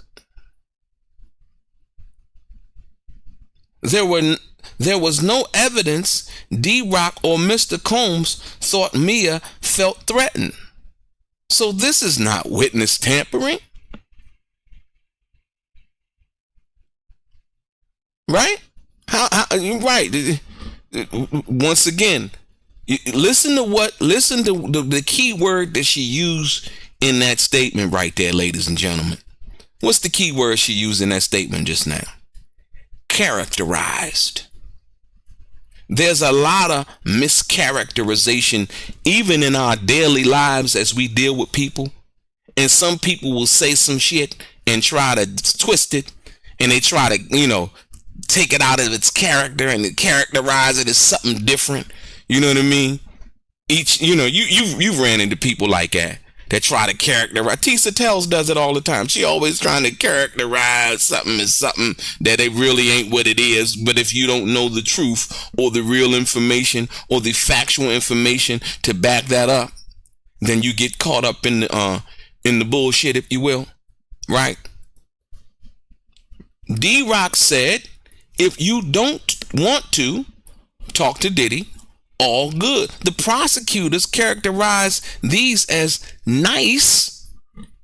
See, when you've been taking notes and getting ready for your Rule 29 motion, right? You will remember that word nice and how they characterized it, right? Messages. There was no evidence D-Rock or Mr. Combs thought Mia felt threatened. So this is not witness tampering. Shapiro, there would have to be proof Mr. Combs knew of a federal investigation at the time. Listen, because this is very important. This was something that they had argued in the beginning of the case when they came out with the story and they said that Diddy was witness tampering. Diddy didn't even know about there was a federal case that was coming down against him. So how in the hell could he tamper with a witness if he don't even know about the federal case that's coming down against him?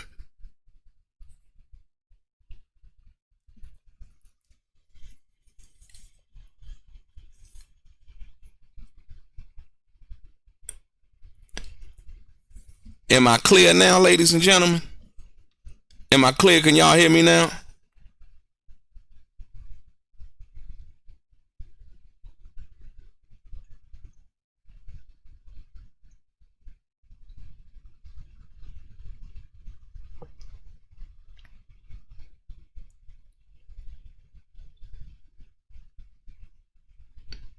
More better, can you hear me?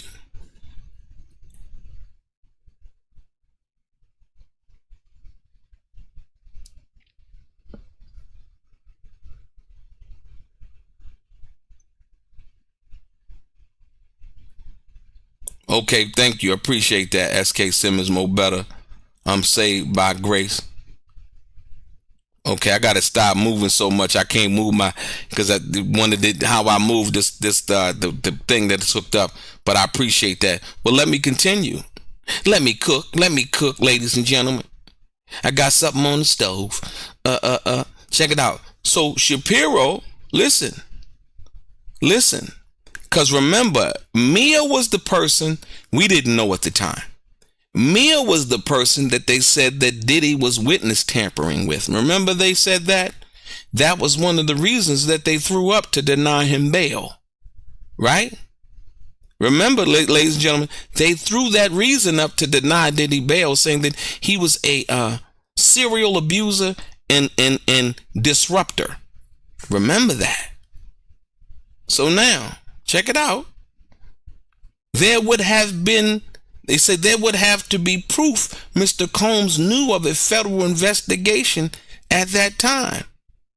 There is none. You can't just make an assertion about some shit and then be like, yeah, he tried to witness tamper with her. Well, they didn't offer any proof. Nah, I ain't talking about what you can tell me that you felt. They did not offer any proof that Diddy knew about an investigation at that time. There is none. There is no proof that they put up that was that. With respect to Jane, they have November 19th, 2023. No threats. Mr. Combs says, this is when I need you to be there for me. Y'all see that? This is when I need you to be there for me. When the shit get tough. Right? When the shit get rocky, that's when I need you. Simple. Yeah, we kind of feel that Mia was lying based on the fact we know that Diddy, how he like it. He liked to watch his woman getting hit by another man. That turns him on. The situation with Mia, it wasn't even that. You know what I mean? It wasn't even that.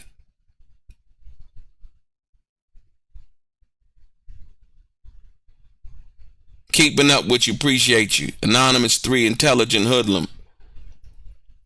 Yah kids. Right? Hold on, y'all. We ain't done yet.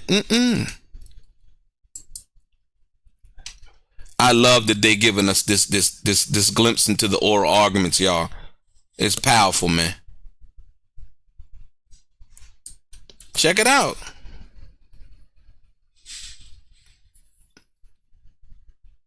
Listen.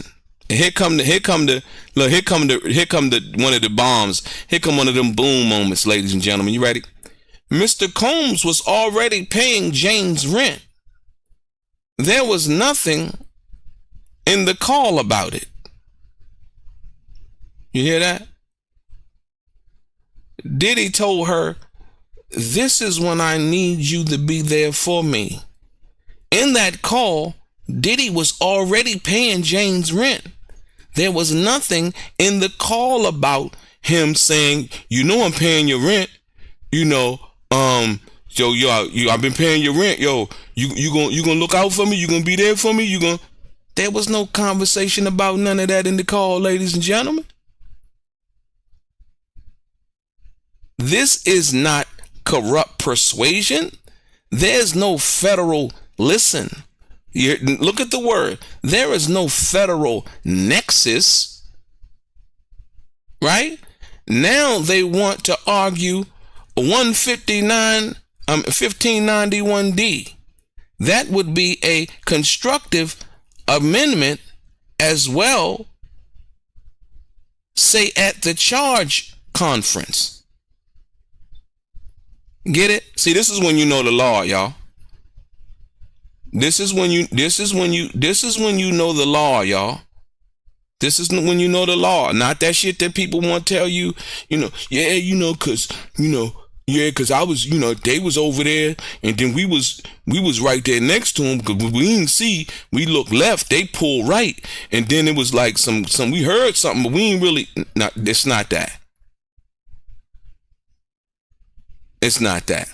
No, the judge, it's not about the, and Letitia, I agree with you when you say the judge needs to do his job, right? But I mean, it's not so much that the judge needs to do his job, more so than the lawyers are doing a great job, and whether the judge does his job or not, these arguments are being made. So therefore, if the judge does not do his job after these arguments are being made, right? Once again, the grounds for appeal. Remember, they argued witness tampering with Mia. They just showed you, right? That Diddy would have to known about a federal investigation. Not that he didn't know or had an inference of. They had to prove that. You just can't say with speculation, with an inference, well, we think he knew. No, you have to prove that he knew. It's a difference. It's a difference, ladies and gentlemen. And even if the judge denies it, it doesn't matter.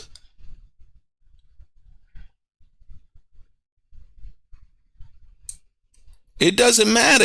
Most people like judge deny. It don't matter. Listen. Anyway, we think the statute is unconstitutional.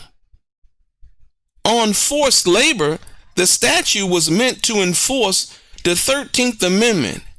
It is used for domestic workers, here legally or not, forced to work, squalid conditions, forced to work in squalid conditions, right? Right, that this is, like I said, this is another thing that they were arguing, right? In squalid conditions. That wasn't the condition. They was working in 5-star hotels with fruits and fruit juices. If we arguing the work aspect of what this is or what they're trying to say it is, right? That wasn't the case. Listen, but she comes again and really makes a great argument. Shapiro, these are able-bodied USA citizens perfectly capable of leaving. Perfectly capable of getting off of their ass like me and you and everybody else and getting a goddamn job and not worried about Diddy money, Jay-Z money, Cash money, Lil Wayne money, Rick Ross money, or anybody else money. Go get your own money. We don't give a damn if it's flipping burgers or doing backflips in a circus. You got a right to leave. Once again, Combs, Shapiro, these are able-bodied U.S. citizens perfectly capable of leaving when they wanted to leave. Because, yeah, Cassie ended up leaving, right? When they wanted to leave, they did. You see that, ladies and gentlemen? When they wanted to leave, they did. When they wanted to fuck around with another dude, they did. When they didn't want to show up and didn't want to answer a call from Diddy, they did. What the two were most afraid of was losing their job. Listen, ladies and gentlemen, boy, she put that out there all the way. She putting it all the way out there in the streets. She putting it all the way out there in the streets. I'm telling you, look, what the two were most afraid of was losing their job. With respect for Capricorn Clark, she continued to work to show she hadn't stolen it. Right? Remember the jewelry? Remember the jewelry got stolen, got missing? Right. With respect to Capricorn Clark, she continued to work to show she hadn't stolen it. Not that she was coerced or threatened or had to work under these harsh-ass conditions. That simply wasn't the case. Once again, ladies and gentlemen, this is not Alexandra Shapiro stating some stuff out of her ass. This is based on the testimony. If you looked at the videos that I put up before, this is not this is not Alexandra Shapiro talking out her ass. This is what happened in actual testimony put on by the prosecution as the witnesses for the prosecution, but that got revealed in cross-examination.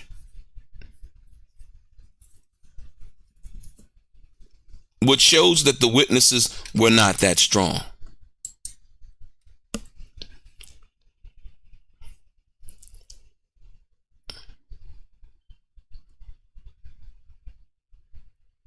Here we go, ladies and gentlemen. Listen. Check it out now. You see it right here. Combs, Shapiro, not being paid overtime is not forced labor. Capricorn Clark said Mr. Combs told her to get the fuck out of my house. She says that was crossing my boundaries. She got a higher paying job.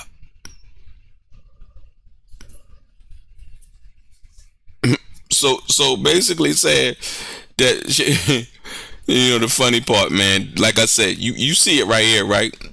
Capricorn Clark said Mr. Combs told her to get the fuck out of my house. And she says that was crossing my boundaries. She got a higher paying job. Ooh. She got a higher paying job working for who? Working for Diddy? Well, hold on, listen. Combs Shapiro, she alleged wrongful termination, presumably because she wanted to stay. Then 50 Cent, with respect, listen, then 50 Cent, with respect to Mia, she had a high GPA. She got her a job later with Madonna. So the elements are not met with them either. She busting their ass with this shit. Remember, she was like, yeah, Diddy blackballed me. I was blackballed from the industry. She went on to work with Madonna. Capricorn Clark, she got a higher pay, got a higher paying job after that. Diddy told her to get the fuck out my house. She said that was crossing my boundaries. He can't tell you to get the fuck out his house.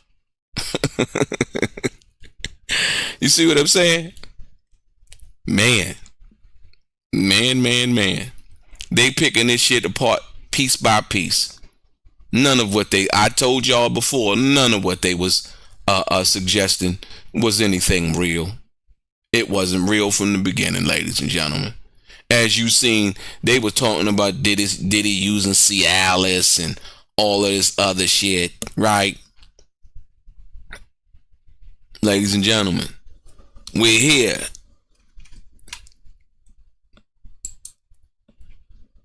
We're here. Rule 29 motion, y'all.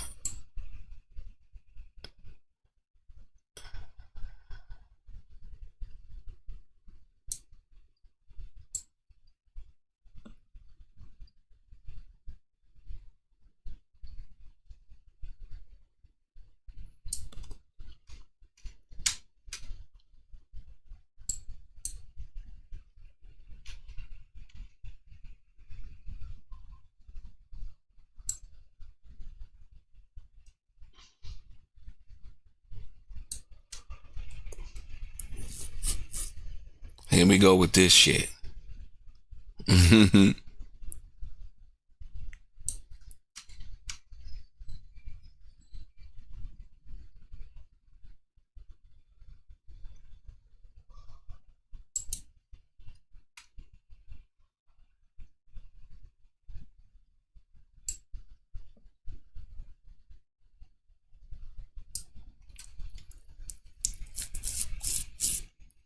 Let me go take y'all to the beginning of the front of the page.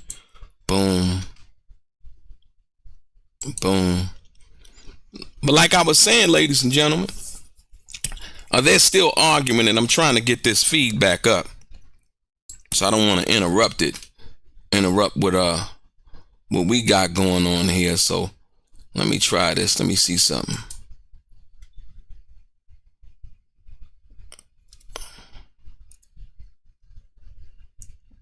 They made a lot of noise, boy.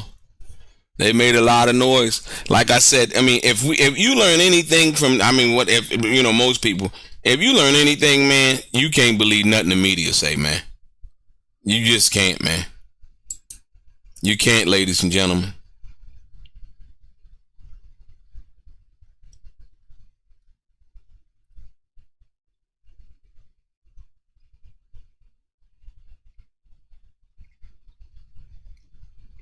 You can't. I'm trying to get this on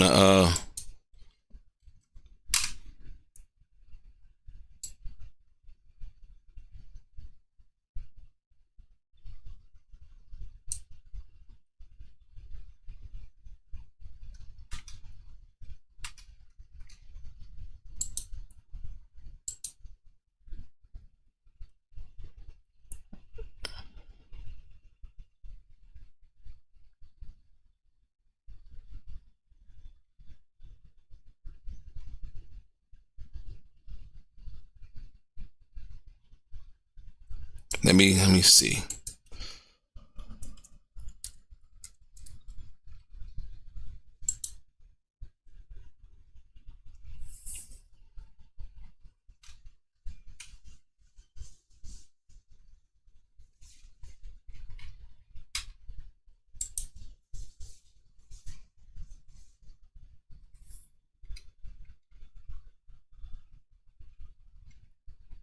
See, some of these other what's the name?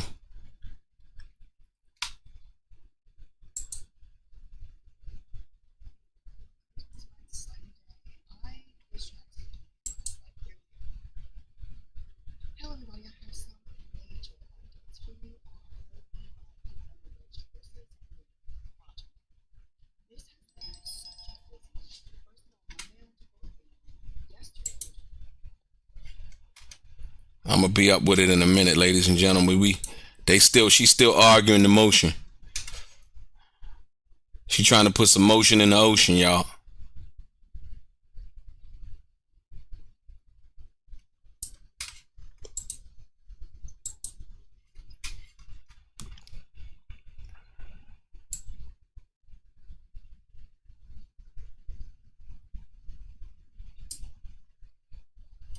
So here we go. We back.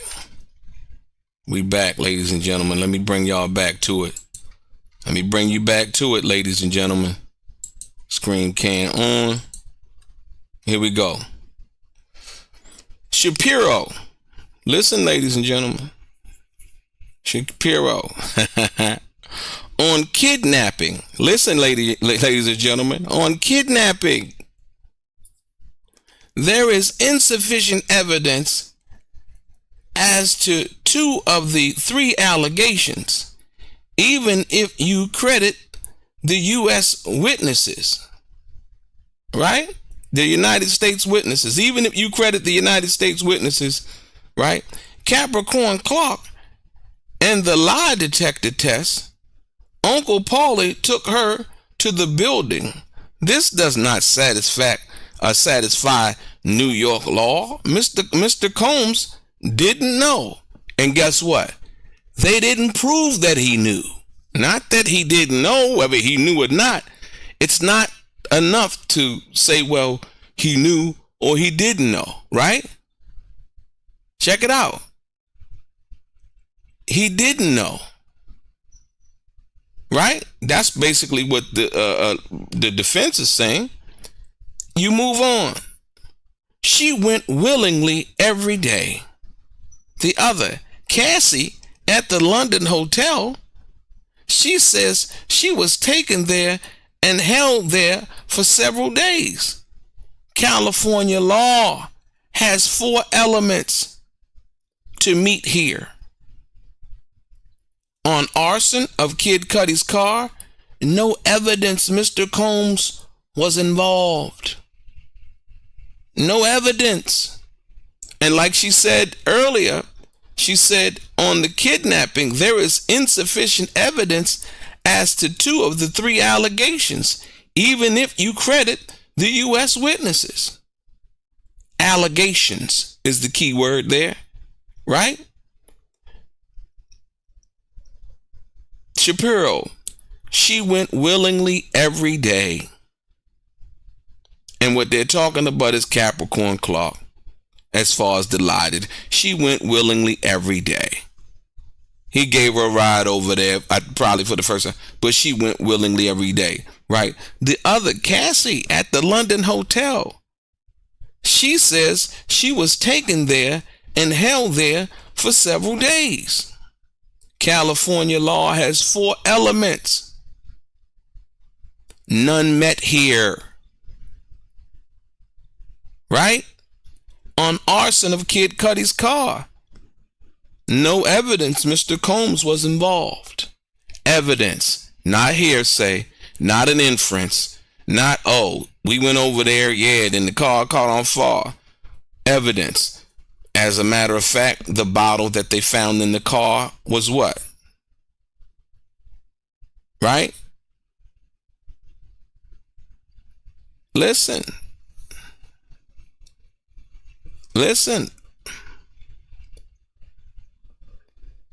Check it out now. I'm just saying. IJS.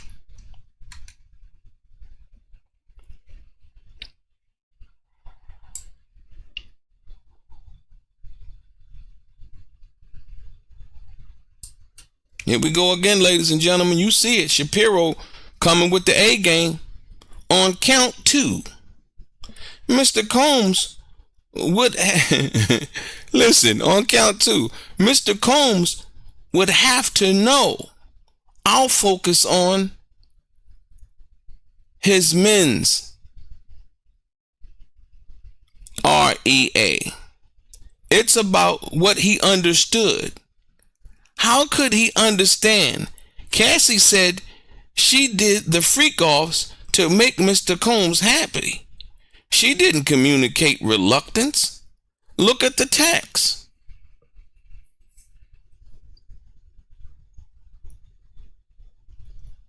Y'all see that? Right?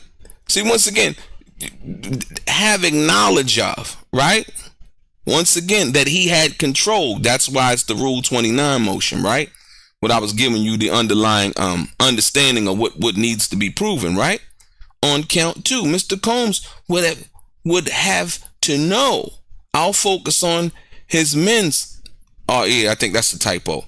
It's about what he understood. How could he understand? Cassie said she did the freak-offs to make Mr. Combs happy.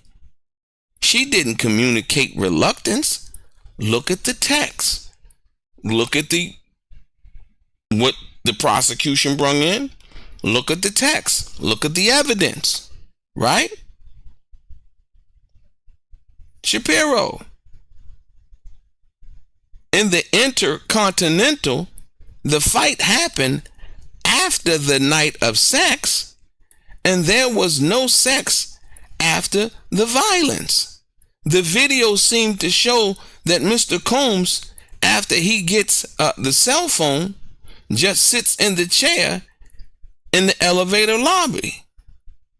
So no men's rear. So I'm not sure what that meant. I don't know if that is that the Mann Act. I don't know if what they're getting at on that one right there.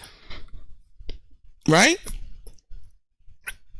Or okay, or maybe the kidnapping or whatever. Right. He sits in the chair, right? After he gets the cell phone.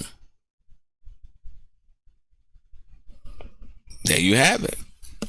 Like I said, once again, in you know, like I said, they took that one video and they looped it and kept looping it and showing on television, right?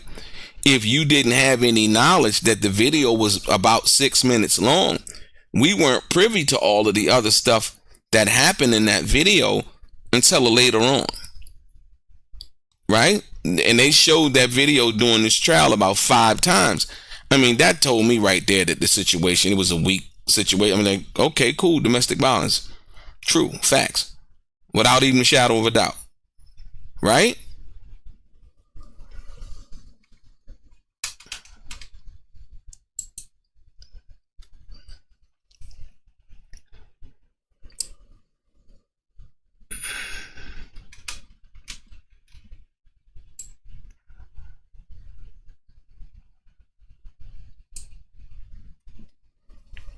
Shapiro, as to Jane, she engaged in sex for economic benefit.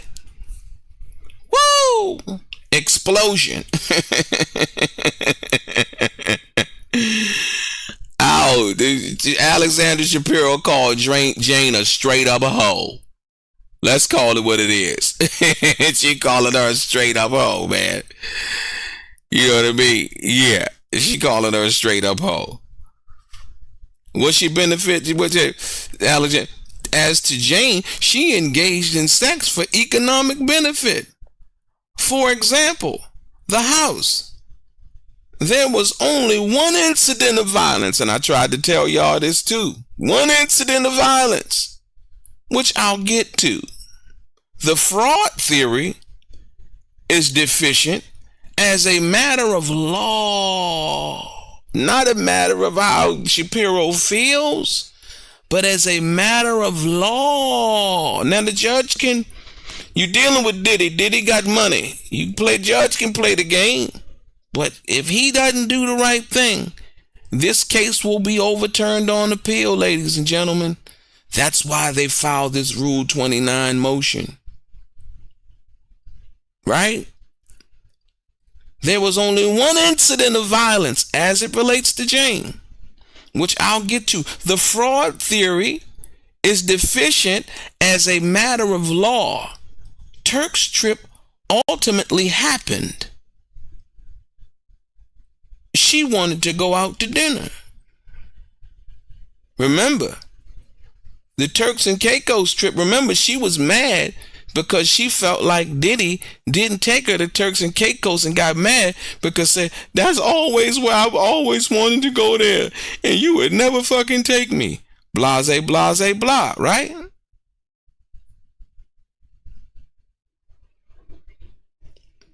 It ultimately happened. She wanted to go out to dinner. These, what Alexandra Shapiro is restating in this situation, ladies and gentlemen, are facts. This is what happened in the case. This is not some shit she drug up off the internet, got from some chat, a chat box, or nothing like that, right?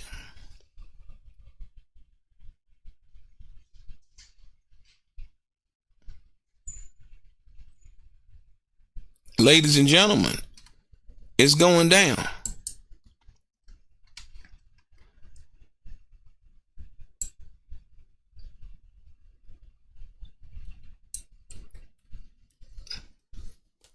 Listen, y'all. And Alexander Shapiro, right? This would sweep in a lot of romantic partner. It has vagueness problems. People do this all the time. It's not fraud. Immigrants being tricked into sex for green cards is different. You see what I'm saying? Ladies and gentlemen, did y'all see the candy or should I say the slick way she slid that in there? This would sweep in a lot of romantic partners, right? Think about it, y'all. Listen, if basically what she's saying is, if Diddy was this individual, then this would sweep in a lot of romantic partners. But he ain't have a whole lot of romantic partners. He had Jane. He had Daphne Joy. He had Gina. It was Daphne, Gina, and later on came Young Miami, right? Right? What they saying that there was this great crime. These were women that he had long-term relationships with, right? She said, it's vagueness. It has vagueness problems. This shit's vague. Like what? People do this all the time. It's not fraud. People sleep with motherfuckers for the financial benefit of what they feel like they're going to get for a motherfucker. Immigrants being tricked into sex for green cards is different. He's a wealthy individual, but won't take her on a yacht.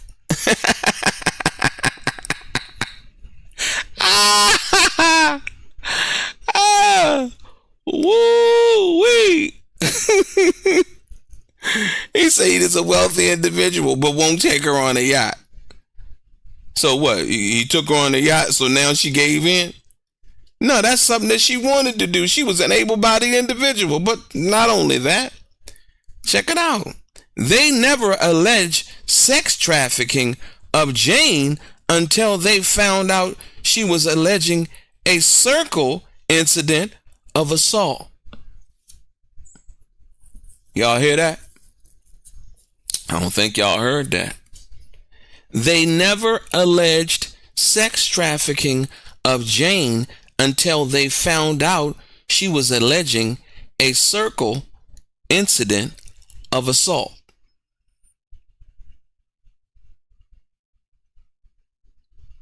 Right? That is telling.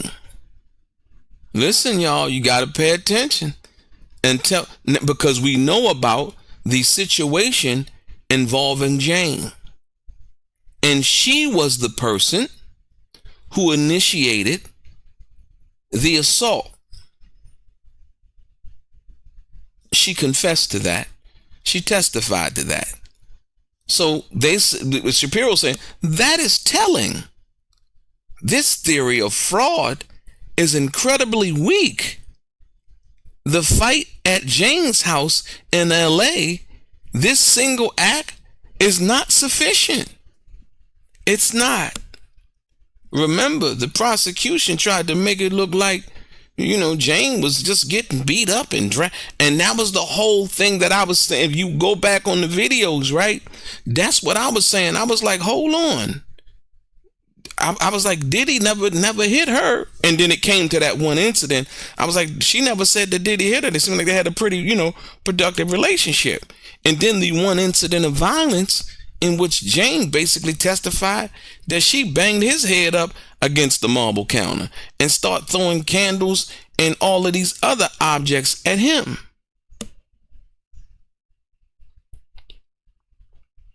Right? So what Alexandra Shapiro's arguing here, that is telling. What she said, they never alleged sex trafficking of Jane until they found out she was alleging a circle incident of assault. I don't even think it was circle. A single incident of assault. So they tried to tie the assault in as to, bitch, go get that money, or bitch, you better do what I say do. And when you understand the context of what that is, it was the total opposite. She was actually jealous. That had nothing to do with him trying to force her or make her do anything. She was jealous and she initiated the violence. So what she's arguing is true. This single act is not sufficient as to what the prosecution has been arguing. Just the facts, ladies and gentlemen. Just the facts.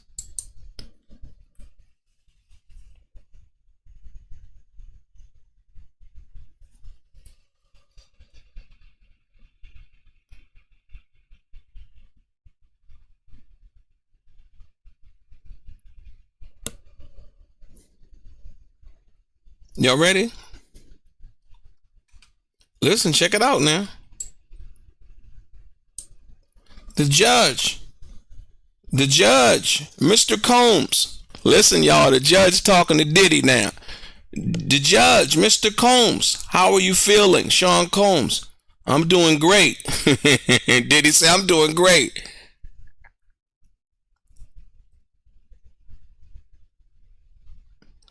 Oh, we not worried about YouTuber, man. It's all good. Let YouTuber go on and do what YouTuber does, man. We good, man. I didn't even know YouTuber was in here. Yeah, YouTuber back again. YouTuber, don't get mad, YouTuber. It's not going your way, man. It's all good, man. It's all good. We understand, man. Back to these facts. The judge, Mr. Combs, how are you feeling? Sean Combs, I'm doing great. I wanted to say thank you. You're doing an excellent job. Y'all see Diddy? Diddy thanked the judge. He said, you're doing an excellent job, y'all. Diddy a fool. The judge, do you understand that whether, he said, do you understand that whether to testify or not is up to you? Do you understand? Combs, yes, Your Honor. The judge, is it your decision not to testify? Sean Combs, yes, it is my decision, solely my decision, with my lawyers. The judge, thank you. Shall we take time to allow stipulations? Agnofilo, yes. Oh, man. Loving it, man. Like I said, once again, I told you, I understand where you're coming from. You say, well, they wanted some YouTuber, somebody in the chat by YouTuber. They wanted YouTuber to be blocked from the room. I ain't even really in charge of that. I like people to go on and get their feelings out, man. It's all good, at the end of the day, right? Nobody, like I said, once again, you see clearly what we doing over here. We just giving the facts, man. Anybody that has a problem with the facts, has a problem with themselves. And it has nothing to do with nobody else or you know, it's just as simple as that, man. So like I said, a lot of stuff you can't give energy to, man. You know, they say you don't even have to do nothing to a rotten apple because a rotten apple gonna fall on its own. You know what I mean? Without the correct guidance and help. Or should I say the correct nurturing and feeding of information, rotten apples usually fall off the tree on their own.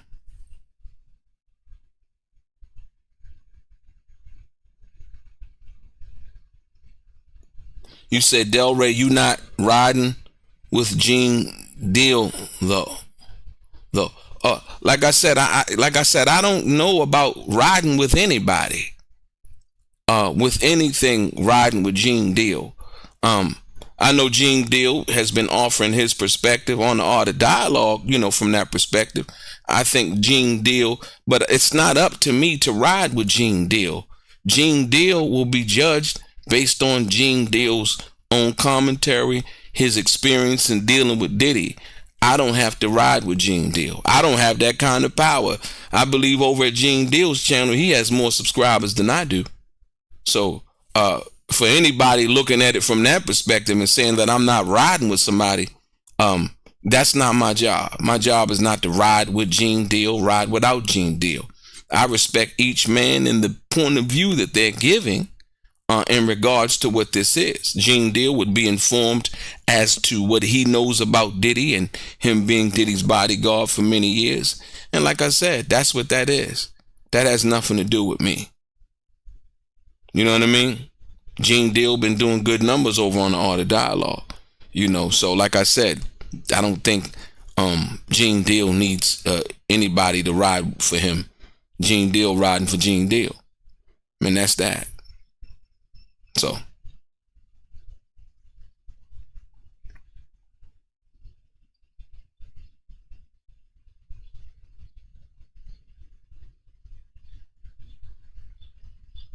Yeah, so, you know, I think a lot of people, it's like, you know, a lot of people, look, check this out. In the same situation, like when you think about people riding, people say you're not riding for somebody. In the same situation, the question is you got to ask yourself, would they ride for you? And it's not even something that you have to ask from that perspective, but like people make these assumptions. Oh, you ain't even riding, you know, you're not, like, that's elementary. We all grown. Everybody in this chat is grown. Right? You know, so like I said, once again, everybody in this chat is grown, man. Don't nobody need nobody riding for nobody. Like I said, if you're handling business, then you're handling business. But as far as somebody needs somebody to ride for them and all of those things, grown men don't do that. Right? So as we could see just now, right? Diddy has formally said he will not be testifying. Yes, it is his decision, my sole decision, and with my lawyers, thank you. Shall we take time to allow stipulations? You know, and so right now they're taking a break, ladies and gentlemen, and like I said once again, more importantly, They said Tupac was untouchable, but behind the walls of Rikers Island, he was just a man, wounded, watching his back, and wondering who he could trust. He survived bullets, betrayal, and isolation behind bars. But what happened inside those walls has never been told until now. In the darkest corner of Rikers, he found betrayal and a brotherhood no one saw coming. These dudes smiled in my face, then flipped and tried to kill me, and I never saw it coming. They were Puff's security, Biggie's muscle, Henchman's people, and Tupac knew exactly who sent them. This is the side of Tupac Shakur the world never got to see, told by the man who lived it with him, not in the studio, but in a 6x9 cell. The rap battles, sex and drama with female guards, the tears, the silence after Jada Pinkett's visit, and the moment Tupac almost broke. Before death row, before all eyes on me, before Machiavelli, there was Rikers. Behind the Walls with Tupac Shakur, available now on Amazon. Get your copy. Learn the truth.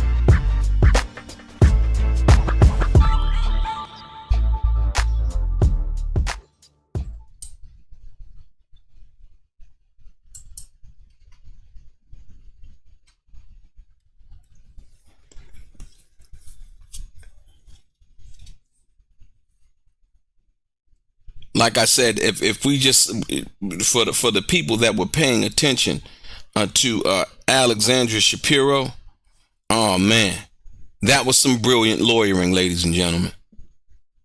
That was some brilliant lawyering. And notice, if you look at it right here, the judge said, "Mr. Combs, how are you feeling?" Diddy said, "I'm doing great. I wanted to say thank you. You're doing an excellent job." The judge, "Do you understand that whether to testify or not is up to you? Do you understand?" Diddy said, "Yes, Your Honor." Like I said, Diddy's trying to be as cordial and as cool as possible. I'm sure he probably felt some kind of way in regards to different how the different motions and things that were made, right? And so, but he's being polite, he's being respectful. Hopefully, like I said, that helps him in some way, may or may not, right? The most hated, once again in the house, Peace 4100, Mo Better, Brandon Carter,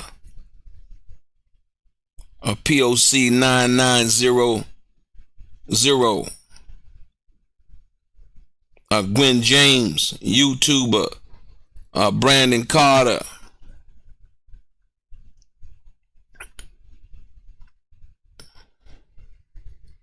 who else up in here, man?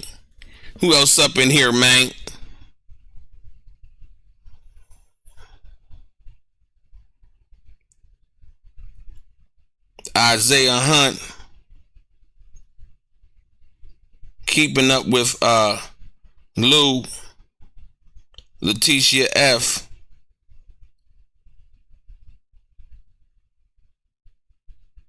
Killer Rob, Fact Check TV,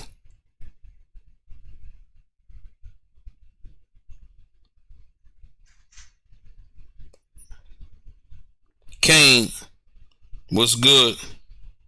Wando McCrae, Universal Axe, Miss Ty, POC 9900, Cut Creatives,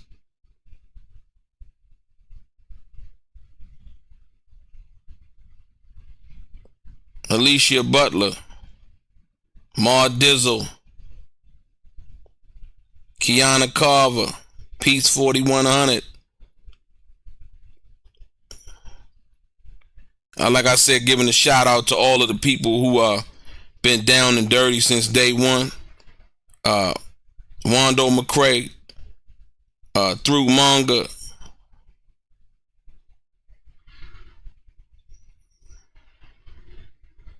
Yaya Kids,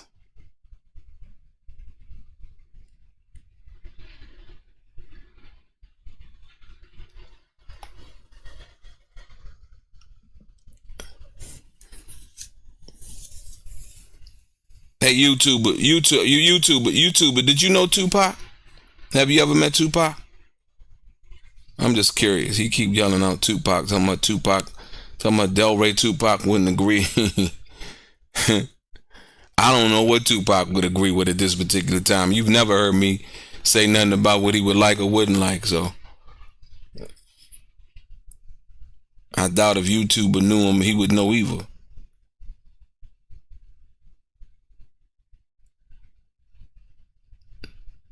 Gerald in the building, what's good?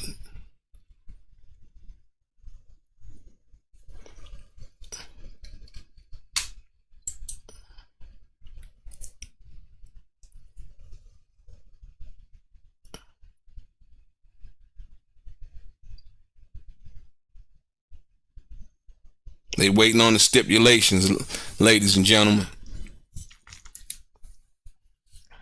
This is very interesting. The cold part about it today, they didn't even take lunch, if you will. Right now it's 12. 3 on the East Coast. If you want to be perfectly honest.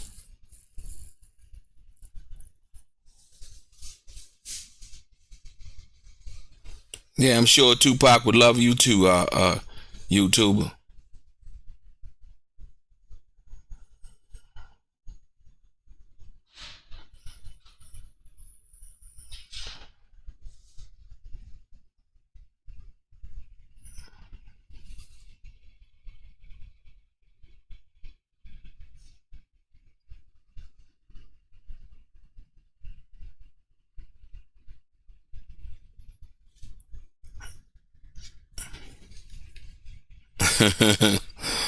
Killer Rob say Pac the realest, and you never met him. Laughing at use a clown. Brandon Carter, Olu Fash, 8 p.m. in the UK. Shout out to the UK subscribers, man. Shout out to all the UK subscribers, ladies and gentlemen.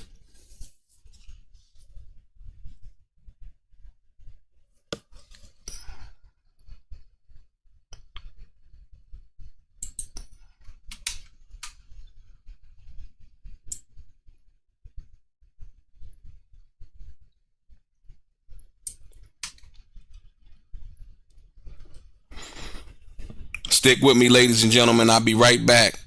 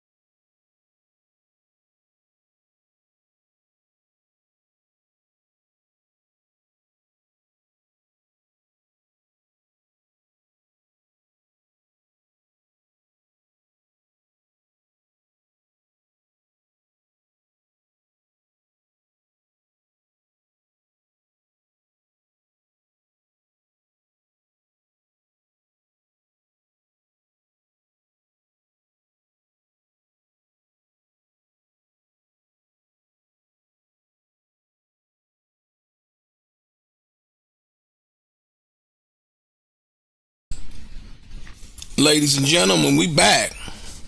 We back, baby. We back. The jury entering. Now the defense will start to lay out its case, ladies and gentlemen. Right? Combs' lawyer.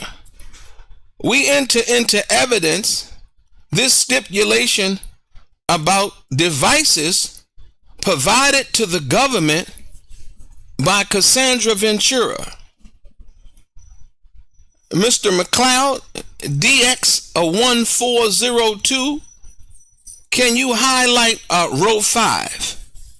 Let's go, ladies and gentlemen. The defense now enters its case, ladies and gentlemen. Hit the like button, hit the share button. We're back. We're back.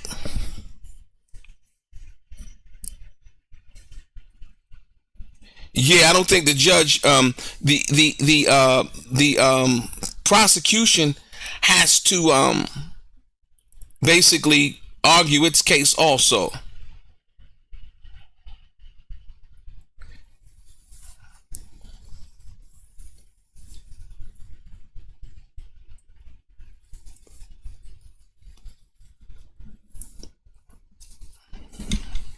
Let's get into it.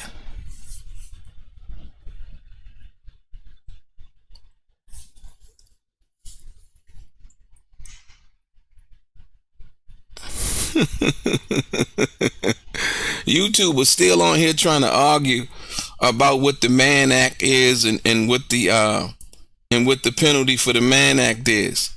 Once again, it has to be proven. You know, you can argue all day, which you like I say, once again, it has to be proven. Nothing has been proven yet. The defense is now about to argue its case now, and we're going to see where that goes. He says, still talking Gene Deal. Well, I'm back to this straight game, man. I'm back to this straight game. You know what I mean? Let's go. Yeah, 29 seconds. Combs' lawyer. Highlight local use. I'm the luckiest woman in the world. I'll get all the pictures together this week. So many good ones. Meanwhile, Combs seated between Westmoreland and Brian Steele hands Westmoreland a pad. Ladies and gentlemen, we're talking about what happened in real time. We're not talking about the revisionist testimony that came into court. Once again, people been listening to the news and they hear the news about the Mann Act and all of this, that, and the other.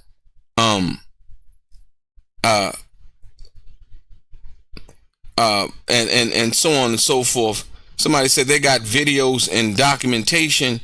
They don't need witnesses. Yeah, the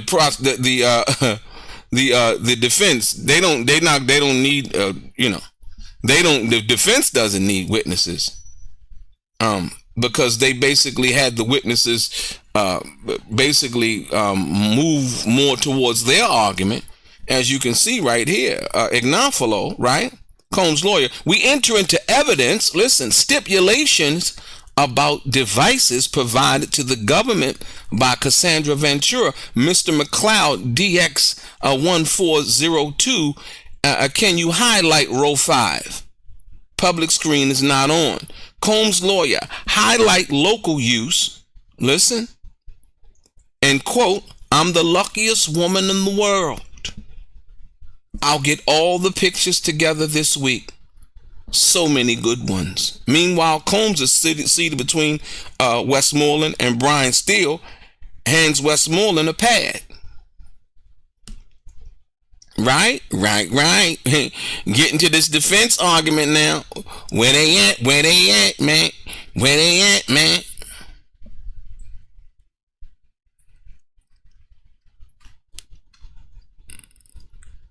No, YouTube, no, we're not going to block YouTuber. It's all good. Let YouTubers stay. You know what I mean? We don't believe in all of that, even though some people believe in that. You know, no, like I said, when it gets disrespectful, then we start to block people because, you know, that's a little bit immature if you want to be perfectly clear. There's levels just being mature. Listen. Exhibits, like, y'all got to pay attention, right? We back on this work, man.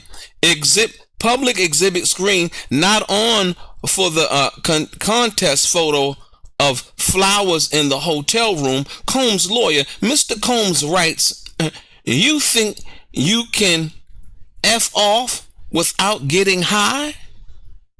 Cassie says yes. You think that you can freak off without getting high? Cassie says yes. Smiley face. Now 1136R. Blow up the first couple of bubbles. Cassie writes, send me a dick pic. Ooh, you nasty little devil, you Cassie. Cassie says, send me a dick pic. Ooh wee. Mr. G, look what that stuff done to Cassie, y'all. Huh? Shout out to Ann and Lee. Welcome back. Pato B. Yeah, Tisa, I told you Tisa over there and Tisa over there, she not gonna tell it. It doesn't benefit her to tell you the truth, man. Y'all can't say. What Cassie says, send me a dick pic and stop playing with it. Yeah. Right. Yeah.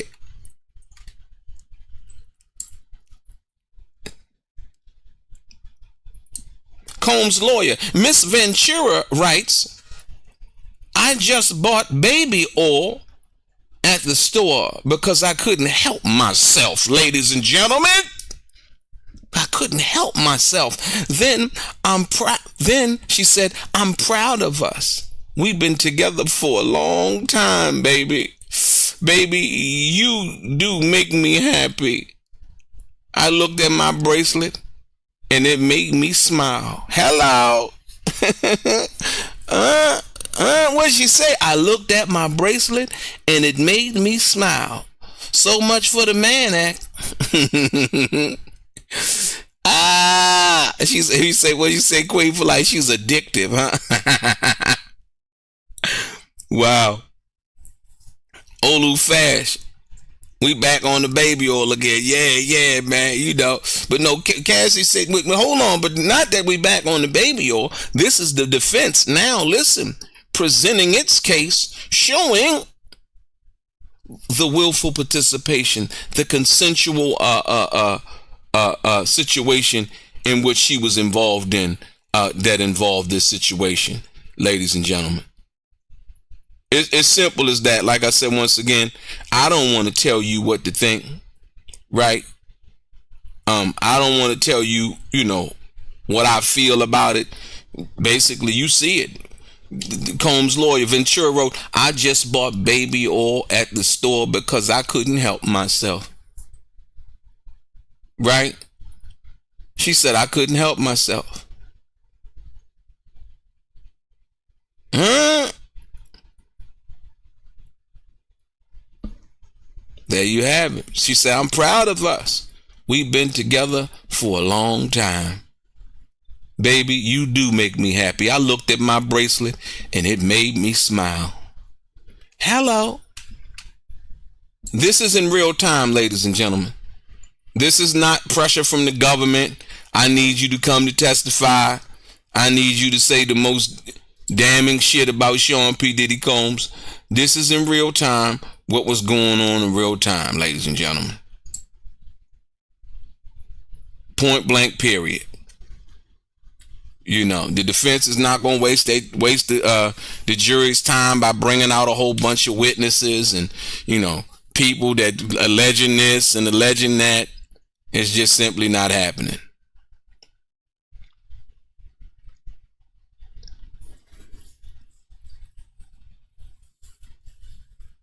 I don't think that, like I say, you think that the defense, you think that Diddy's gonna get a hung jury? I don't know, man. It's hard to say, right? when you think about the big picture, it's hard to say. But like I said, once again, one must understand the situation involving not whether she would get they would get a hung jury, but the facts involving the Rule 29 motion, and you know, now that the defense is about to make their argument, right? There's nobody to cross-examine.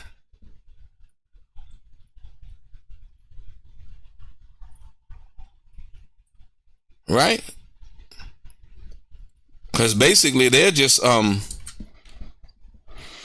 they're just, you know, putting on the facts, you know, texts and emails and things like that, from a situation where they say, hey, you know what, we don't need to do all of that. We don't need to bring witnesses, because there's nobody to say anything that they witnessed. Everything was pretty much private, right?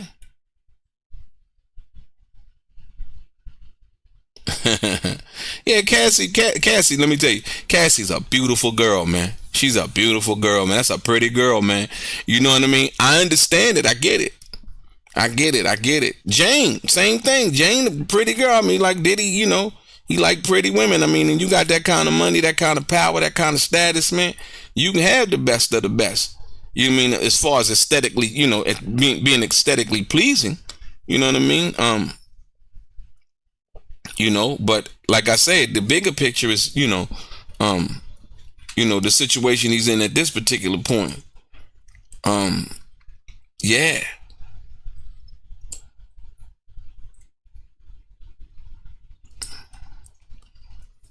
Combs' lawyer, Estevao. Cassie writes, "You are my best friend, CC, and this message was sent on May 30th, 2017. Ladies and gentlemen, yeah, this was after the Intercontinental Hotel situation, ladies and gentlemen. That message there, that May 30th, 2017, she's saying that Diddy is her best friend. May 30th, 2017. Combs' lawyer Garagos, I will read this about Daniel Phillips. Right? Listen. So they have various lawyers reading various information, right? So they're basically, everybody's working in cahoots.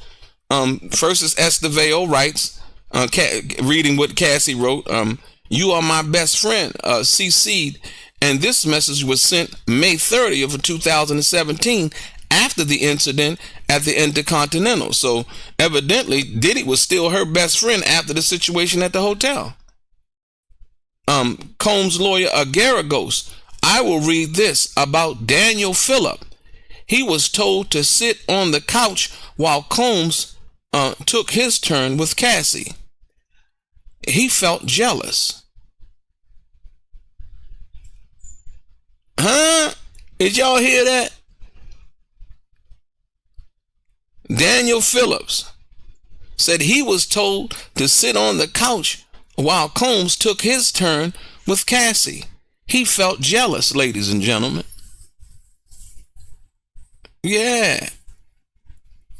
Yeah, Young Miami's beautiful too. Absolutely. Absolutely. All of, like I said, Diddy had a type. He liked the pretty women, you know what I mean? Aesthetically pleasing women. Ain't nothing wrong with that. We wasn't trying to leave Young Miami out. We was just talking about the two people that they've been talking about mostly in this case.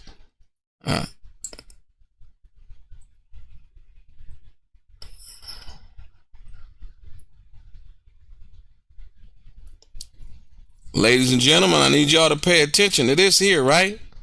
Check it out. Combs, Garagos, in October 2024 and April and May of 2025, Don Richard met with law enforcement. The notes do not reflect Mr. Combs telling her where he comes from. Listen, you gotta understand this, because see, like I said, the revisionist testimony, right? In October 2024, in April and May 2025, Don Richard met with law enforcement, the notes do not reflect Mr. Combs telling her where he comes from. People go missing, right? Basically saying, yo, where I come from, people go missing. As to Hayes, he stated that he began to have feelings for Ventura, right? That's the Punisher. Old Punisher started. He stopped wanting the Punisher, and he started wanting to penetrate her more on a more personal level, if you will. As to Hayes, he stated that he began to have feelings for Ventura. Combs Garagos. As to Capricorn Clark, notes from the first 11, listen, ladies and gentlemen, notes from the first 11 of her 13 interviews, not 1, not 2, not 3, not 4, not 5, not 6, but 11 of 13 interviews with law enforcement and the prosecutors did not mention a call made near Scott Mescuti's car in LA. Ladies and gentlemen, what I'm telling y'all about this revisionist testimony, you gotta understand, she had 11 of 13 interviews with law enforcement and the prosecutors and did not mention a call near Scott Mescuti's, aka Kid Cudi's, car in LA.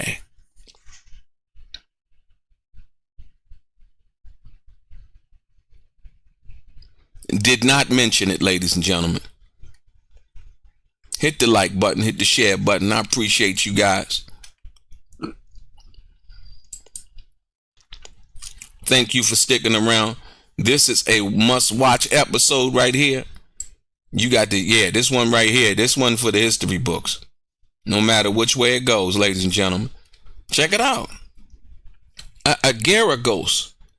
The first of Mia's interviews do not indicate that Mr. Combs initiated sex with Mia. Ladies and gentlemen, remember I told y'all that Diddy is a cook, right? A cuck, if you want it. Like he likes to watch his girl being with another man. We know his specialty. So as it relates to Mia, and a couple of people in the chat were also saying the same thing, how they didn't believe her. And the reason being, right? Block Rocker, what's good? Thank you. I appreciate that. Alicia Butler, RD, Judon, Classy. Classy, you better not be Cassie.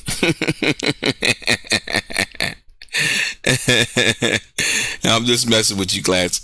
But no, you gotta understand. Combs Garagos, the first of Mia's interviews did not indicate that Mr. Combs initiated sex with Mia.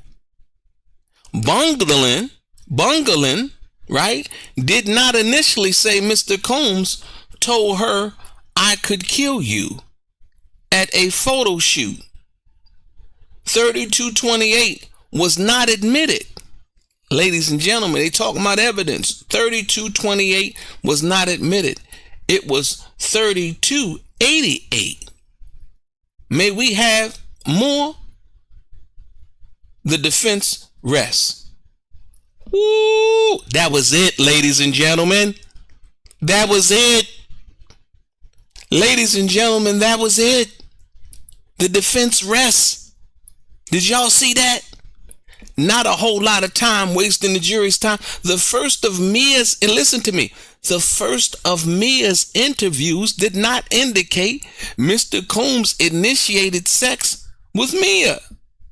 Bungling did not initially say Mr. Combs told her, "I could kill you," at a photo shoot. 3228 was not admitted. It was 3288. May we have more? The defense rests. Oh, God! Y'all shook up! Listen. The prosecution says the government does not intend to present a rebuttal case. Judge, jurors do not need to come in tomorrow. You will come in on Thursday. Ladies and gentlemen, I think we might have this motherfucker go to, what's the name, on Friday. But meantime, in between time, you do your things and I do mine. Ladies and gentlemen, listen. They said Tupac was untouchable. But behind the walls of Rikers Island, he was just a man, wounded, watching his back, and wondering who he could trust. He survived bullets, betrayal, and isolation behind bars. But what happened inside those walls has never been told until now. In the darkest corner of Rikers, he found betrayal and a brotherhood no one saw coming. These dudes smiled in my face, then flipped and tried to kill me, and I never saw it coming. They were Puff's security, Biggie's muscle, Henchman's people, and Tupac knew exactly who sent them. This is the side of Tupac Shakur the world never got to see, told by the man who lived it with him, not in the studio, but in a 6x9 cell. The rap battles, sex and drama with female guards, the tears, the silence after Jada Pinkett's visit, and the moment Tupac almost broke. Before Death Row, before All Eyes on Me, before Machiavelli, there was Rikers. Behind the Walls with Tupac Shakur, available now on Amazon. Get your copy. Learn the truth.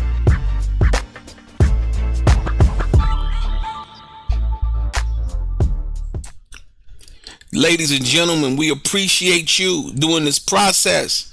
The jury does not need to come in tomorrow. That does not mean that they're not going to have a court. I don't know what they may have arguments, basically stipulations and things like that. I do not know. But more importantly, I appreciate your time.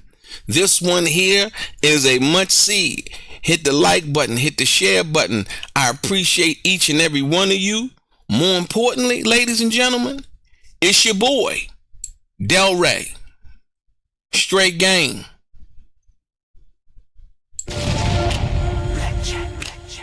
Life is like those cards.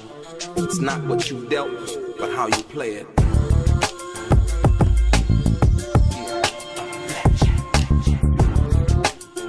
Play each situation correctly. I remember they used to laugh at a brother.